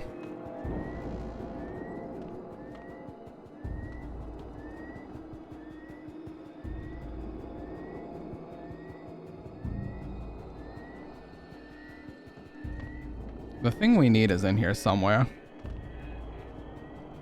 I know it is.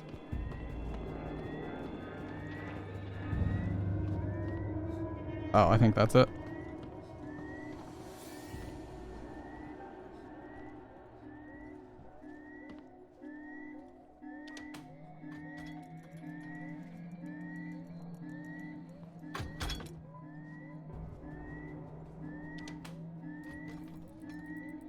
Yeah, it's like right here.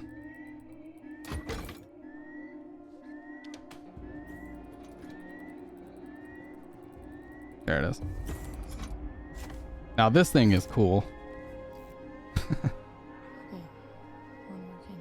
Watch this access tuner. This thing is really cool. Let's try this thing out. So you use the mouse to move it to where you see the signal, and then you basically piece this together.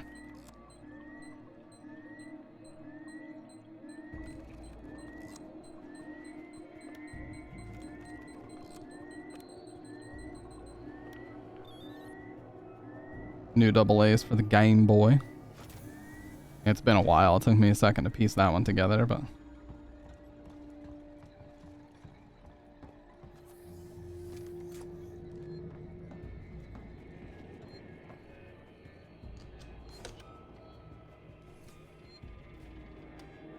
I heard somebody coming down this way, so...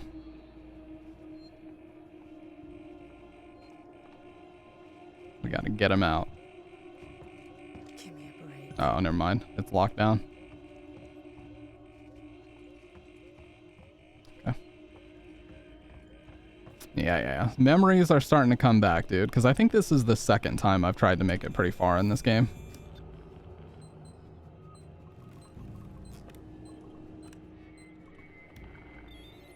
We're already getting the speed back. Let's go.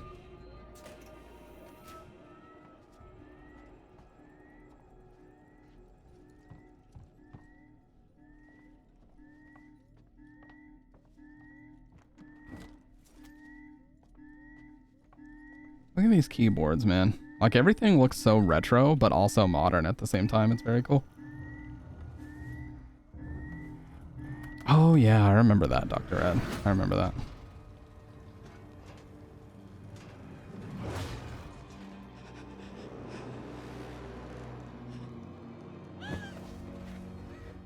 Alien Sean, Alien Kun. Except he's not my friend, so I won't refer to him as Alien Kun. And that's K-U-N, by the way. Like the Japanese thing. I'll make sure everybody's clear on that. Twitch.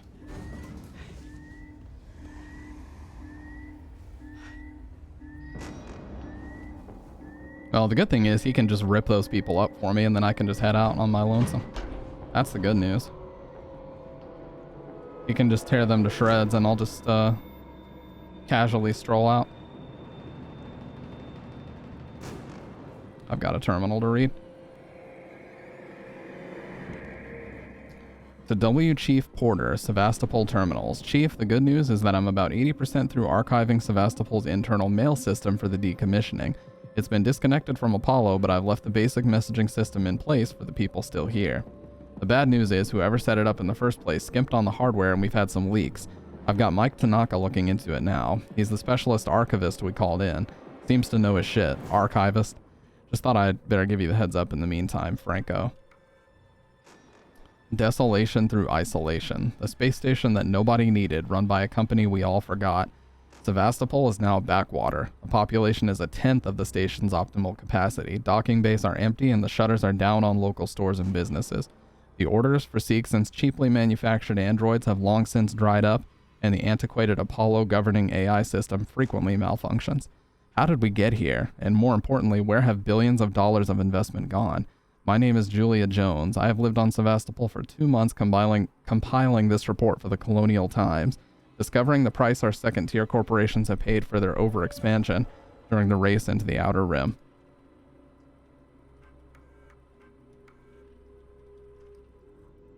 Mayumi Tanaka reference.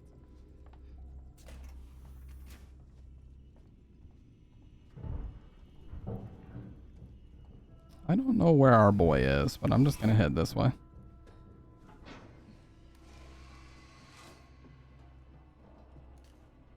I think this is where I'm supposed to go.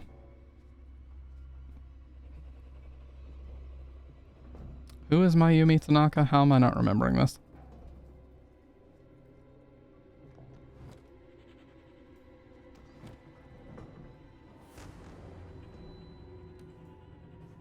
Oh, look at that smoke. A little poof smoke texture. Oh yeah, voice actor for Luffy. She's also the voice actor for Kuririn in Dragon Ball Z. Alright, where are the homies? Because I'm about to dispatch them with headshots really quick.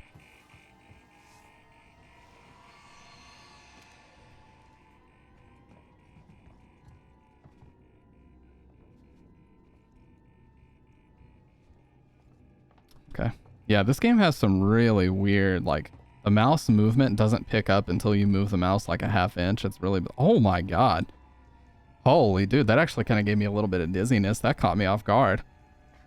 Look at this. Holy shit, you can even see like the atmosphere on the planet moving and the edge of it. Damn.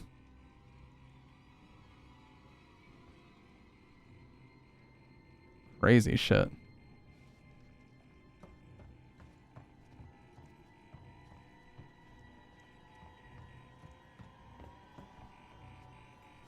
All right.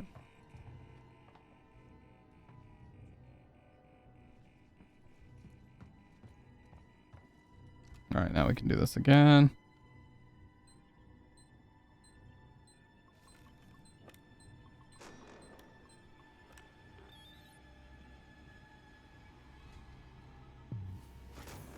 You get an even better look later in the game when you do a spacewalk and see intense lens flare. Yeah, that's fucking awesome. All right, we're just gonna let our boy take care of them real quick.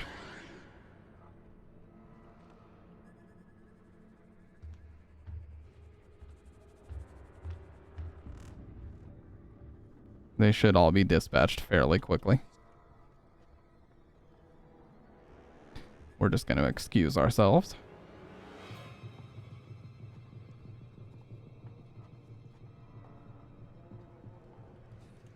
This is what Snickers' inner voice is when I'm trying to pet her, yes. She feels like she's being chased by a giant xenomorph, that all I want to do is pick her up and snuggle her.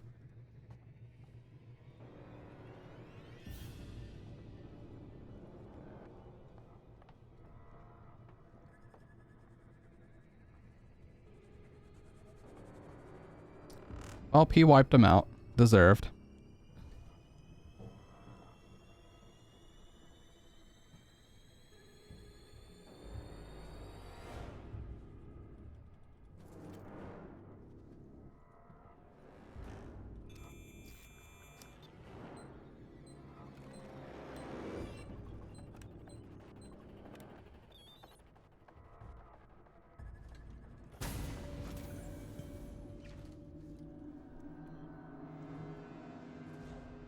Deserved.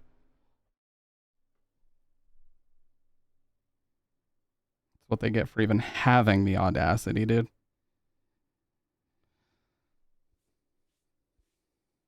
First try. That part's pretty piss easy, though. It's basically the tutorial. Hey, it's one of the androids. One of the Joe workers. Hello? My name's Ripley. Amanda Ripley. I need your help. Please take a seat. Someone will be with you shortly. No wonder Seegson is losing the tech race. If Facehugger grabbed me, first thoughts, asking it not to do what it's gonna do. Politely. The more politely I ask, hopefully the more it'll listen.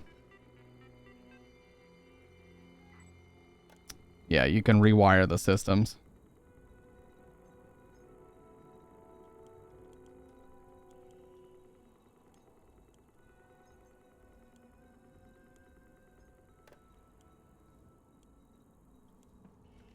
So the air purification is gone. But the door's open now, so we can get through the door.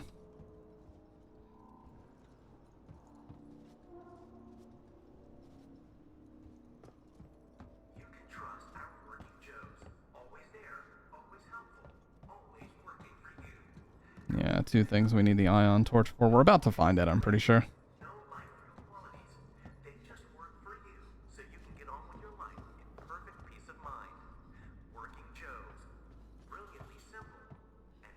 Can I help you? I need to get into comms control. It's urgent. That is a restricted area. It's an emergency. Don't you realize what's going on? Apollo has the situation in hand. Your registration is almost complete. Forget it. I'll find my own way in. I wouldn't advise it. I already did, dude. I opened the door. It's this one. Motion tracker. This is one of the most important items in the game. It's been modified. Easily.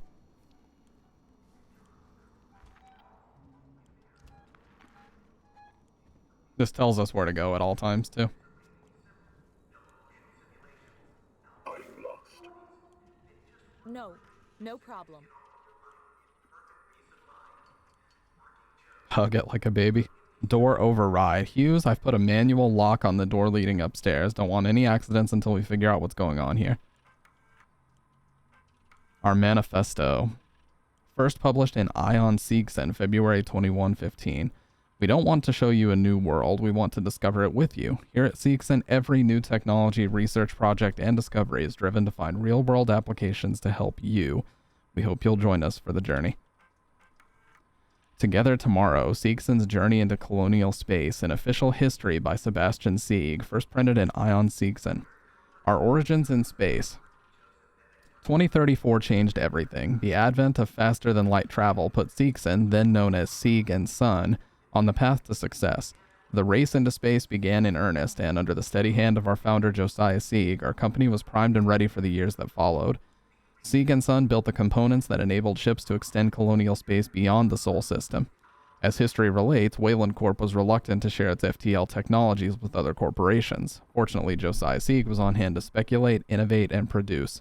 Without Sieg and Son, the skies would have looked very different indeed.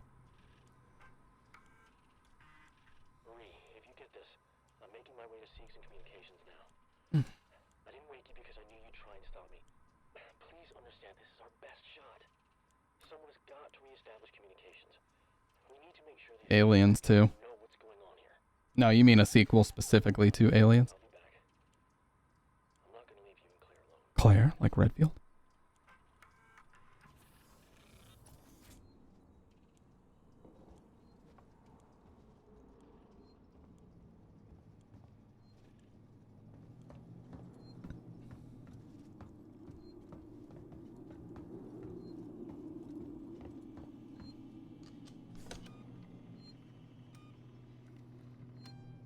All right. I've been live for 4 hours and 12 minutes. Please excuse me. Please excuse my dear Aunt Sally. Please excuse me for just a second. I'm going to grab some water and some fucking chapstick, lip balm, and I will be right back. Very quick break. Just need to get up, stretch a little bit. You know, lower back is starting to feel it a little, and I'll be right back. But thank you guys for watching, and I hope you'll stick around because this game gets better and better the longer you play. Oh, I'm not leaving. I'll just be right back. Wrong scene. I'm professional, by the way.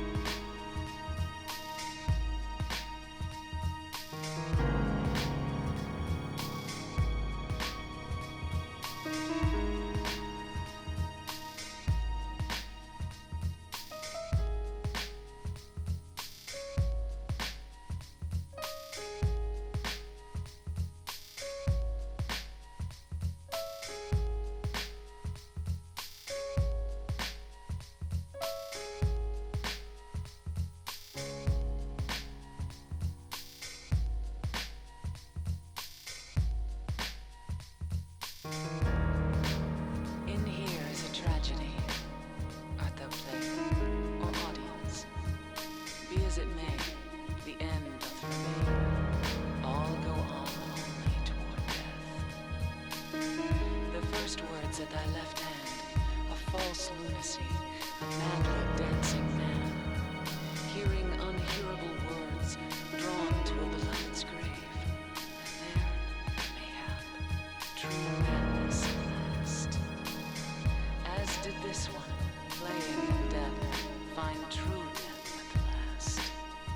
Killing a nameless lover, she pierced a heart rent by sorrow. Doth lie invite truth? Doth verity but wear the mask of falsehood? Oh, thou pitiful, miserable ones. Still amidst lies, though the end cometh not, wherefore yearn for death? Wilt thou attend to that beloved? Truths and lies, life, death. A game of turning white to black, and black to white.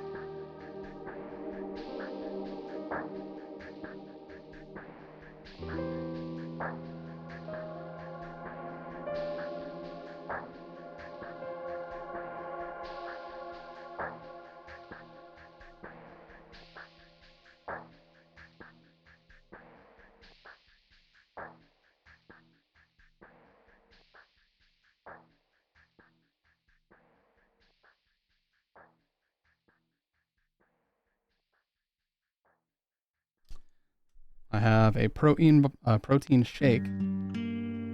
Oh. I have a protein shake and a banana. Let's go. Sorry, that music is way too loud.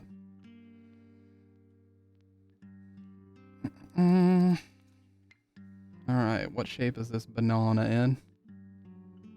Any brown on here? Nah, dude, this thing is like perfect. Hell yeah.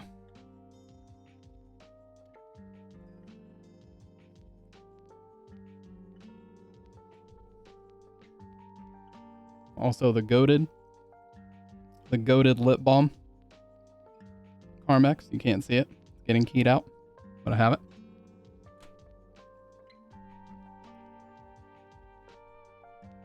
Appreciate that, Dr. Red. Don't clip this, by the way.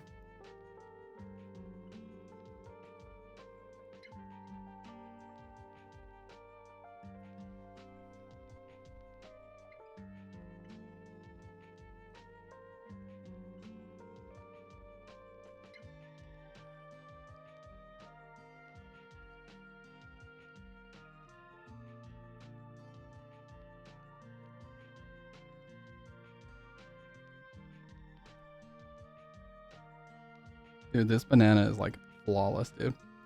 Look at that pearly white. Nice and ripe. Love it.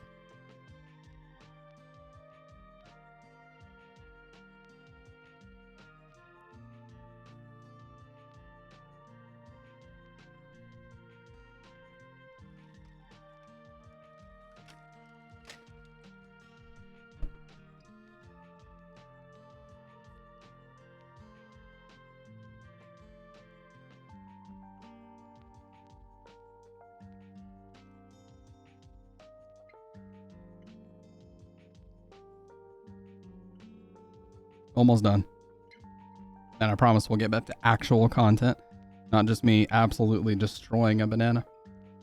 With no remorse, by the way. This is delicious.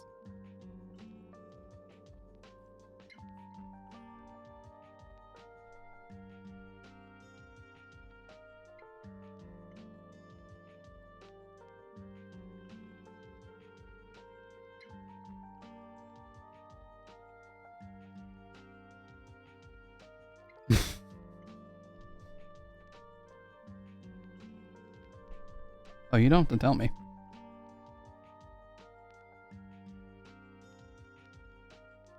God, dude, ripe bananas and gala apples are my favorite fruits, like, period. I also love grapefruit and tangerine. Those are also fucking amazing.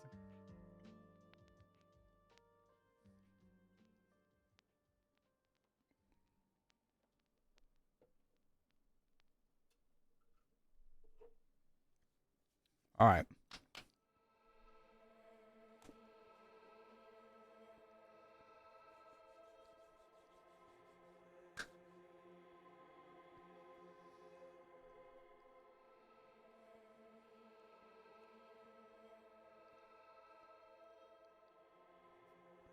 Yeah, I knew a streamer once.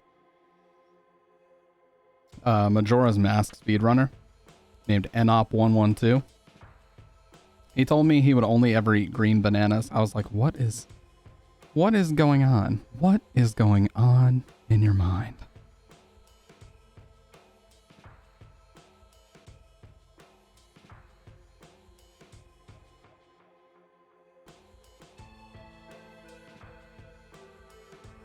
All right, God, that was delicious. And I've got a protein shake here. Body Fortress chocolate, baby. This is properly fueling yourself.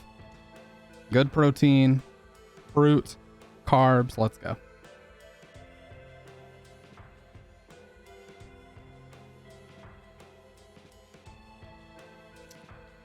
All right. God, that was so good.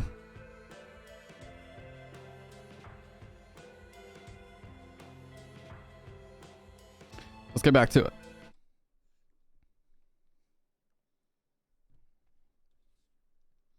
Oh yeah, the lip balm. Almost forgot I got it.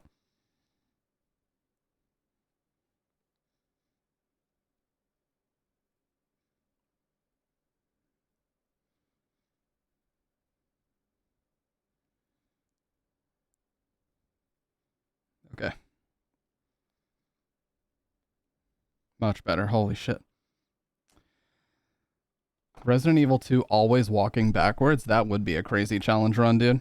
If you could actually pull that off.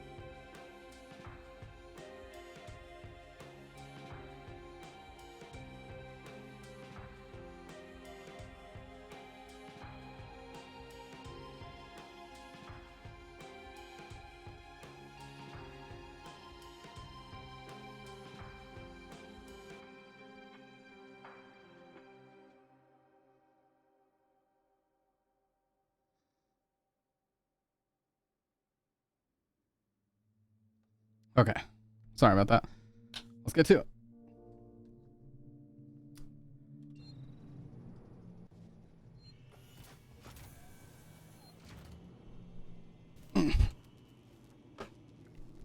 Okay, gotta get into a comfortable gaming position.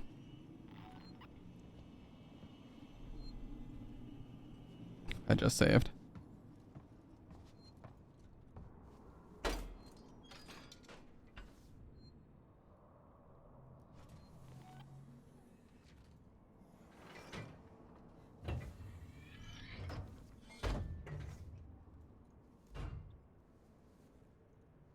I think it's doing that thing where some of the sound effects are missing now.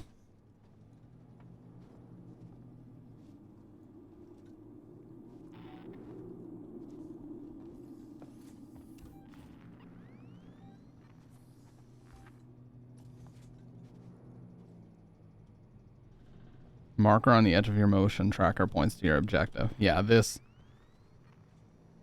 always tells us where to go. That's why it's one of the most important items in the game.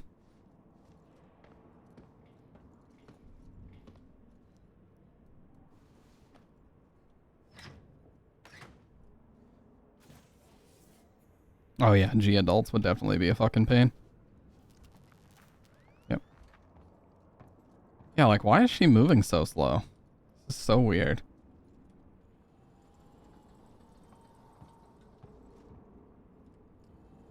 It's my favorite space monster movie, Stanley Kubrick's The Thing. Hey, what's up, man? Stanley Kubrick's The Thing. Appreciate that, Stoned. Welcome to... Oh god, the room. This room that you're now in.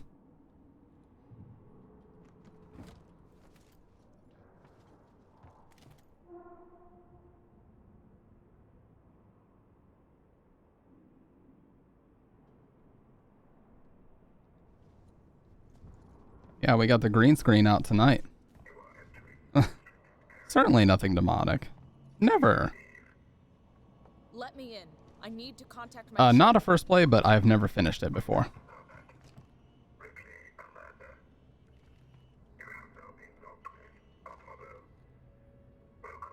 Doc redeemed this, and I love this game, so I was excited to play it again. Gotta find a key card. Yeah, Doc is Giga Chad, dude. Oh yeah, here's the other one. God Gaming. Yeah, this game looks excellent, man. This is maxed out, but I'm still so impressed by the visuals here. Obviously, PC version helps with that, but looks amazing either way.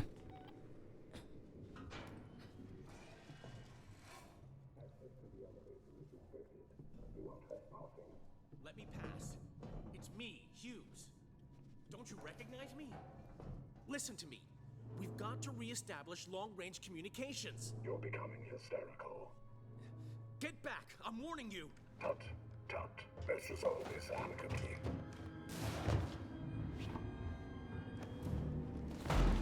Oh no, you fucked with the wrong Joe bot.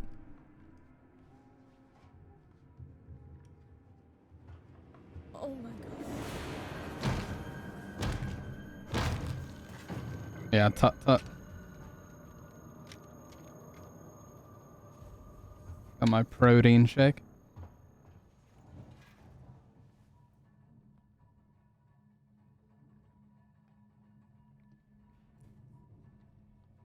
Chocolate.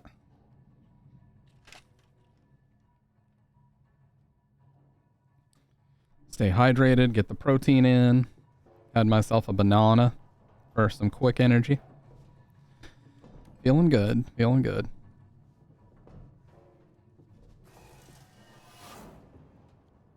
Oh fuck, yeah, I remember. I just remembered these. Fucking cameras, man.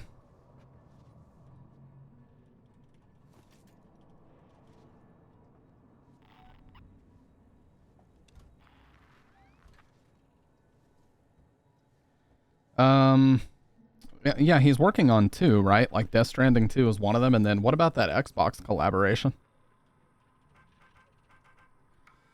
Sensitive corporate information has been automatically detected in the Sevasta link message recently sent from this terminal. This event has been logged by Apollo on behalf of Seegson. If you have any further questions, please talk to your line manager or your nearest synthetic Seegson representative. I hope it's a horror game. I think he could pull it off really well. Riggs, are you still working down in Seegson Communications? Remember that trouble you got into last year? The trouble I helped you out of? Well, it's time to repay the favor.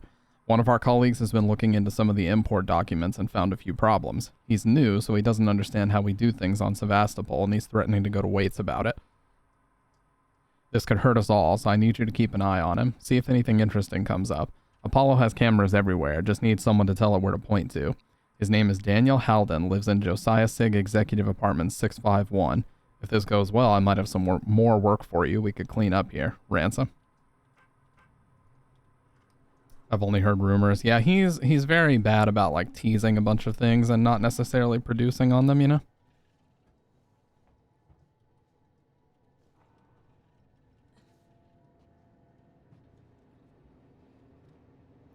Well, I mean, he does produce, but it takes years and years and years, you know? Like his projects aren't overnight projects. They take a long time to come to fruition.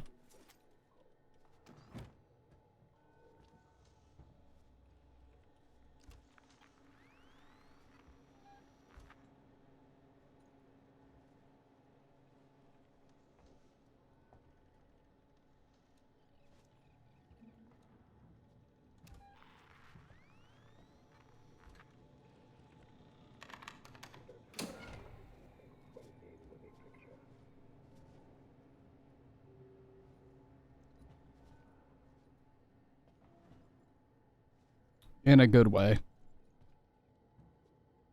You know, we all thought CD Projekt Red would never half-ass Cyberpunk, and look how that turned out.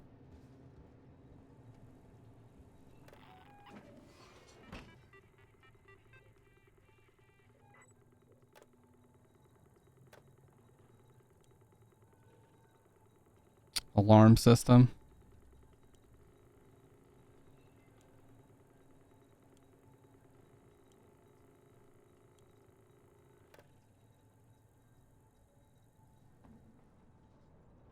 Oh, did I just turn the cameras back on? I did. Playing Kojima horror game, run out of stamina running for monster, take a swig of Monster Energy Canteen, pretty much. Okay, now it should be off. Whoa, what the fuck? There we go.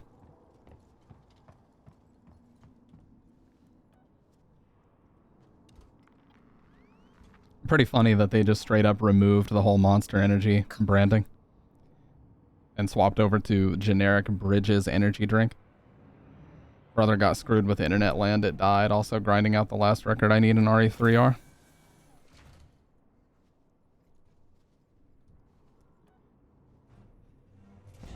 Cup of Joe's. Here, have you got the Cup of Joe's smile? Yeah, CDPR had a very rough one. That's a mild and more respectful way of putting it than a lot of people did. Seegson employees only.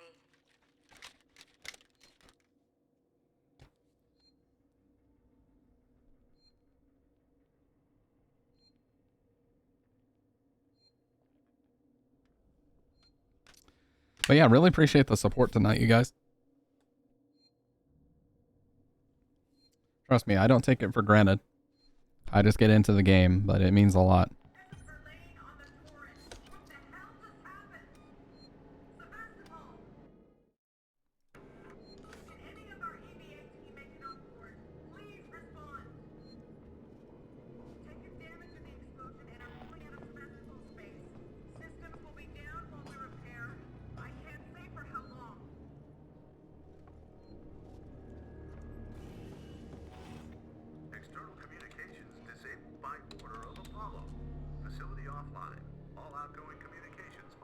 Lockdown in effect. That's just great.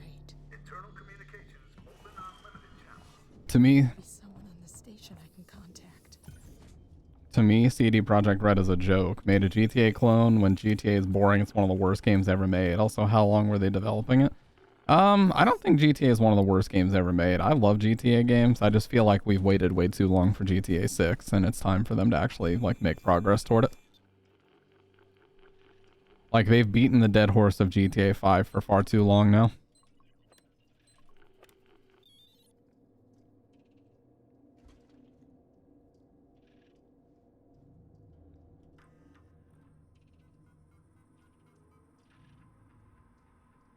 Oh, yeah, that's true. This is a commercial vessel, Torrens out of St. Clair, registration number MSV7760, calling Sevastopol Traffic Control. We're carrying 3 passengers on a Wayland Yutani Bond. You're holding the Nostromo flight recorder unit. We request immediate... Yeah, very true, Stoned. And then after you shoot stuff, then you escape the police, and then that's the end of it. And drive back to the safe house.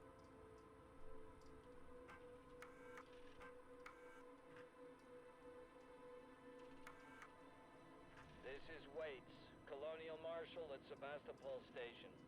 We have a serious situation here. Hey, later, Panda. Appreciate you hanging out as always, man. Have a great rest of the night. Played Red Dead 2.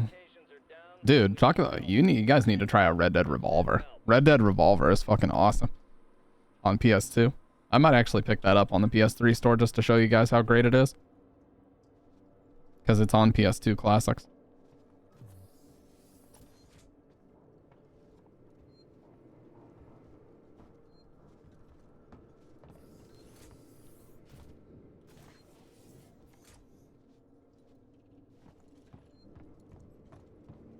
I think I already saved down here.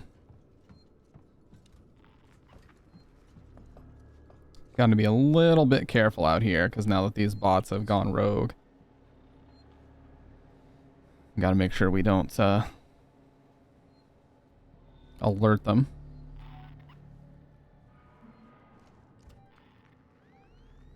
Yeah, this changes the depth of field.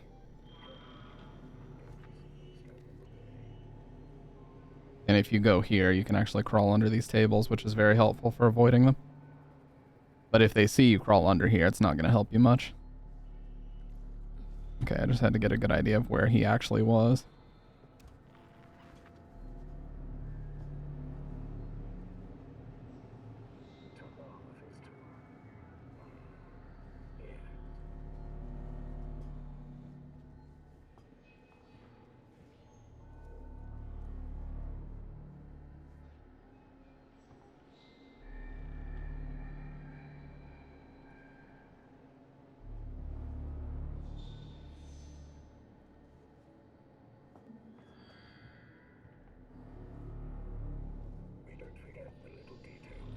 Fuck, I forgot there was another one over there.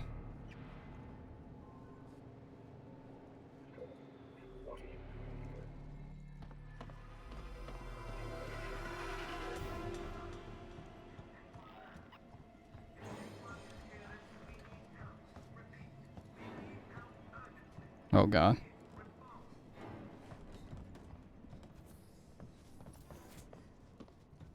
Okay.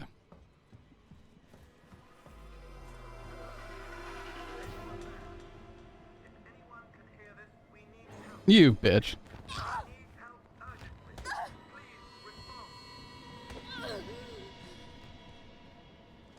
I think I can actually kill these guys, but it's not easy. Alright, Let's wait. And then run. Okay.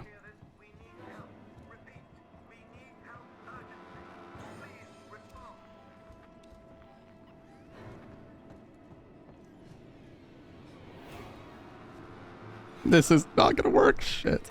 Oh god, he straight up saw me. If I didn't hesitate, dude. God damn it. I shouldn't have hesitated.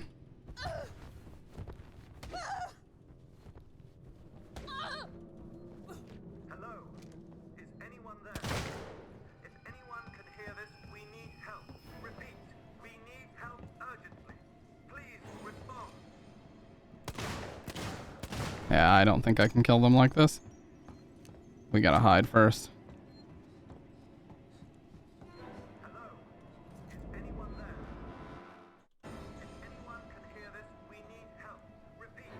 Yeah, we gotta make an EMP here.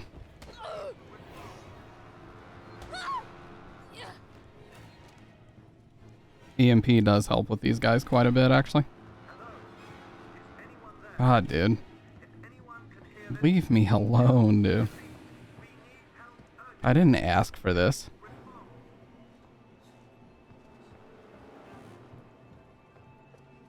This might work.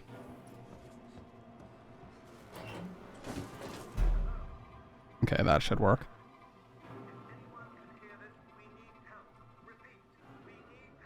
Or not.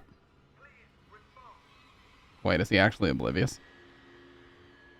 Wait, he's oblivious as fuck. What the fuck? Okay.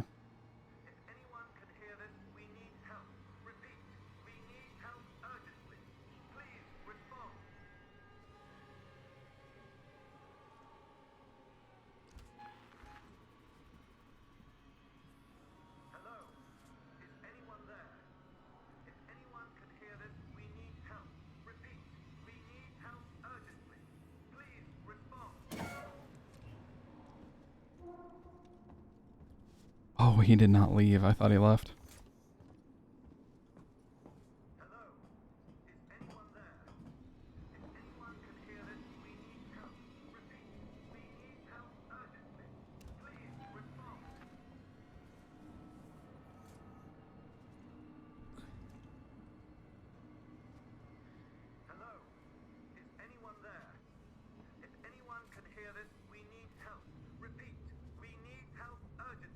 God, this guy is so soy. Shut the fuck up.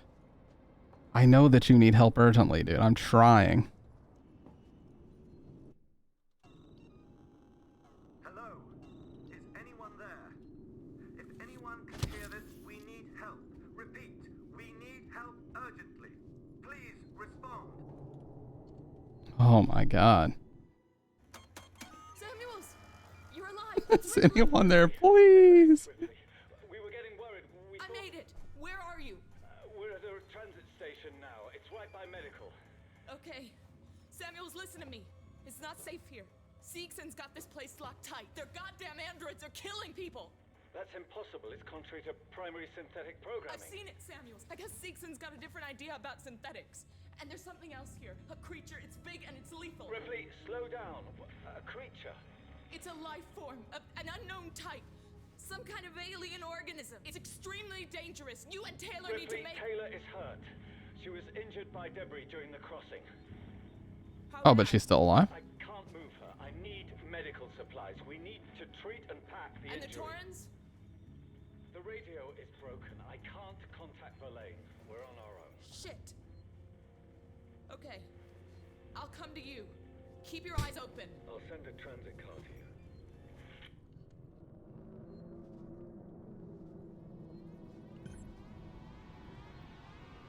Unauthorized communication. Please wait to be attended by a member of Seegson personnel. Momentarily. Shit. And now she's moving slow as fuck. I don't know why this fucking glitch happens, but it's annoying.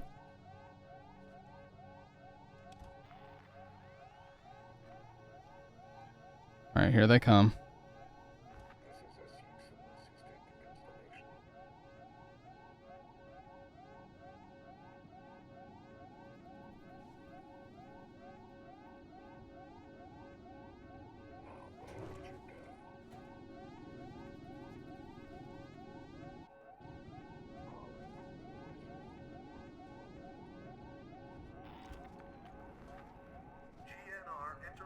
Again, here she goes. Slow as fuck movement. Why does this happen, dude? How do I get it to stop is my question.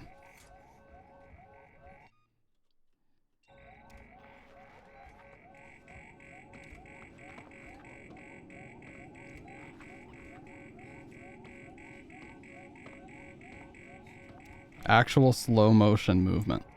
I think the enemies are also moving like that. I just juked him, by the way.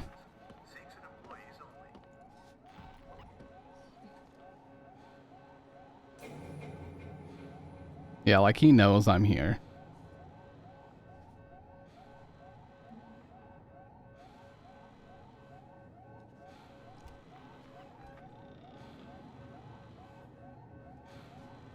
Yeah, it is really weird. That's special. Hey, appreciate that, Jared Skeleton 20 for the follow.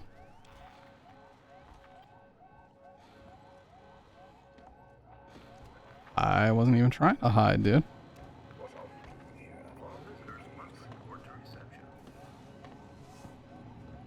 We're experiencing a very weird fucking glitch.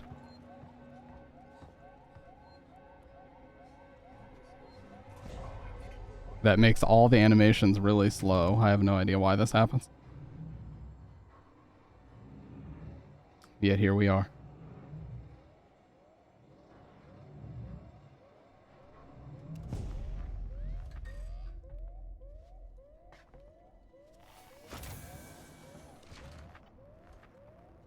Look at this.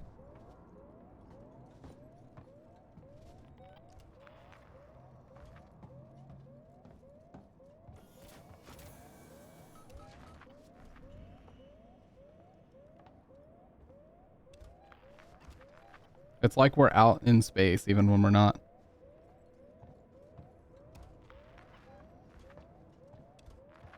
Either exit or reload a save to fix happens sometimes after cutscenes. I'll have to save and then reload. Oh. It says hostiles nearby though.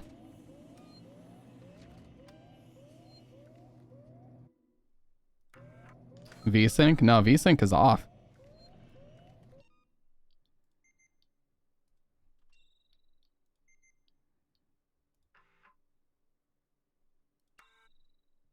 Yeah, I tried it with on. It actually slowed things down even more. Nah, it's still slow. Let me try to turn it on again. Alright, VSync is on. Hey, see, it's even slower. Look at that.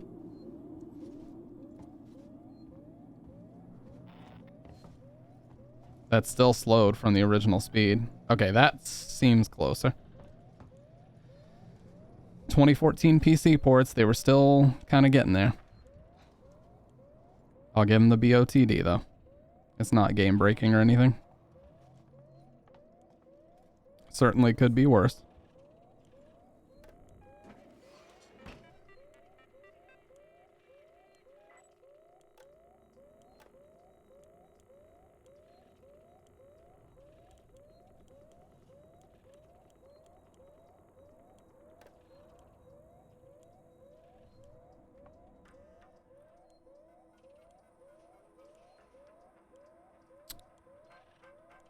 Oh yeah, this was the original one we were at. We gotta get past Buddy Boy over here.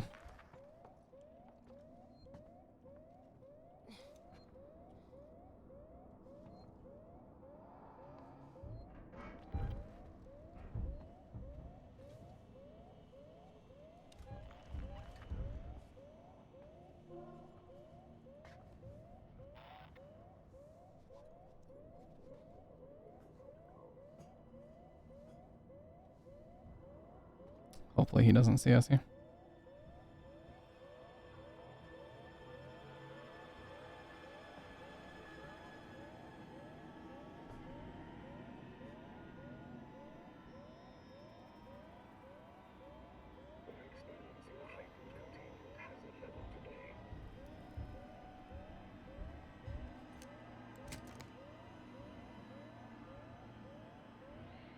He's really just gonna sit here. Okay, there we go.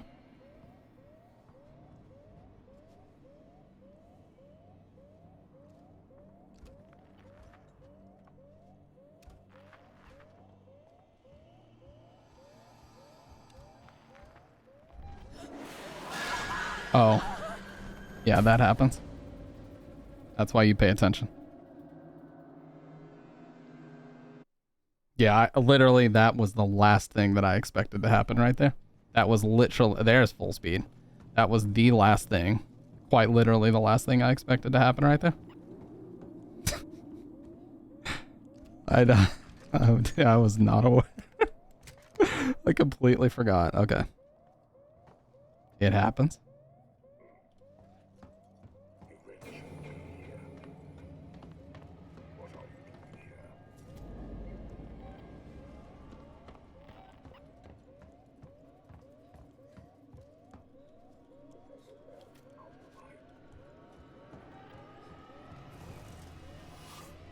Goodbye.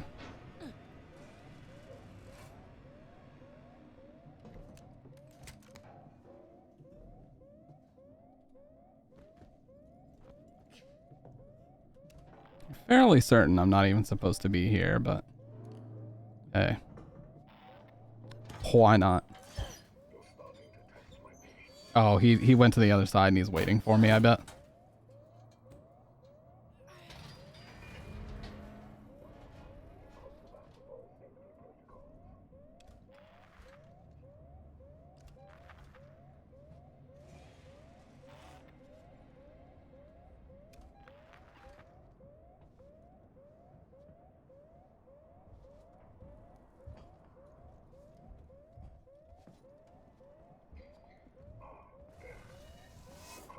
Goodbye. Wait, can I make an EMP yet? Nope. Oh, I have everything except the injector, man. Fuck. EMPs are so helpful for these guys.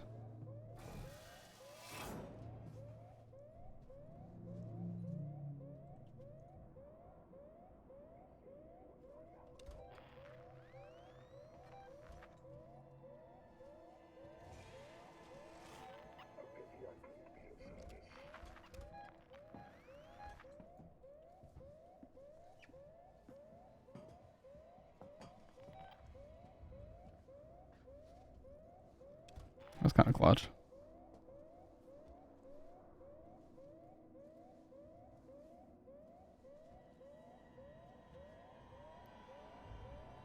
You... Working together for a safer, better connected Sevastopol. I'm just using this little crevice here to look through. You didn't see a fucking thing.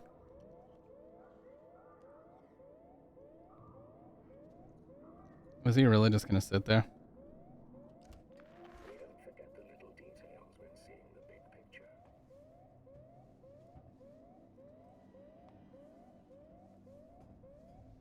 Okay, just pay attention for like the saliva trail coming out of them.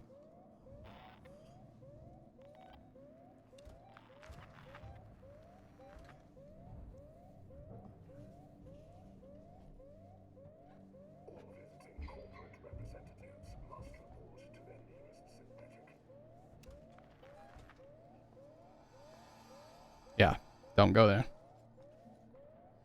Hughes, it's Ransom. I just got your query. Yes, I have been in our transmission relay archive and I've done some decrypting. Injector. We have an EMP. I know you're concerned, but it's ancient history. It's just some stuff I need to know. A routine company transmission packet sent from the edge of Thetis before a ship started its trip home. Nothing that's gonna break anything.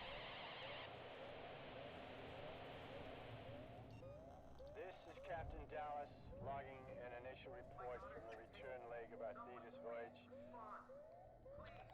When we get back home, I want a meeting with a shipping coordinator. My usual science officer has been replaced. No reason given. The new guy is more than capable, I'm sure, but only getting 2 days' notice for this kind of thing is crazy. like an explanation. Yeah, Dallas from the first Alien movie, obviously. We'll be ready for our load when we get the call. Dallas, Starmo Captain, signing off.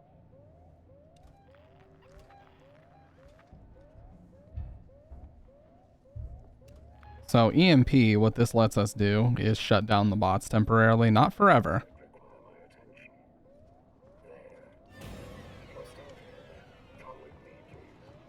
But watch. Oh. So it shuts them down temporarily and you can get away. So very helpful.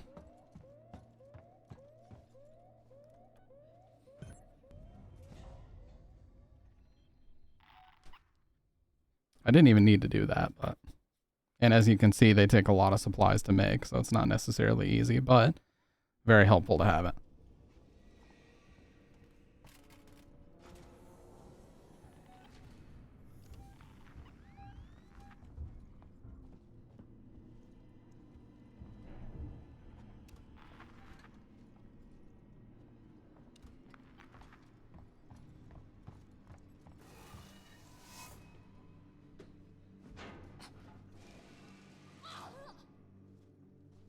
Be a leaf.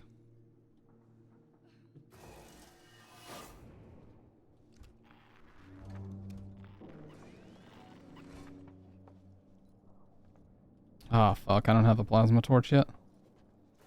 I don't think this is where I was supposed to go anyway.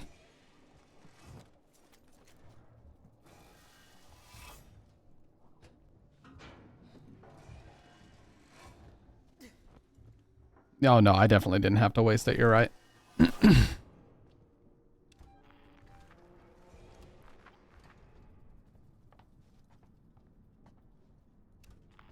Do I need to go? Yeah, it looks like I gotta go downstairs.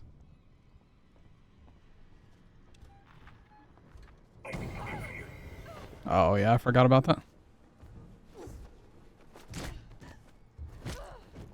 They can't actually do much except grab your leg, but yeah, some of them are still kind of alive.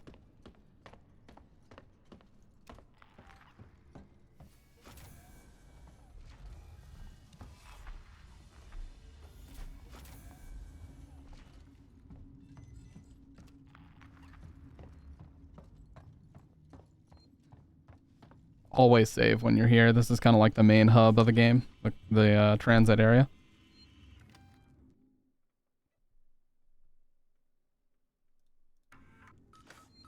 If you look at them while walking over them, they won't grab you. Yeah, because it's only meant to surprise you, dude. Where are we going? Psymed Tower.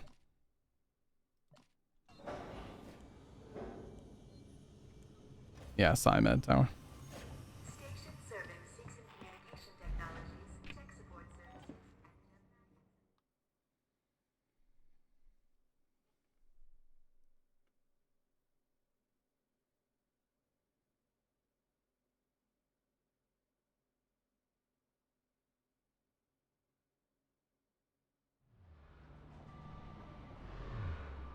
Okay, now we finally can see the two that we thought died as we were making our way over here. Yeah, I think you have to hold the reload key to actually fill all the slots of the revolver. There they are. Taylor's over here. Ripley? Is that Ripley? How can you not tell? Try and rest, Taylor. How is she? She needs treatment. Medical's nearby, but I didn't want to leave her. I'll go and investigate. See what I can find. You stay with her. I'll try to repair the radio booster. What if this creature shows up? Hide. Unauthorized security breach detected. All transit shut down by order of Apollo.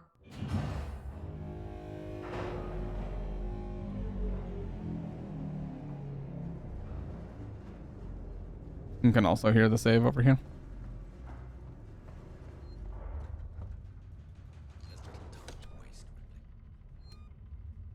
Our team of humans and synthetics thank you for your continued use of the Sevastopol Transit.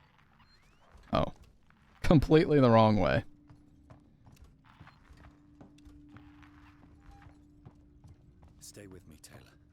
Ripley's finding help.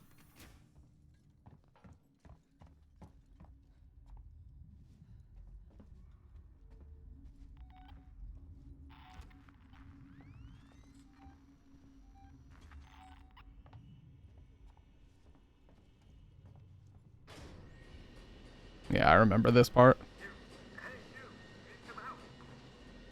I need a doctor. Hello? I need a... I can't hear you. Hang on.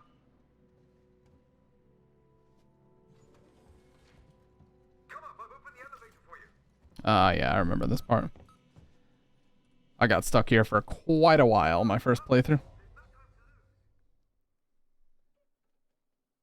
Quite a while.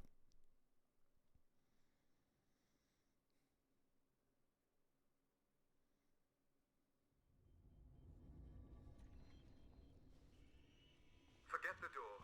The marshals locked everything down. Use the vent.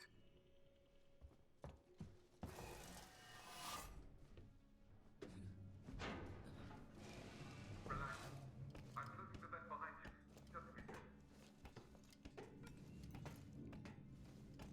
I like the animations too. They're not janky at all. They're very believable, even for first-person animations.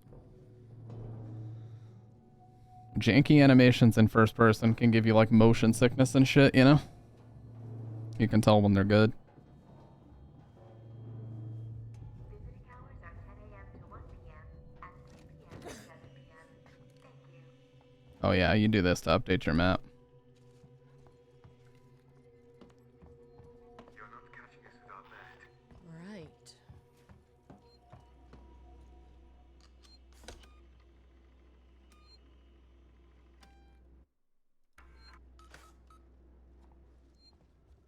I'm Coolman. Ripley, I need to find a doctor. Coolman. Yeah. My friend needs help. Medical supplies. Me too. There are no supplies on this level. But there are plenty downstairs in the hospital dispensary. How do we get there? We? Do I look like I'm in any fit state? I need your help and you need mine. You find the passcode for the service elevator and then I'll come down to the hospital with you, okay? Passcode? Yeah. I can direct you from here. Morley or Lingard would have had the key passcode. Morley's office is your best bet.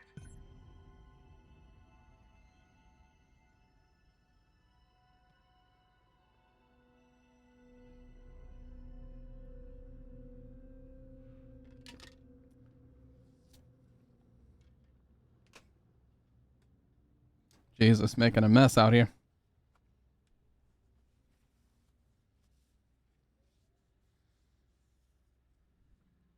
He just looks off into the distance. Okay, my man had nothing else to say. He said, my script is over, goodbye.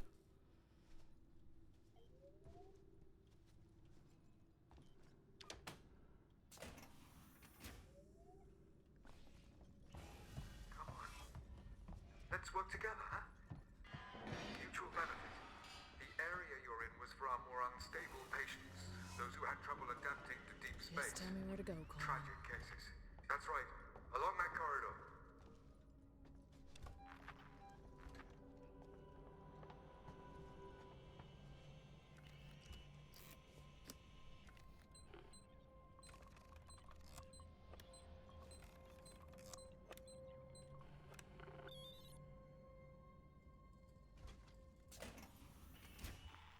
You're there.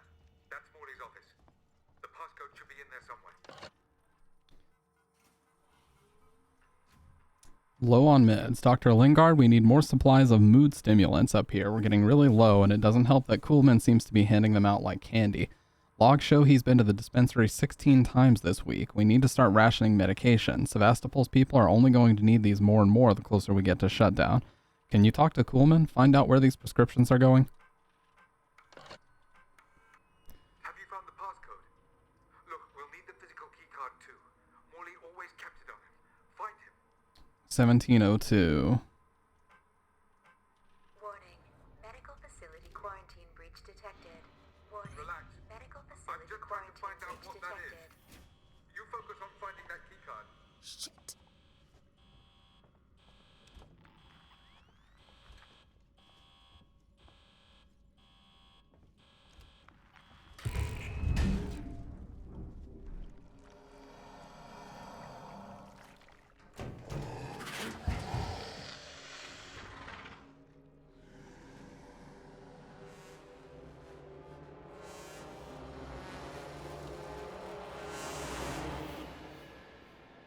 1702 Senpai, yeah.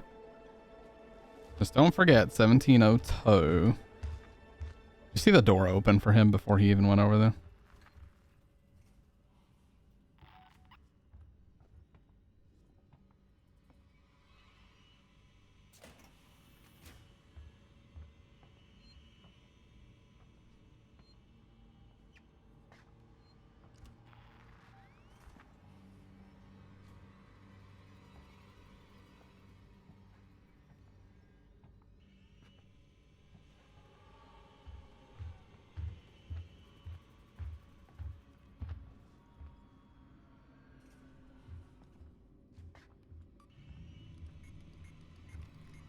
I'm so dead. Nope.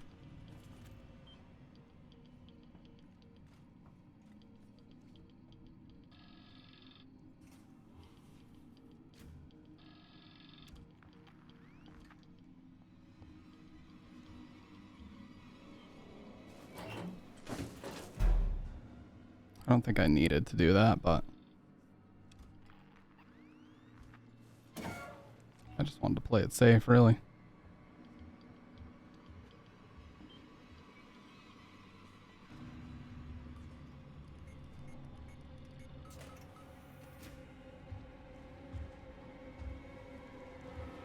Oh, well, I'm fucked.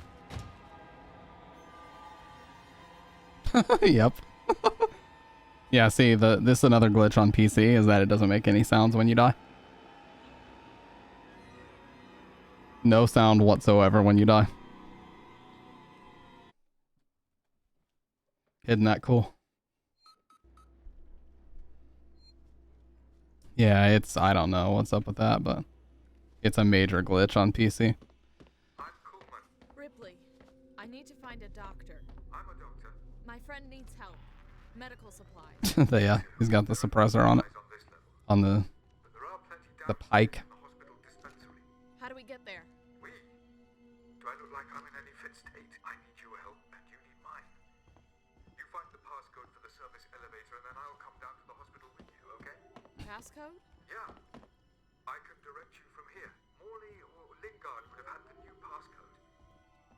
Morley's office is your best bet. Come on. Let's work together, huh? Mutual benefit. The area you're in was for our more unstable patient. That's right. Along that corridor. You can just run straight here, pretty much.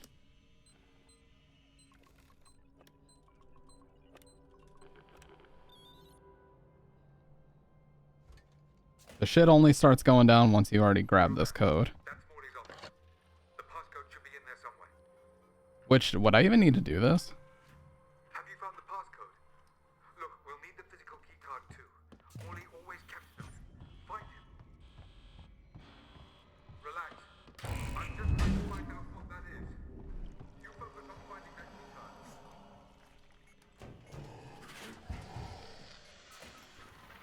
Oh, I thought I fucked myself, but I didn't.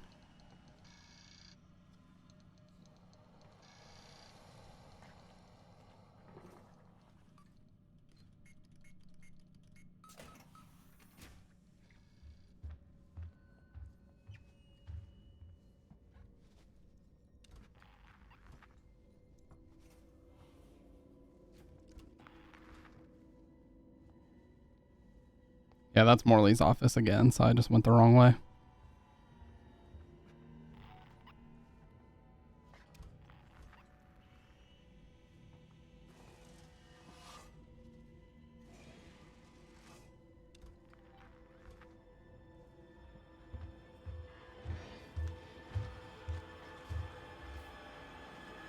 Wow, what the fuck?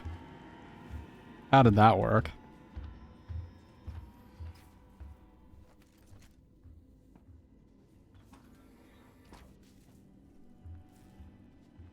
There is a big, warm spacesuit in front of you. Put it on. You are separate from the world. You hear the slow, reliable sound of your own breath.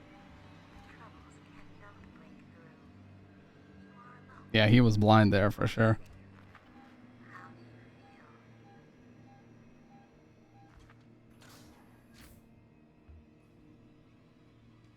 God damn it, dude.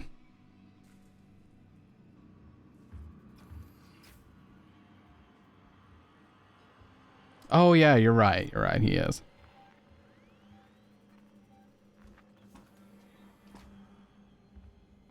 It's only sound, or if you get so close that it's like obvious.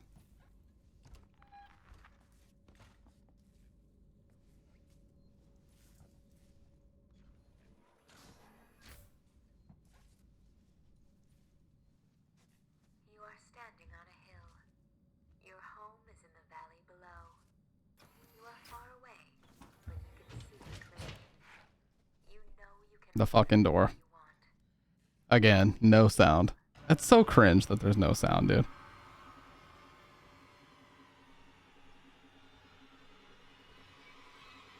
Alright, guys, I'm sorry to have to end the stream early, but I do have to be at work in like 5 hours. It's kind of fucked up.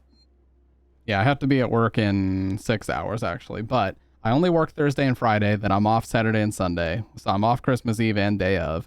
We're going to do a birthday Christmas stream again on the night of the 24th. And I'm going to try to finish this game by Friday night. So I will still stream even though I work. But with that being said, you guys have a great rest of the night. And I will talk to you later. Oh yeah, wait. Somebody said last time I haven't raided in a long time. So let's find somebody to raid really quick. You're right. I actually have not raided in forever. Let's try to find somebody to raid.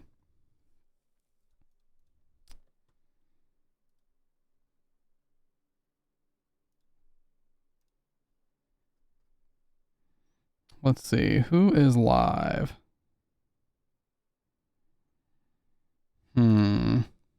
Hey, Bevel is playing Dead by Daylight.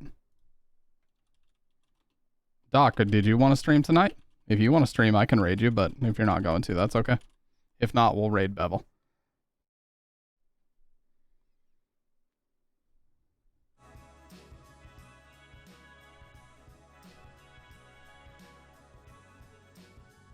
Bit too late. Okay, yeah, no problem. Wait, oh yeah.